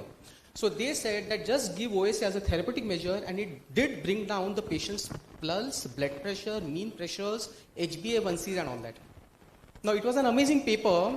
Most unfortunately, a lot of holes were picked into that, and I'm ashamed to say that the paper had to be retracted. But to me, it made a lot of sense because I do that in my practice. It made a lot of sense. And further to that, I think there was a marker called substance P, which was also found to have, this was in British Medical Journal, which is supposed to be a marker for OSAs. And some amyloid degradation products, both of these have been discussed in that article in BMJ.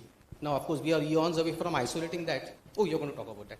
Okay. Even to add so to the any more questions from the audience? We'll just take to add to the biological markers, even BNP is supposed to be raised in kids with OSA. So brain natriuretic peptide is supposed to be raised. So that is the reason for your ventricular dilatation and causing remodeling of your heart. Dr. Akshay? Basic question actually. Once you diagnose obstructive sleep apnea, you give a CPAP. Is it possible that after 1 year or 2 years, when you lose the weight, other parameters are under control? Yes, it is possible. They may come off the CPAP. And then after how many days you renew the situation? So we should actually restudy the sleep study at that point of time and then decide whether the patient's machine or not. So many patients come back. They say, "Okay, now we have lost weight and all. Let me reassess." So they don't fit the criteria. If no more questions, then I think we'll one.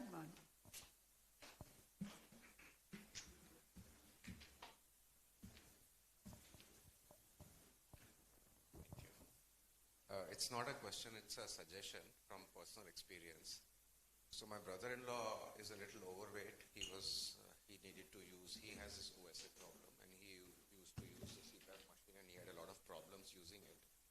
So I came across an item available on Amazon, 99 rupees. It's called the silicone jaw exerciser. It is advertised as something which will improve your jawline, masseter muscles, decrease your and improve the muscles of the tone of your neck muscles. So this is what I suggested to him, and in a couple of months it helped him a lot. And this is a very simple thing, there's no side effect. It's called myofunctional therapy, which she's going to talk about in the next session. But when it's an adjunct therapy, So it's like saying add-on therapy. If I do yoga, I don't need to take inhalers for my asthma. It's like that. It's the same thing, you know. So yes, it's an adjunct therapy. Yes, it's myofunctional therapy, as we call it. It does make a difference, and we do. Yeah. You. No, you can. There are other persons. Okay. Yeah. Great. New learnings. New learnings. So OS is an inflammatory marker. It affects all the system. This is the message. It's an inflammatory And marker. as we do ECGs in every patient, can we start doing sleep apnea? Yeah, so madam, make the this thing protocol. Yeah. All checkup, I think everybody should do it because see, it's affecting the whether a person is snoring or not snoring. It's still a lot of hair. That's how the initial study was started. Dr. Zarir had done a study on all, in the health checkup he had incorporated a sleep study, and he found 10% were having OSA. And So 10% among the obese. Patients who come with LVH, no hypertension history, I immediately send them for a sleep test because sleep may be causing the LVH also, sleep apnea. So so we will conclude the panel discussion with this. Thank you so much. Thank you to all the panelists for having taken out their valuable time and joined us. Thank you. Nice panel discussion. I think it is cleared a lot of doubts in many of us. May I request Dr. Jayalakshmi to offer a memento first to Dr. Ashwati Haridas. Dr. Rahul Gupta. Ashwati Haridas.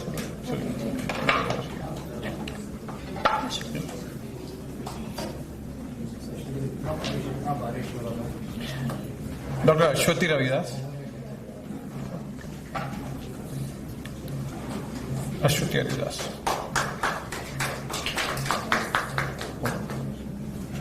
Next. Dr. Kaustubh Moite. Just so you will join photograph. Dr. Kaustubh Moite.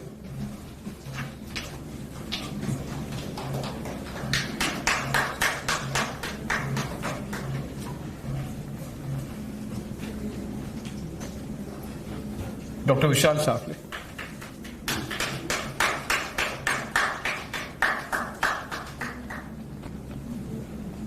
Dr. Ninad Kakade.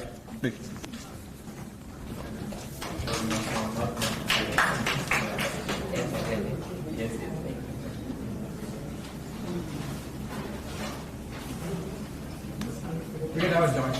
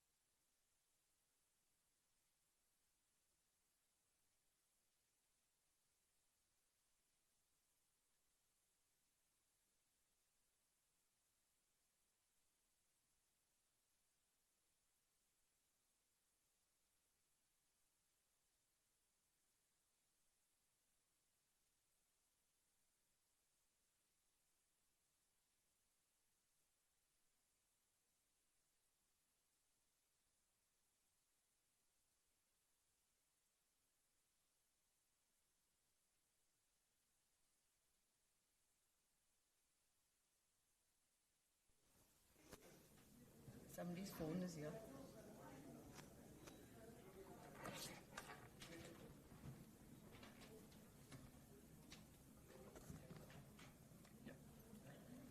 Now we'll be having one panel discussion. Hello. Yeah, now we'll be having a panel discussion on Beyond CPAP, exploring multimodal approach in management of sleep apnea. For that, moderator is Dr. Anudada Shah. She's a consultant chest physician, sleep specialist since 1998, trained in the sleep medicine in USA, fellow of American College of Chest Physician. And the panelists are Dr. Ankita Shah. Yeah, please. Dr. Arjun Ramaswamy, Dr. Pawan Kumar Birari, Dr. Harshad Nikte, Dr. Vishal Gupta.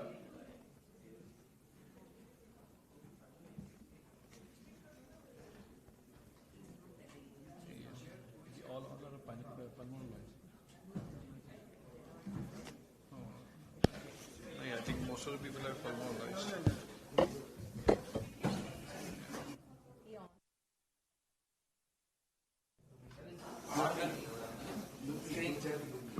Dr. Ankita is a dentist and the other two are pulmonologists. Unfortunately, the ENT couldn't come today because he had surgery. He had some emergency surgery. So,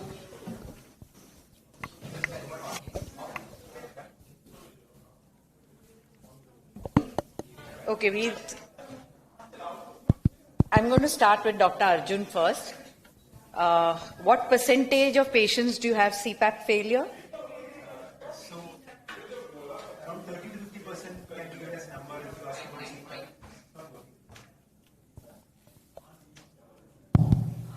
Hi, good afternoon. So, we'll make it short because we are the only thing that's keeping us between lunch and this.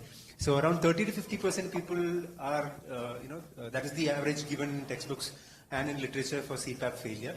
And that is what we come across in our practice also. It varies a bit and from person to person. So, I would say something around 30 to 50. Okay. Dr. Vishal, commonest causes of CPAP failure? So I think CPAP failure needs to be defined. It's patients who have got incomplete control of their symptoms, those who have got no reduction in their AHI, the parameter which is used to diagnose, there's no reduction in that, or those who have got the mask failure.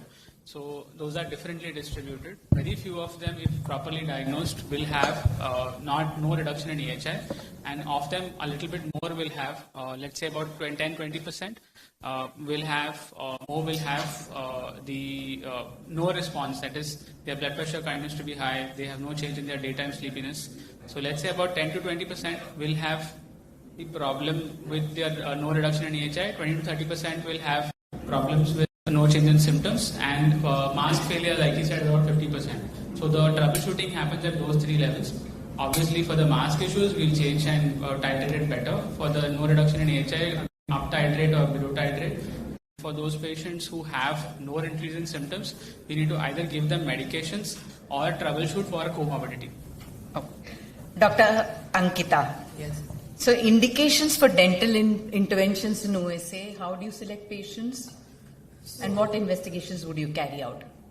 So I believe there are so many percent, I would say at least 60 to 70%, where I would say the obstructions are coming from the oral areas. When I mean by oral areas, it's either the upper jaw positions, the width of the upper jaws, the lower jaw positions, or the tongue positions.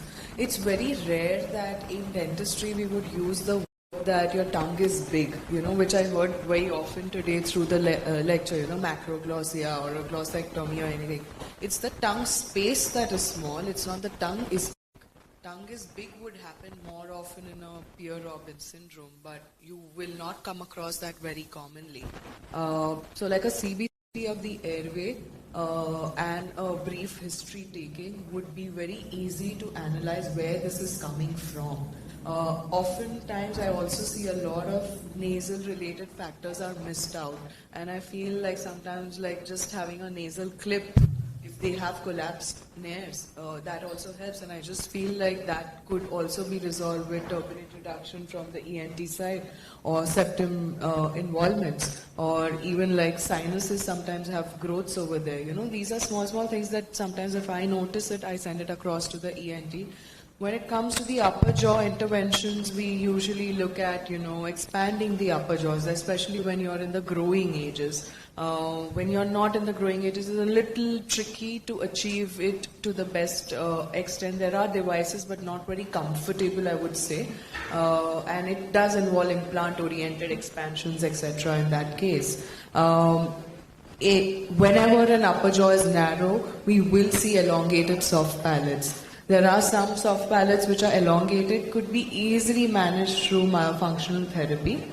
And sometimes if they are retruded, like if the upper jaw is positioned much behind, then that's the case, they might need a CPAP, or if the soft palate is also elongated, in that case they might need the UPB at that point.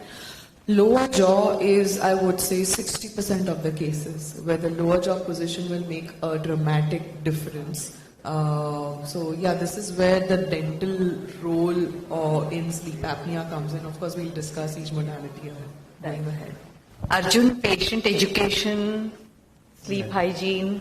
Yeah, so patient education is one of the major key factors in any form of acceptance of therapy by the patient. And from today's entire lecture, we've understood that sleep not only affects one system, but rather it's a multi-system approach that needs to be addressed. If we can convince the patient and if we can educate the patient about the importance of a proper sleep with respect to the comorbidities that can arise if sleep is not proper, we have attained our goal with respect to patient education. And similarly, sleep hygiene is basically ensuring that the patient has got unfragmented, proper sleep, which is in concordance with the biological clock, wherein the stimulants such as caffeine, alcohol, etc. are avoided. The patient maintains a good sleep log, and the patient is not excessively using screen time. So all such things can contribute to a better sleep hygiene practice. And as sleep physicians and as practitioners, we should always emphasize on the importance of a proper sleep hygiene and its outcomes with respect to multi-system involvement. So that Okay. Dr. Vishal, can you elaborate on airway physiology in the supine and lateral positions and tell us a little bit about positional sleep apnea? So I think this is a domain that I think going to Madam give you has a explained slide. better. I'm going to give you a slide. Sorry, I did not see the slide before today. But I mean, I have seen it from the perspective. I would agree with what just for the small points that are very important for the audience, I agree with what Madam said. You should never say big tongue. It's always small mouth. And that concept should be drilled well into the young guys and to the people who are looking at sleep apnea. Because often they ask to protrude the tongue and they say tongue is big. That is wrong. Okay, the first thing is you're looking at palate. You're looking at nose, dental issues, I think they know it much better than me. And these positional issues, upper airway issues are best seen by the ENT people because they do more drug-induced sleep endoscopy. Yeah. This is the core of understanding where what you're trying to get me to say is that there's anterior-posterior collapse, which is the primary cause. If you have lateral to wall collapses, you could probably try a surgical option. You could have concentric collapse, which is also a reason to consider for CPAP, which is probably what is going to fall through. Sure. A little bit about positional. Sorry. Yeah. Positional devices, I'll just go straight to it. There are abroad devices available, which are vibrational devices. Two of them are very commonly used. One is a belt form, that is the sleep, I've forgotten, the night walk and the night wake. These are two machines. One is by Philips, one is by another company. They are basically vibrational devices which check in which position you are sleeping, and that alters your position to sleep. Its only benefit is short term, has no way to monitor it, so definitely inferior as compared to CPAP, and has shown no change in cardiovascular outcomes when studied even over the short term period. And there are a couple of Apple softwares available, which if you drill into you put it into your pocket, you can get the same response. So it's a haptic feedback, which allows the patient to not sleep in the supine position. Right. And have you ever used tennis ball? Ma'am, the tennis balls were used when these things, but mobile phones are not available. I agree today, we will all be surprised if somebody didn't have a mobile phone in the... Okay. Ankita, which are the different dental devices that are available? Right.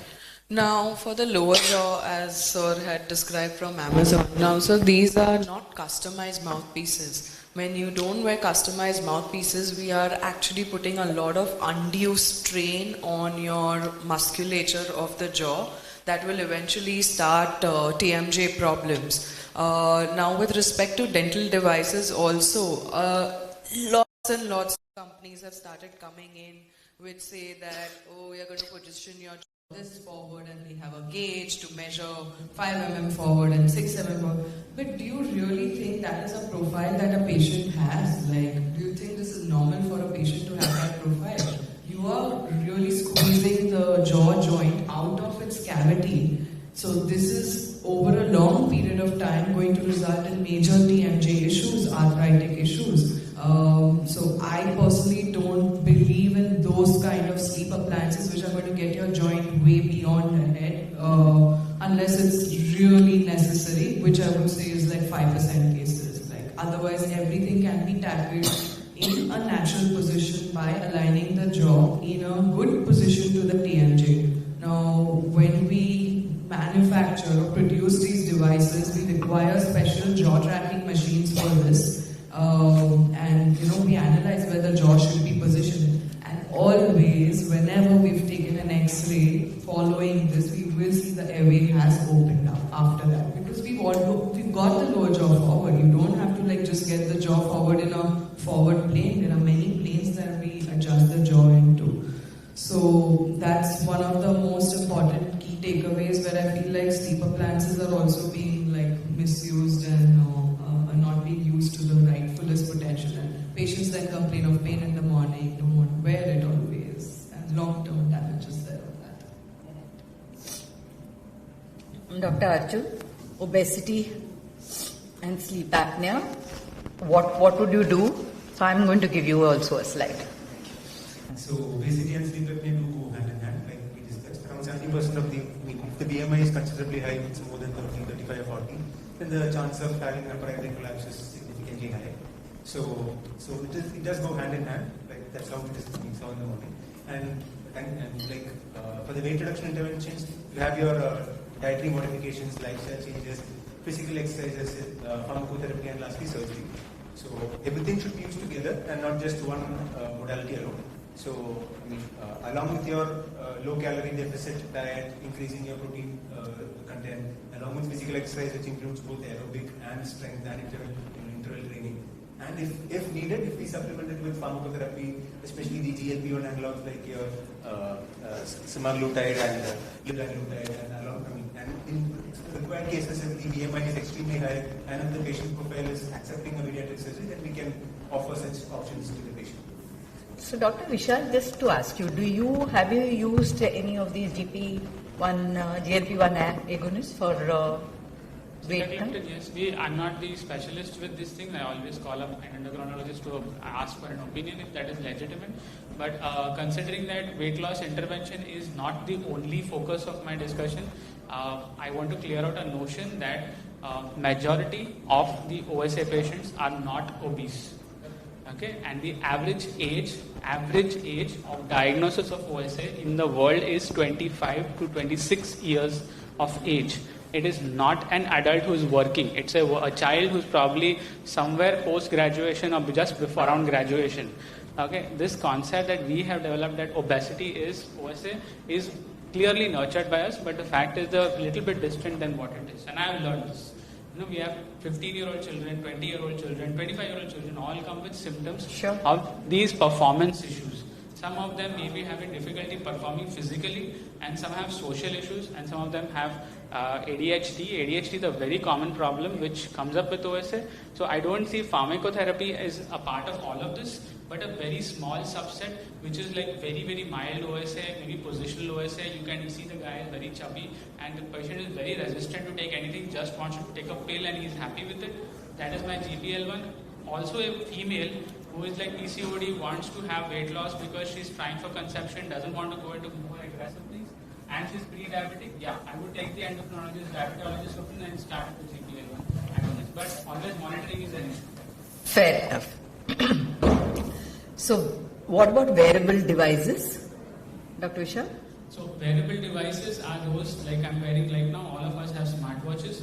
There are also certain rings, there are certain neckbands, there are multiple devices available. I won't go into details because I don't think the audience would want to know things that are not available to us. And balloon ring is a common one that we have seen. Aura ring is there, and Apple watches are there, which are most of the questions that I get from patients and from other doctors. So these devices are not used for diagnosis of OSA because they do not give a direct interpretation. Again, another concept which I have learned over the last few years is that OSA is based with neurological outcomes before the cardiovascular outcomes. So you should look at the word arousal. If you understand the meaning of the EEG term of arousal, that is the focus of OSA. And that the balloon ring or others are indirectly monitoring through what is called pulse transit time, PTT, or peripheral arterial tonometry. These are two technological terms. I don't see anybody who will be very interested in learning them right now. But straight out of the book is, these are technology which are creating awareness. So they are helpful. They are treating people to look at their sleep, at least to give a glimpse. And around the world, the number one focus in healthcare in terms of apps development is sleep. That means a lot of patients have insomnia, a lot of patients have sleepiness, a lot of patients know that their sleep is the cause for their day-to-day symptoms. But they are failing to address it, and somewhere these wearables are giving information. That is helping someone to try to figure something out. At least they Google about rapid eye movement, non-rapid eye movement, which is a big thing for us. So I don't know what Tesla is, but I think it should be something in that range. Tesla actually is this small electrode which is put on the mandible, on the submental area for stimulation externally. So hypoglossal nerve stimulation. Yes, unlike actual hypoglossal stimulation, this is an externally placed, and it's trans, etc., whatever. So that's something. It is all great. So it's all basically that's happening now. One of the few researchers, because again, hypoglossal nerve stimulation is very expensive, as we know about it, right? Conceptually, they all work great, but the problem is derived at the fact that arousal cannot be monitored. AHI is not monitored by any of these devices, and their ability to look at peripheral tone and look at central events or brain-derived events has a theory, but it is not a very practically proven way to diagnose medically. Yeah.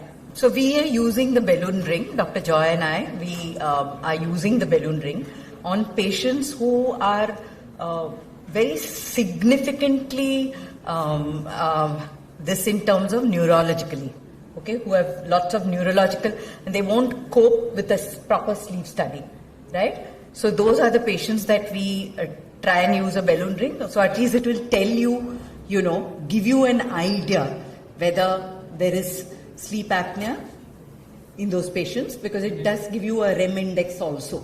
Okay, the balloon ring gives it all. It's all tonometry only, but it's derived. Yeah. Balloon reports with me. Yeah. My concept is that after CPAP titration, we will be able to use that data back. So we haven't actually done that, no, Joy? We haven't used it. So you can take the mic's also hungry now, huh? So balloon comes from Hong Kong. So it's a Hong Kong-based company. They did a 97 patient and one is an 180 odd patient study at Case Western in Cleveland, where they compared it to standard polysomnography. And in that study, what is published is that the correlation is almost 90%. I'm not so sure about that. The only reason Anuradha and I use the balloon is that I have a lot of patients who are cognitively impaired, who I'm going to showcase in the last talk, who need a screening for significant sleep apnea. And we've done a balloon on everybody, so all of us. And so we know that it's a reasonable correlate. So in those where we can't have 10 wires because they're going to yank the wires off and not allow the studies to happen, this is better than an apnea rate. So that's where I position it. It's better than an apnea rate. It does be.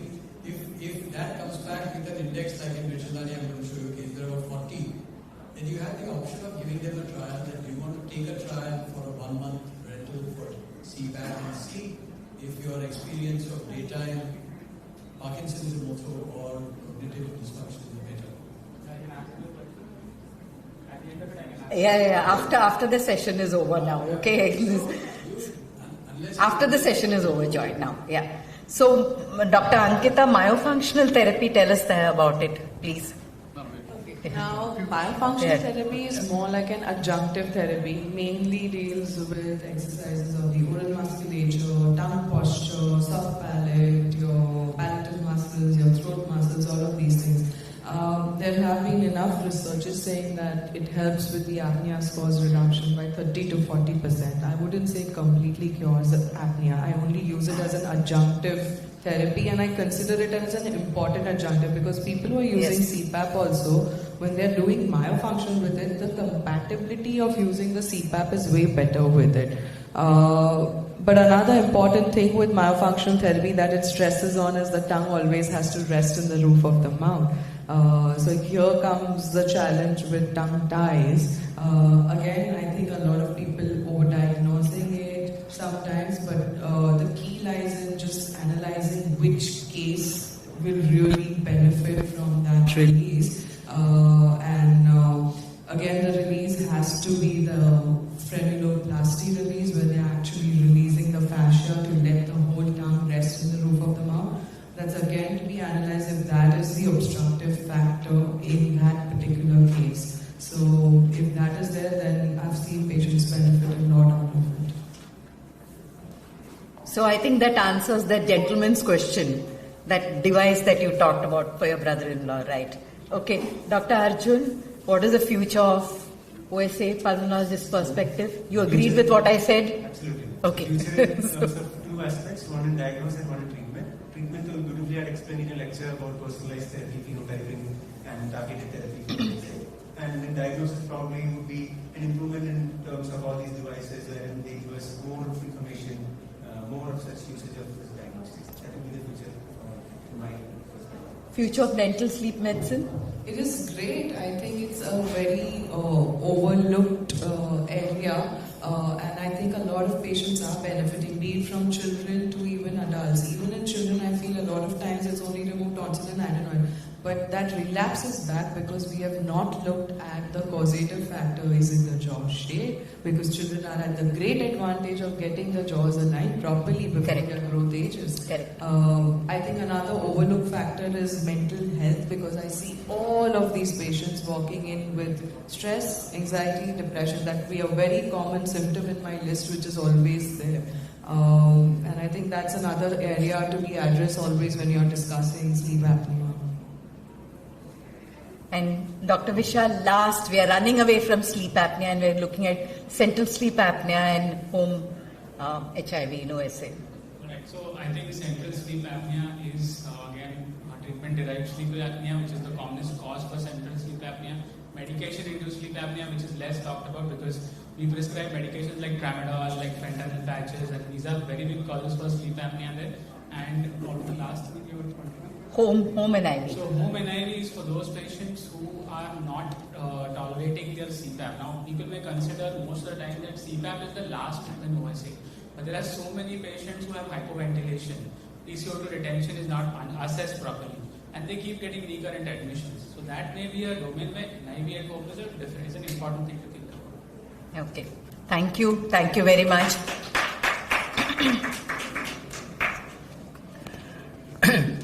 Thank you, Dr. Anuradha Shah, for a nice panel discussion. May I request Dr. Anuradha Shah to offer a small token of appreciation to first Dr. Ankita Shah.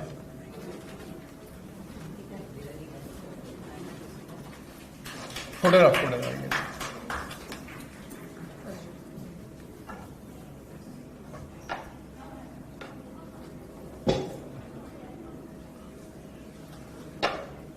Dr. Arjun Ramswamy.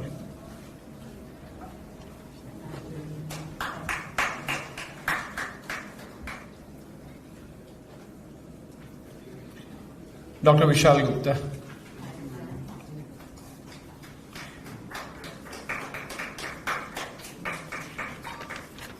Now we'll be breaking for the lunch, and post lunch we'll be having one more topic is there. So Dr. Geriatric OSA is there. Dr. Joy Desai will be He'll be the speaker. So we'll breaking for lunch, and post lunch I request everybody to be here. Half an hour in. Half an hour.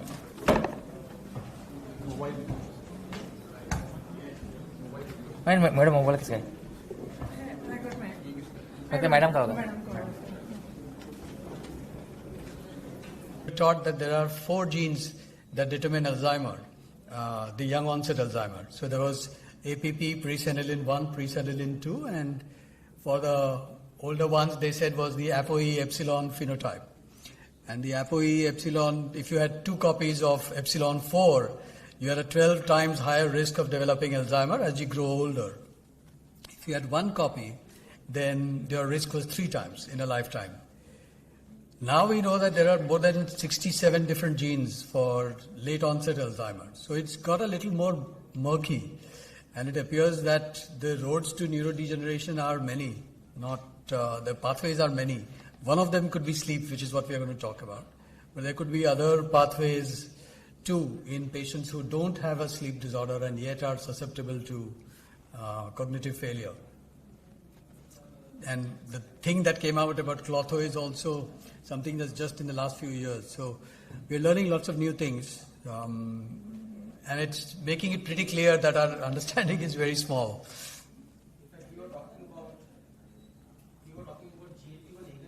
Now, as he rightly said, there was an amazing article in NEJM which talks about tirzepatide, as you said. So tirzepatide is a GLP and GIP. I don't know. It's, how do I get to my folder? You have it on a pen drive? No, it's there. I have it on pen drive, but Oh, you used it on my laptop. Come on. no. Take time, no, here. Shall we turn this off? Or? Administrator is asking me for a password. It won't let me go further anywhere. I can use your laptop. Yes, if you he want. can use my laptop. Yeah, you can use I have it on pen drive, of course.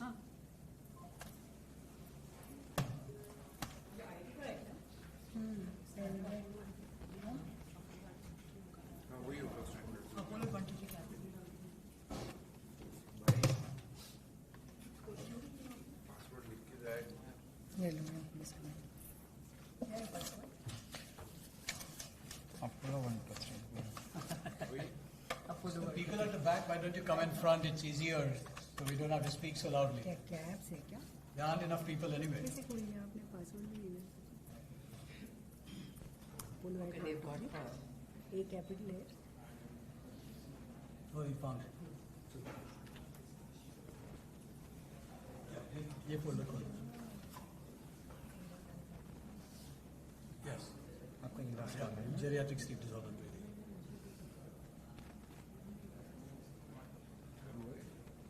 Can you turn these lights off? Yeah. So the stage is yours.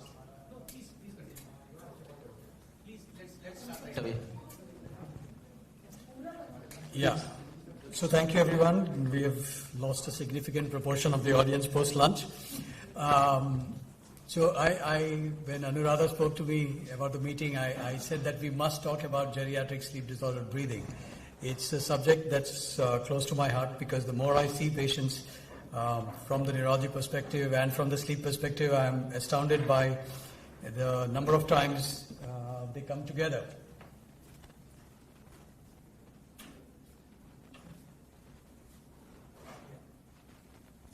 Okay. So, what's Joe Biden doing here? Now, Joe Biden, this is from the New York Times, June 28, 2023. And when Biden was interviewed by a few journalists, they asked him, what are those marks on your cheeks? So they had no choice. They had to say that, yes, Biden's been on a CPAP. And they said he's been using a CPAP for the last 3 weeks.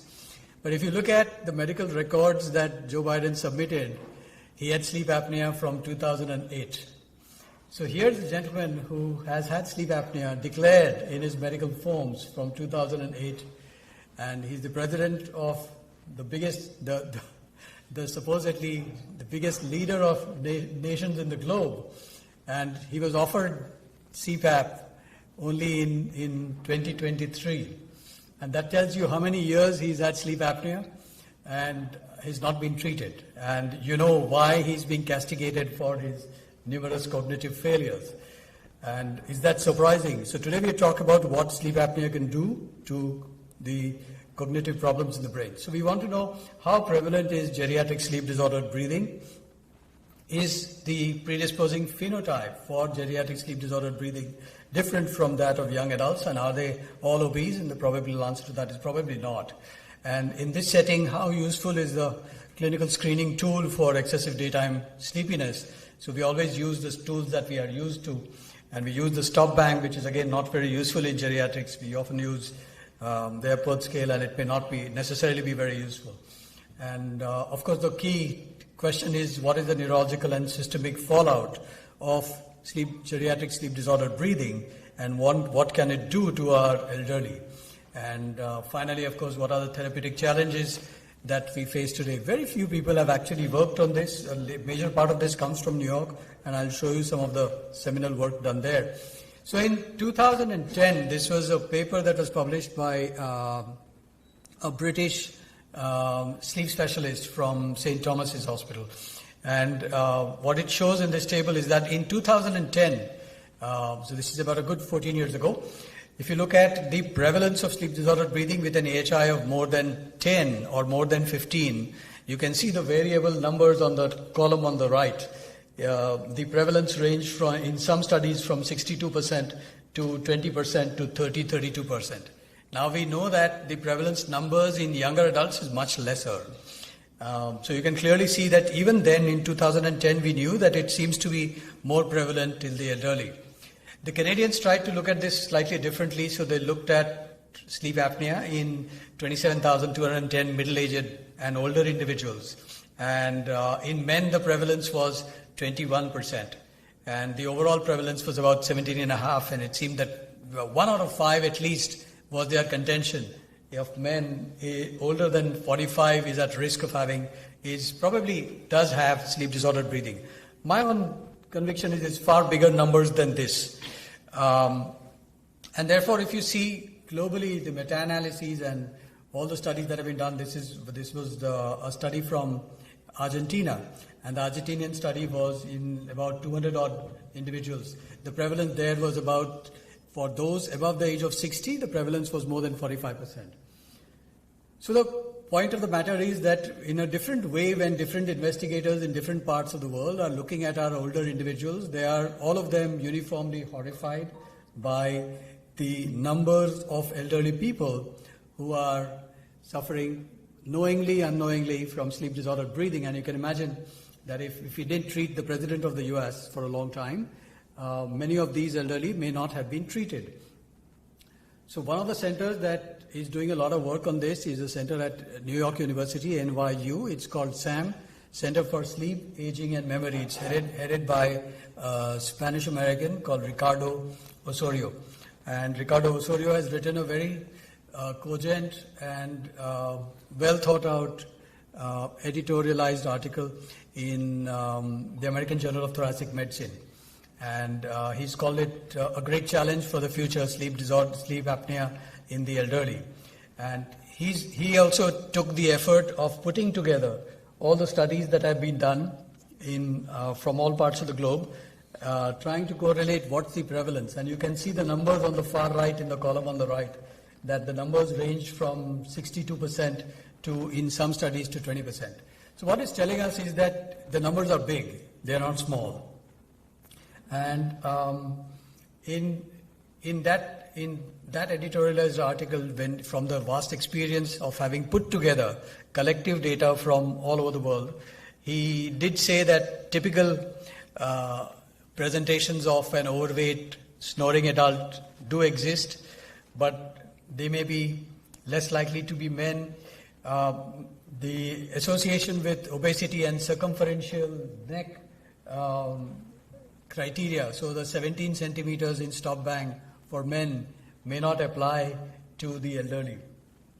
He also made a point of saying that many of these elderly people who are coming to clinics like the NYU clinic do not complain of daytime sleepiness and fatigue, but have other symptoms, and we will talk about that. And therefore the fallout of this can be very great. And in the last one, he said that the atypical presentations are many, including nocturnal enuresis and nocturia, both in females and in men who don't have benign prostatic enlargement. So nocturia, we know, is a common symptom of sleep apnea. But in the elderly, it is often taken to be a prostate issue in men, and in women, we just say, we don't know.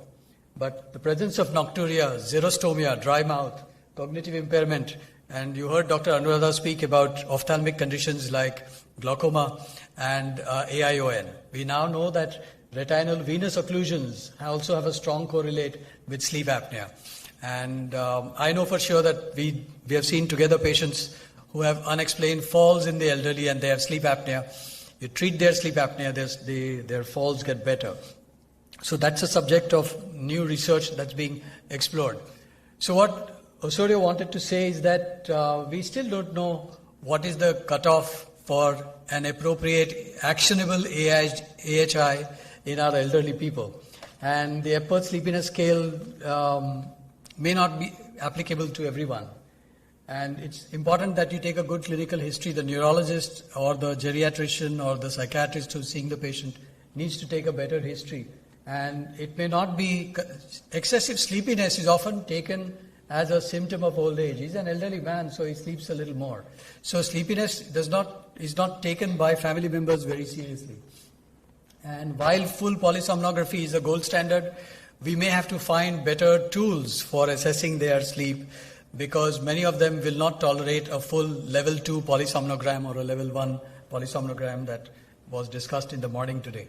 And there is a very recently published publication from Missouri by Garcia and colleagues where they've shown that in the elderly, CPAP may not work in the short term, may not show objective parameters of benefit if one looks at the standard benefits and that we apply for younger people. And therefore, we do not know how we are going to tackle these senior people. So this is going to be the challenge for all of us as we see our older people. Now, here's an example. This is a patient I saw just about a month ago. Anuradha will remember him. 70-year-old male. His previous comorbidities are diabetes, hypertension, dyslipidemia. And he has problems with his memory for the last 1.5 years. He forgets keys, other articles, it hampers his work. Sometimes he's forgotten conversations he's had with his wife, and she said that this is very convenient for him. And he himself has noticed that while reading a novel or watching a movie, he forgets the title of the movie, and he sometimes forgets the relationships of the characters. And that's when his wife decided that this is something serious. He lost his cell phone at the Mumbai airport when he had gone to Chennai, and he's the proprietor of one of the very big car selling agencies in South Bombay. It preserved insight into his forgetfulness. And his family was worried because he had a brother who's in Pune who had suffered from Alzheimer's disease in his latter years, and they wanted to know from me whether this gentleman is headed for Alzheimer. No major changes in behavior. His wife does think that he's become a little withdrawn. He's less active. When I asked him about what does he do, he said, he's pretty active. He swims daily, he still goes to the showroom, and he's independent in everything that he does. And the rest of the questionnaire that I normally ask, I think the mic's gone off. Yeah, so maybe it's on generator. So he didn't have the other symptoms that we see in advanced dementia. He did not get lost in familiar surroundings. He had no problems with praxis. And his motor functions were good, swallowing was fine, urine control was good, no hallucinations, delusions, etc. So what it meant is that here's someone who had isolated predominantly problems with memory, enough for him, for it to affect his activities of daily living. So what a neurologist does when we see a person with cognitive problems, we do two things. We try to look at their brains and get the MRI and the angio done to see their structure. We do a blood test for everything, including thyroid, B12, homocysteine and the works. And we also try to see what is their neuropsychological evaluation by a neuropsychologist to assess whether they have the standard evaluation parameters that fulfill dementia. So he went for a neuropsychological evaluation and it wasn't so bad. His total score was 89 out of 100, which is not too bad really. And the only impairment was in memory. The rest of the scores, frontal lobe scores was very good. It was 18 out of 18. And we have something called a clinical dementia rating scale called CDR. And the CDR was 0.5, which was equivocal, which a neuropsychologist said, not sure whether he has dementia, he probably has minimal cognitive impairment, or it's called amnestic MCI. My own contention is that, yes, the neuropsych shows amnestic MCI, but functionally you have seen how difficult it is. He has problems in a lot of domains of functioning at work. This is his sleep study. He has not come to me with sleep problems. He has come to me with cognitive problems. And I have a very high index of evaluation, so all my cognitively impaired individuals get evaluated. So his wife said, yes, he snores. He's always snored, but it's no big deal. And he's certainly not obese. So look at his sleep efficiency was 90%, his AHI was 33, his REM AHI was 30.5, and his supine AHI was 73.7. He had 300 episodes of significant desaturation. 95% was the average, lowest was 80%, desaturation index was 38%, and he spent 20 minutes below 90%, and he snored for about 99 minutes during the study. So you can see here that here's someone who's come with cognitive problems just like Joe Biden, and he doesn't have the standard phenotype of sleep apnea, but he's certainly very severely sleep apneic. He's on PAP now. We did a titration. So I spoke about this in the morning today, that there are changes that occur in the brain that are important for memory consolidation. So the hippocampus becomes active when you go to sleep in stage 1. It generates a rhythm called hippocampal ripples. Stage 2, sleep spindles set in and they start making yoking to slow wave oscillations. And when this is happening, your memories are getting formed. So for memory, sleep is essential. That's the bottom line physiology. Okay? So someone who has bad sleep is going to have poor memory. How does breathing come into this? So here's a study that was published in April 23. And this is Thomas Schreiner's study, where we have clearly shown that for memory consolidation to occur, it's not just sleeping, but your breathing has to be right. And this has never been proven in humans. This is the first time that in humans it's been shown. And so clearly, respiratory yoking to the physiology of sleep is essential for memory consolidation as a physiological function. So that's the first thing that I want you to understand. So looking at the other side of the coin, you might ask that how does sleep apnea add up to Alzheimer's disease? Now we know that what we neurologists call Alzheimer is a progressive cognitive dysfunction affecting 3 domains out of the 6 cognitive domains. And that's memory, personality, behavior, praxis, language, visuospatial skills, and executive functioning. So if you take any 3 of them, they are dysfunctional and it's progressive, then we say that it's possible Alzheimer. If you cut their brains, you find 2 key abnormalities. There is a lot of amyloid in the extracellular tissue, and there is phosphorylated tau inside the neuronal cells called p-tau. So we knew that. So here's a study from Iceland where they are all on a database. So these were patients who had sleep apnea and who died from other reasons. They died in car accidents or they had no cognitive symptoms. They died from other reasons, from cardiac reasons, for example. But when they studied their brains, they had neuropathology in their brain without having symptoms of Alzheimer's disease. So preclinical, they had changes very typical of Alzheimer's. So that was the first thing telling us that perhaps it takes a long time for Alzheimer's pathology to occur in the brain before it starts manifesting as symptoms. So Melinda Jackson, she's in Melbourne, and I in fact just sent a mail to her yesterday because she's published a new paper which I can't get hold of. She said that she's coming back on 22nd of July, she'll send the PDF. So they took patients who went to a sleep clinic for sleep apnea. This is a very small study. And these were all patients who had severe OSA and they were going to the sleep clinic. So they underwent neuropsych evaluation. They had no complaints of cognitive problems. They underwent a neuropsych evaluation and they underwent a amyloid PET scan. So we have a tool, which is a nuclear medicine tool. You inject radioactive radionuclide, which is called the Pittsburgh compound, and it goes and binds to extracellular amyloid in the brain. So you get an amyloid map, right? We don't have it here, but this was done in the Melbourne study.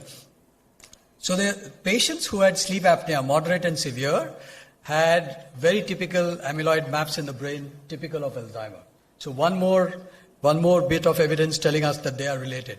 And now we know from studies in in clinics where patients go with cognitive dysfunction, the prevalence of sleep disordered breathing can vary from 10% to almost 40%. And therefore, people like Claudio Liguri, is it gone? I think, is it back? Yeah. So Claudio Liguri has written an editorial in the American Journal of Thoracic Medicine saying that we should consider sleep disordered breathing as a possible risk factor for Alzheimer's disease. If one looks at neurologists, people like me, then this is from the American Academy of Neurology. We have a journal called Neurology, and in 2015, when this data started coming out, they said that sleep disordered breathing advances cognitive dysfunction in the elderly. So at that time we said that we don't know whether they are causally related, but if somebody has memory problems and you have sleep apnea, it's going to make you much worse. So, in other words, they were kind of indicating that it's important for people with cognitive impairment to be screened for sleep apnea. This was 2015. Things have changed now.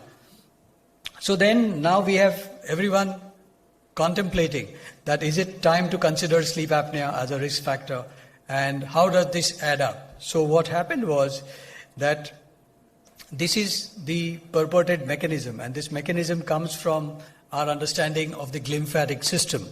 So we know that there is a cascade of biological thoracic events which can affect any organ. Today you heard about the heart, you heard about the kidneys, but the same cascade of biological events with increase in inflammatory markers and intermittent hypoxia can change the clearance of amyloid and tau from the brain and can make a person susceptible to sleep apnea, and it can also give them small vessel infarcts in the brain and can give you cerebral small vessel disease. You heard Dr. Chafley speak about it when he said that yes, cardiac arrhythmias, but it's much more than that. Even small vessel disease in the brain is related to how you're breathing in your sleep at night.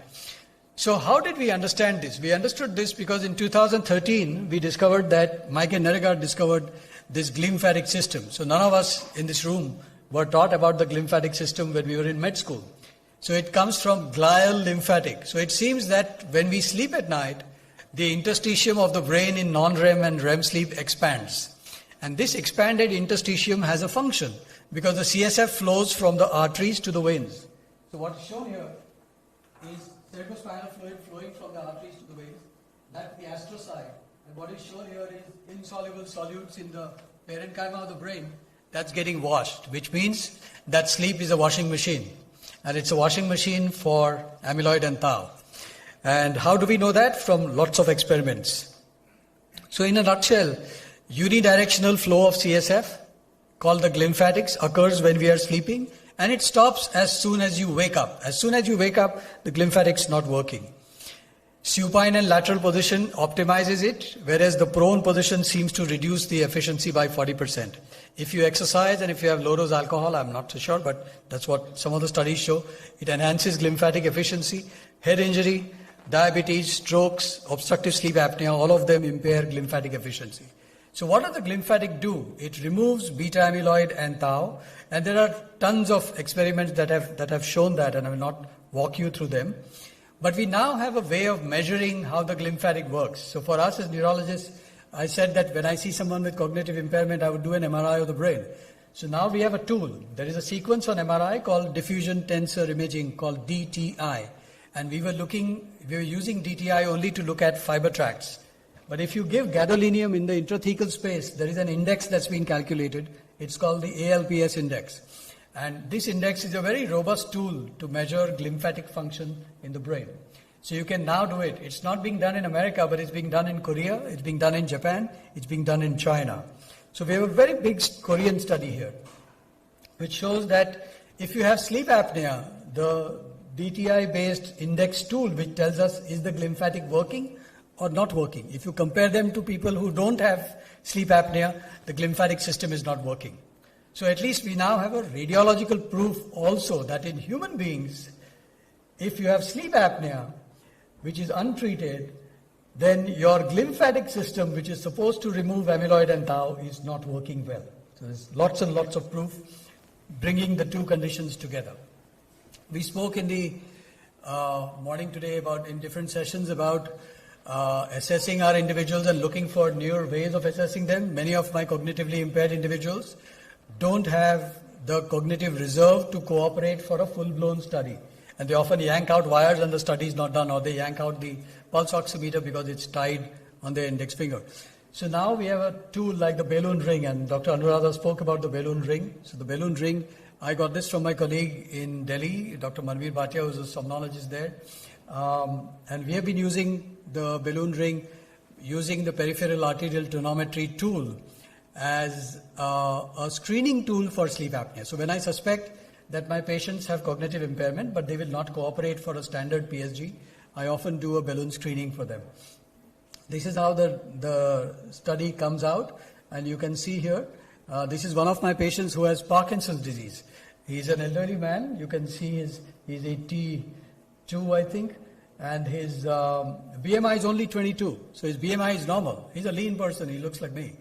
His BMI is 22, and he clearly has Parkinson's disease. His complaint was that when he wakes up in the morning, he can't move despite taking his medications. But his evenings are good, and his switch comes on at about 2 o'clock in the afternoon. And he was on good doses of levodopa. So I knew that there's something in his sleep which is not restorative. When we did his sleep study, this is what was found. Sorry, let me go back. You can see that his basic index is, his AHI is 51, and his lowest saturation was 70%. And it's very clear that he also has severe sleep disordered breathing. So now we have told him that maybe you should do a trial of CPAP and see if you can tolerate that CPAP. And if you can tolerate that CPAP, let's see whether you get better. I have another lady, the same age, 82, who has PSP and who's remarkably better, Mrs. Savla, remarkably better on CPAP and her overall Parkinsonian features. So since this is a new field, even I'm trying to find my way around figuring out how do I help these patients get better. Here's another individual. You can see he's not very fat at all. He came from Oman, and he came with very typical early Alzheimer's symptoms. And you can see on the sleep study how severe is his sleep apnea, with an index of 41, REM index of 50, and he's been put on a CPAP. And that previous patient, what I told you, the one we saw with Parkinson's disease, this is how we sent out his report. You can see that age 81, 6th June, just a month ago.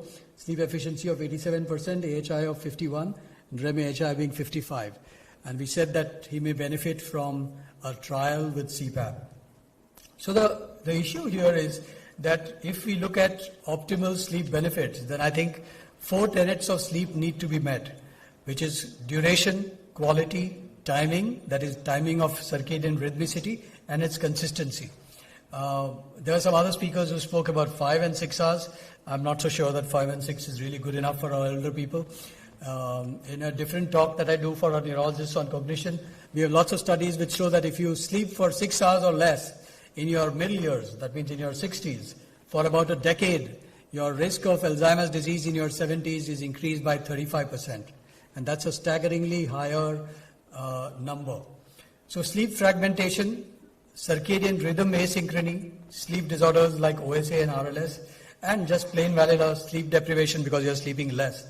All of them in middle life are associated with a higher risk of cognitive dysfunction, the dominant one being Alzheimer.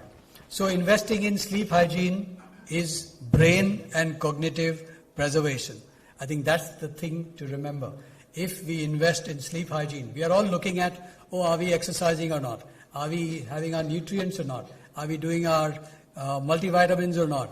And are we getting all our trace elements in our supplements or not? But we're not asking, what did we do about our sleep? And so of the things, sleep and breathing, I think are as important as everything else. So sleep is the cardinal brain reserve promoter in the real world. And if we really want to look after our elderly, we'll have to do something about protecting them from sleep disordered breathing. So there is a very seminal study from Brazil, originally published in Portuguese, now in English, which shows that if you have a very large, heavy meal at 10 and 11 at night, and then you go to sleep within half an hour of that consumption of the meal, the sensitivity of the respiratory center to respond to a carbon dioxide stimulus changes. And late night meals by themselves are a trigger for sleep disordered breathing. And therefore, when we integrate various things, the concept of caloric restriction, we know that there was a big trial in the Lancet, which was published last year, which showed that people who did caloric restriction finished their dinners by 7:30 and didn't consume anything till 9:30 in the morning. Their cognitive scores improved, and it's published in 2-3 different large papers. The study came out of Birmingham. So one of the mechanisms of that is also how it enhances sleep quality and the breathing efficiency in our sleep. Now, since it's not been studied by numerous people, we still don't know enough to make big statements, but it looks as if everything matters. And somebody asked that question in the morning talk about how do we preserve the generators of sleep, and I told you that brain trauma, alcohol, binge, sedentariness, depression, all of them are bad for the prefrontal cortex, and the prefrontal cortex is the chief synchronizer for slow wave activity. So slow wave sleep requires good prefrontal cortex volumes. Exercise, mindfulness, yoga, enthusiasm, passion, and a strong social network. The richer network you have, which is, I call it social wealth, people are working on this. So there is a big group in Chicago at Northwestern University where they are looking at just the enriched social health in older people. And that's also brain preservative. And I think it's something to do with the cingulate gyrus being more robust when our social networking is good. Not on the phone, but physically. So I think here's something to think about, that if we are going to invest in our lifestyles, we all take it for granted when we are younger, but you all want to get to your 80s. And if you want to get to your 80s and you want to be healthy, cognitively healthy, then you have to put in many more investments than what we are probably doing today. I think I'm going to stop here, and thank you for your attention. Jaya, my compliments. You've chosen a nice guy to speak to us. Very focused. You know what your stuff is. No bullshitting around. To the point. My compliments to you, Joy. So a couple of quick statements. First is about yoga, what you talked about. I love yoga. And the actual genesis of yoga, it is yoking together of mind and body. And if you go deeper into our philosophy, it is the integration of parasympathetic and sympathetic nervous systems. Absolutely. And isn't the CPAP machine doing the same thing? It reduces the intrathoracic sympathetic activity. So that's first. Secondly, like you, I also have a very, very low threshold for sleep studies in an elderly. Along with that, what my experience is, these people usually are hypertensives. I give them the CABP for 24-hour analysis.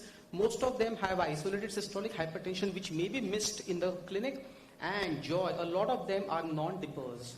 They don't dip in the nights.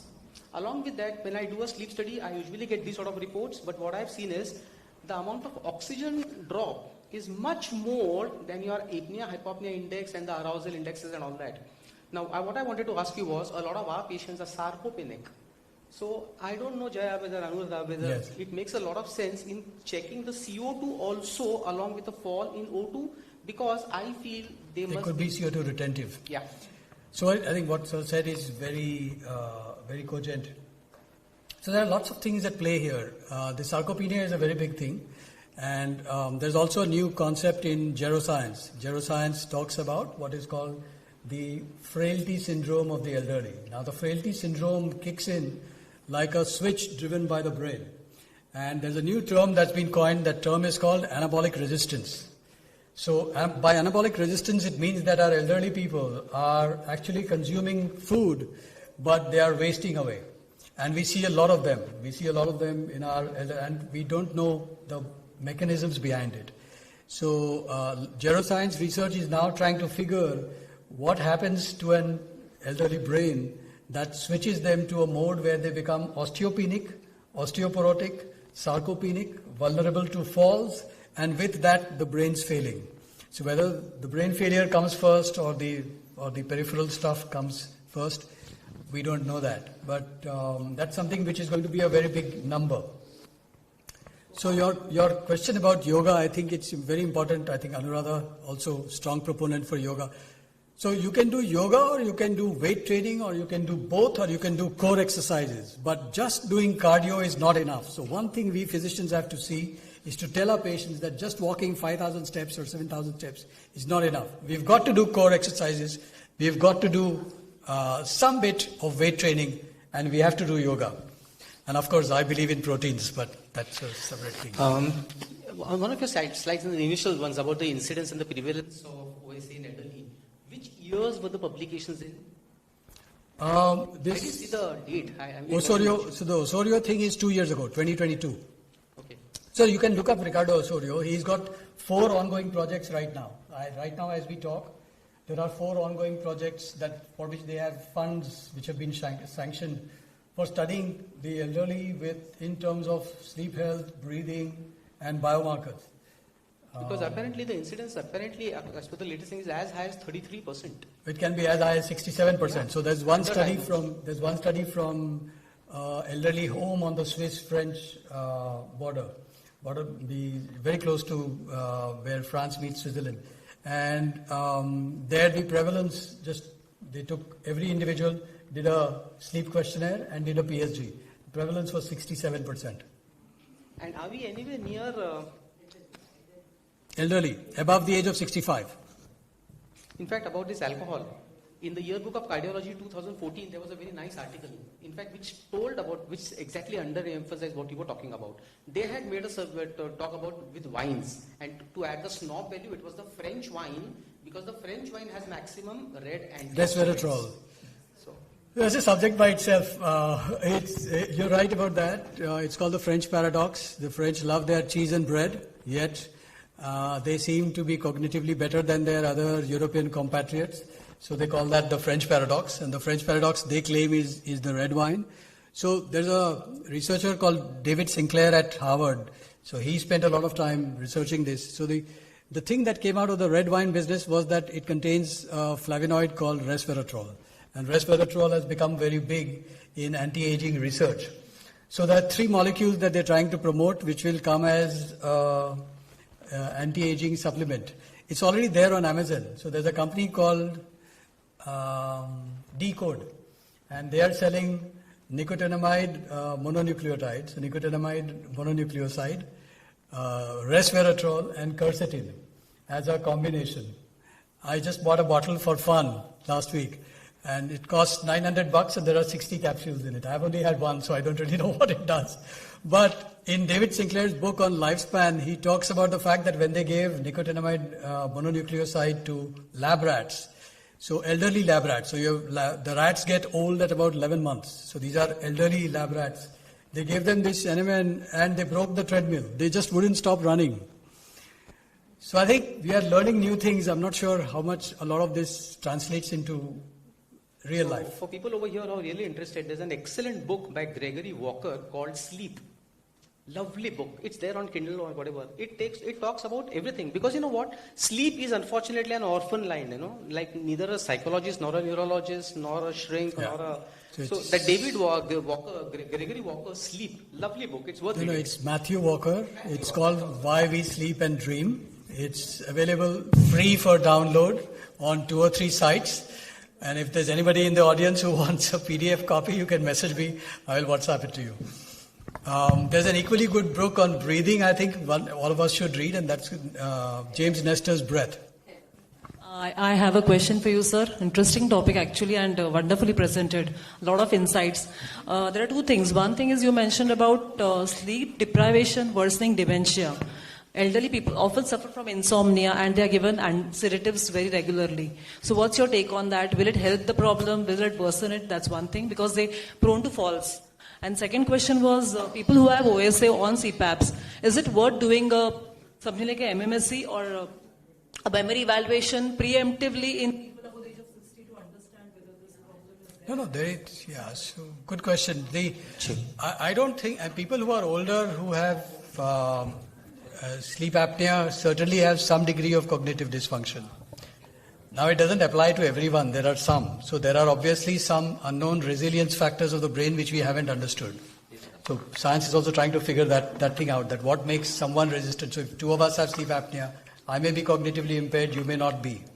So we don't know much about that. But certainly, any sleep deprivation is bad for brain cognition. So insomnia should be treated. There is no second question, because untreated insomnia prolonged over a period of a decade.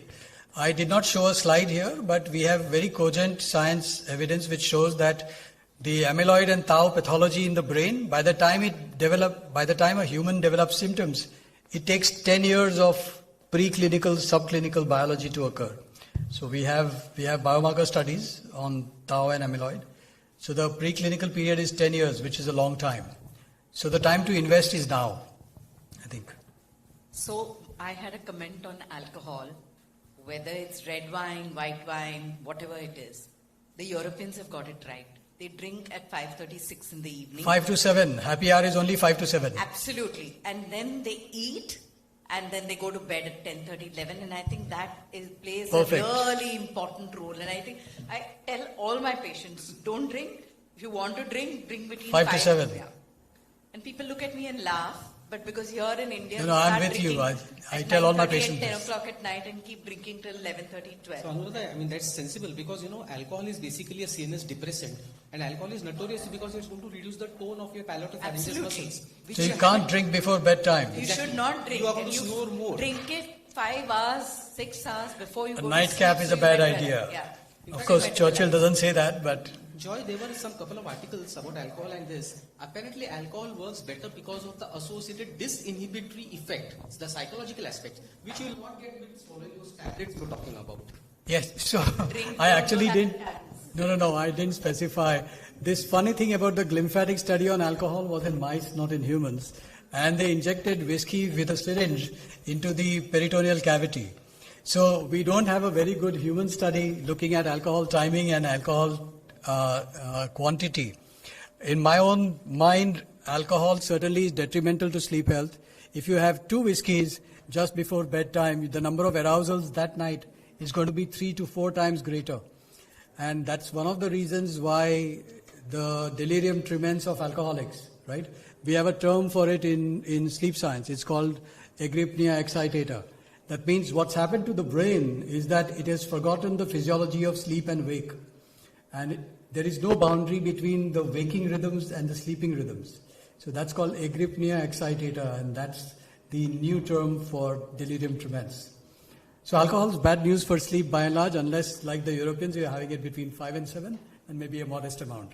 Does anybody have any questions or any comments? Or we call it up Dr. Salim Yusuf has done the special research in the South Asian people basically who are hanged on alcohol. So earlier, basically as a medical professional, we used to recommend all the patients that 30 ml of alcohol, if you are taking, that's good healthy for you.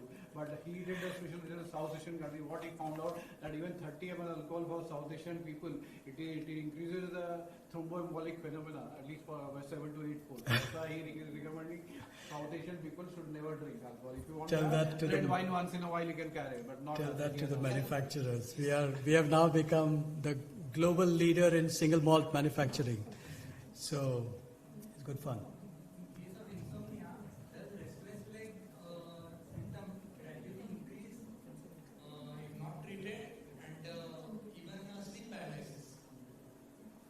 Yeah, so there are 2 questions in one. Sleep paralysis is not a disorder, it is just a symptom of poor sleep hygiene. If your sleep hygiene is poor, then the continuity of maintenance of sleep can become dysfunctional and you can experience a paralysis during sleep transitions. So we don't consider that as a sleep disorder.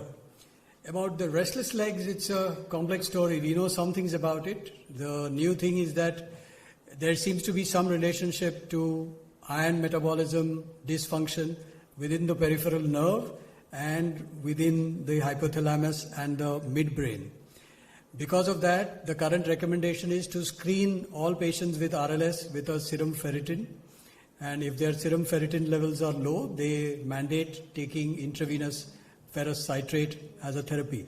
And iron supplementation often makes RLS better. And the previous speaker spoke about alpha-2 delta ligands like gabapentin and pregabalin. And that's the standard. I often add magnesium. I sometimes give a little bit of melatonin. And if you put everything together, it helps patients settle down.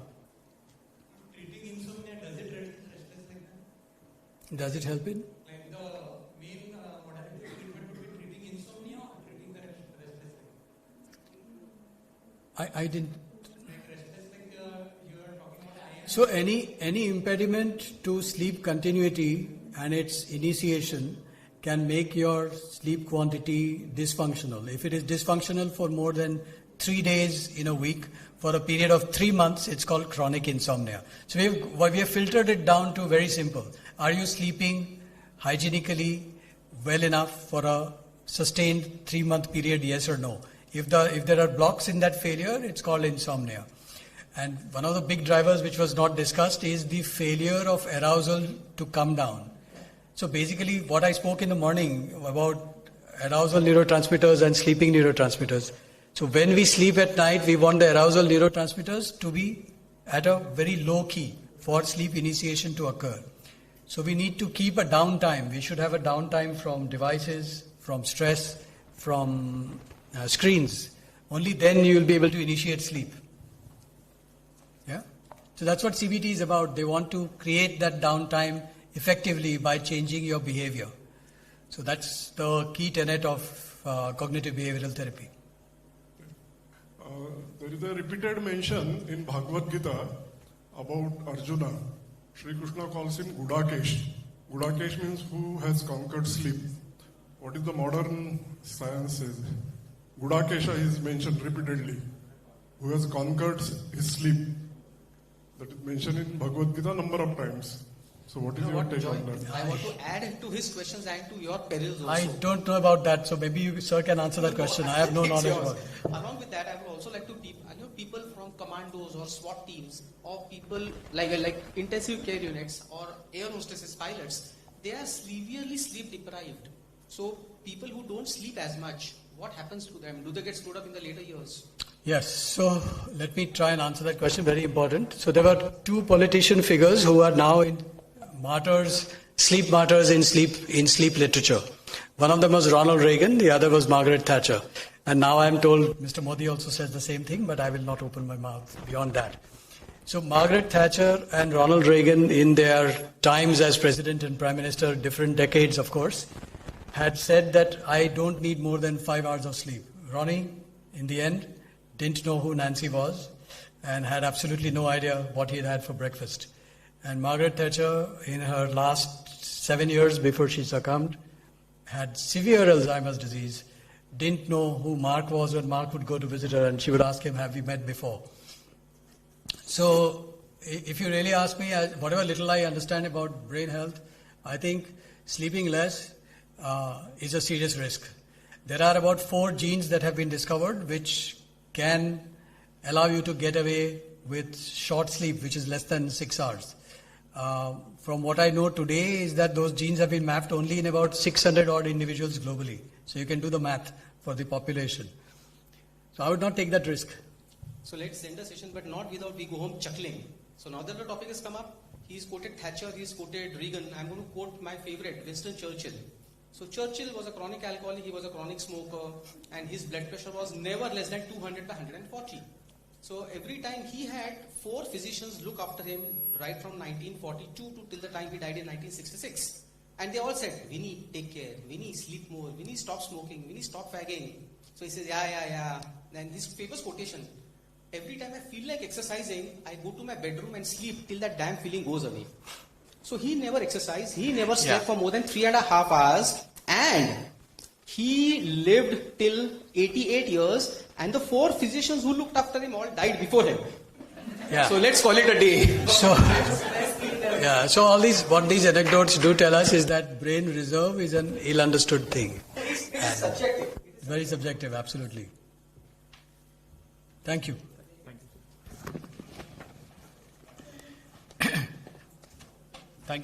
Thank you, sir. Among us, Dr. Prakash Purkar is there. He is an MMC observer. May I call him Dr. Khare? Dr. Khare, please be here. We have to. Dr. Vaishali, please come.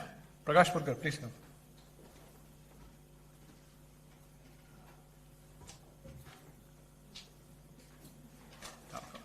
Nice to meet you. First, Dr. Sanjay Khare. Dr. Sanjay Khare.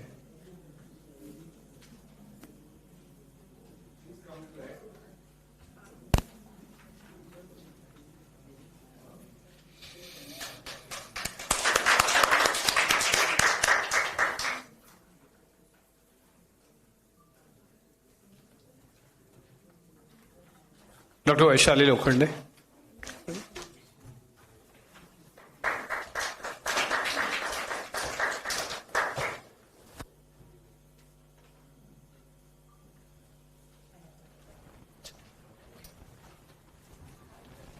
I request Dr. Dulera to felicitate Dr. Prakash Purkar, sir.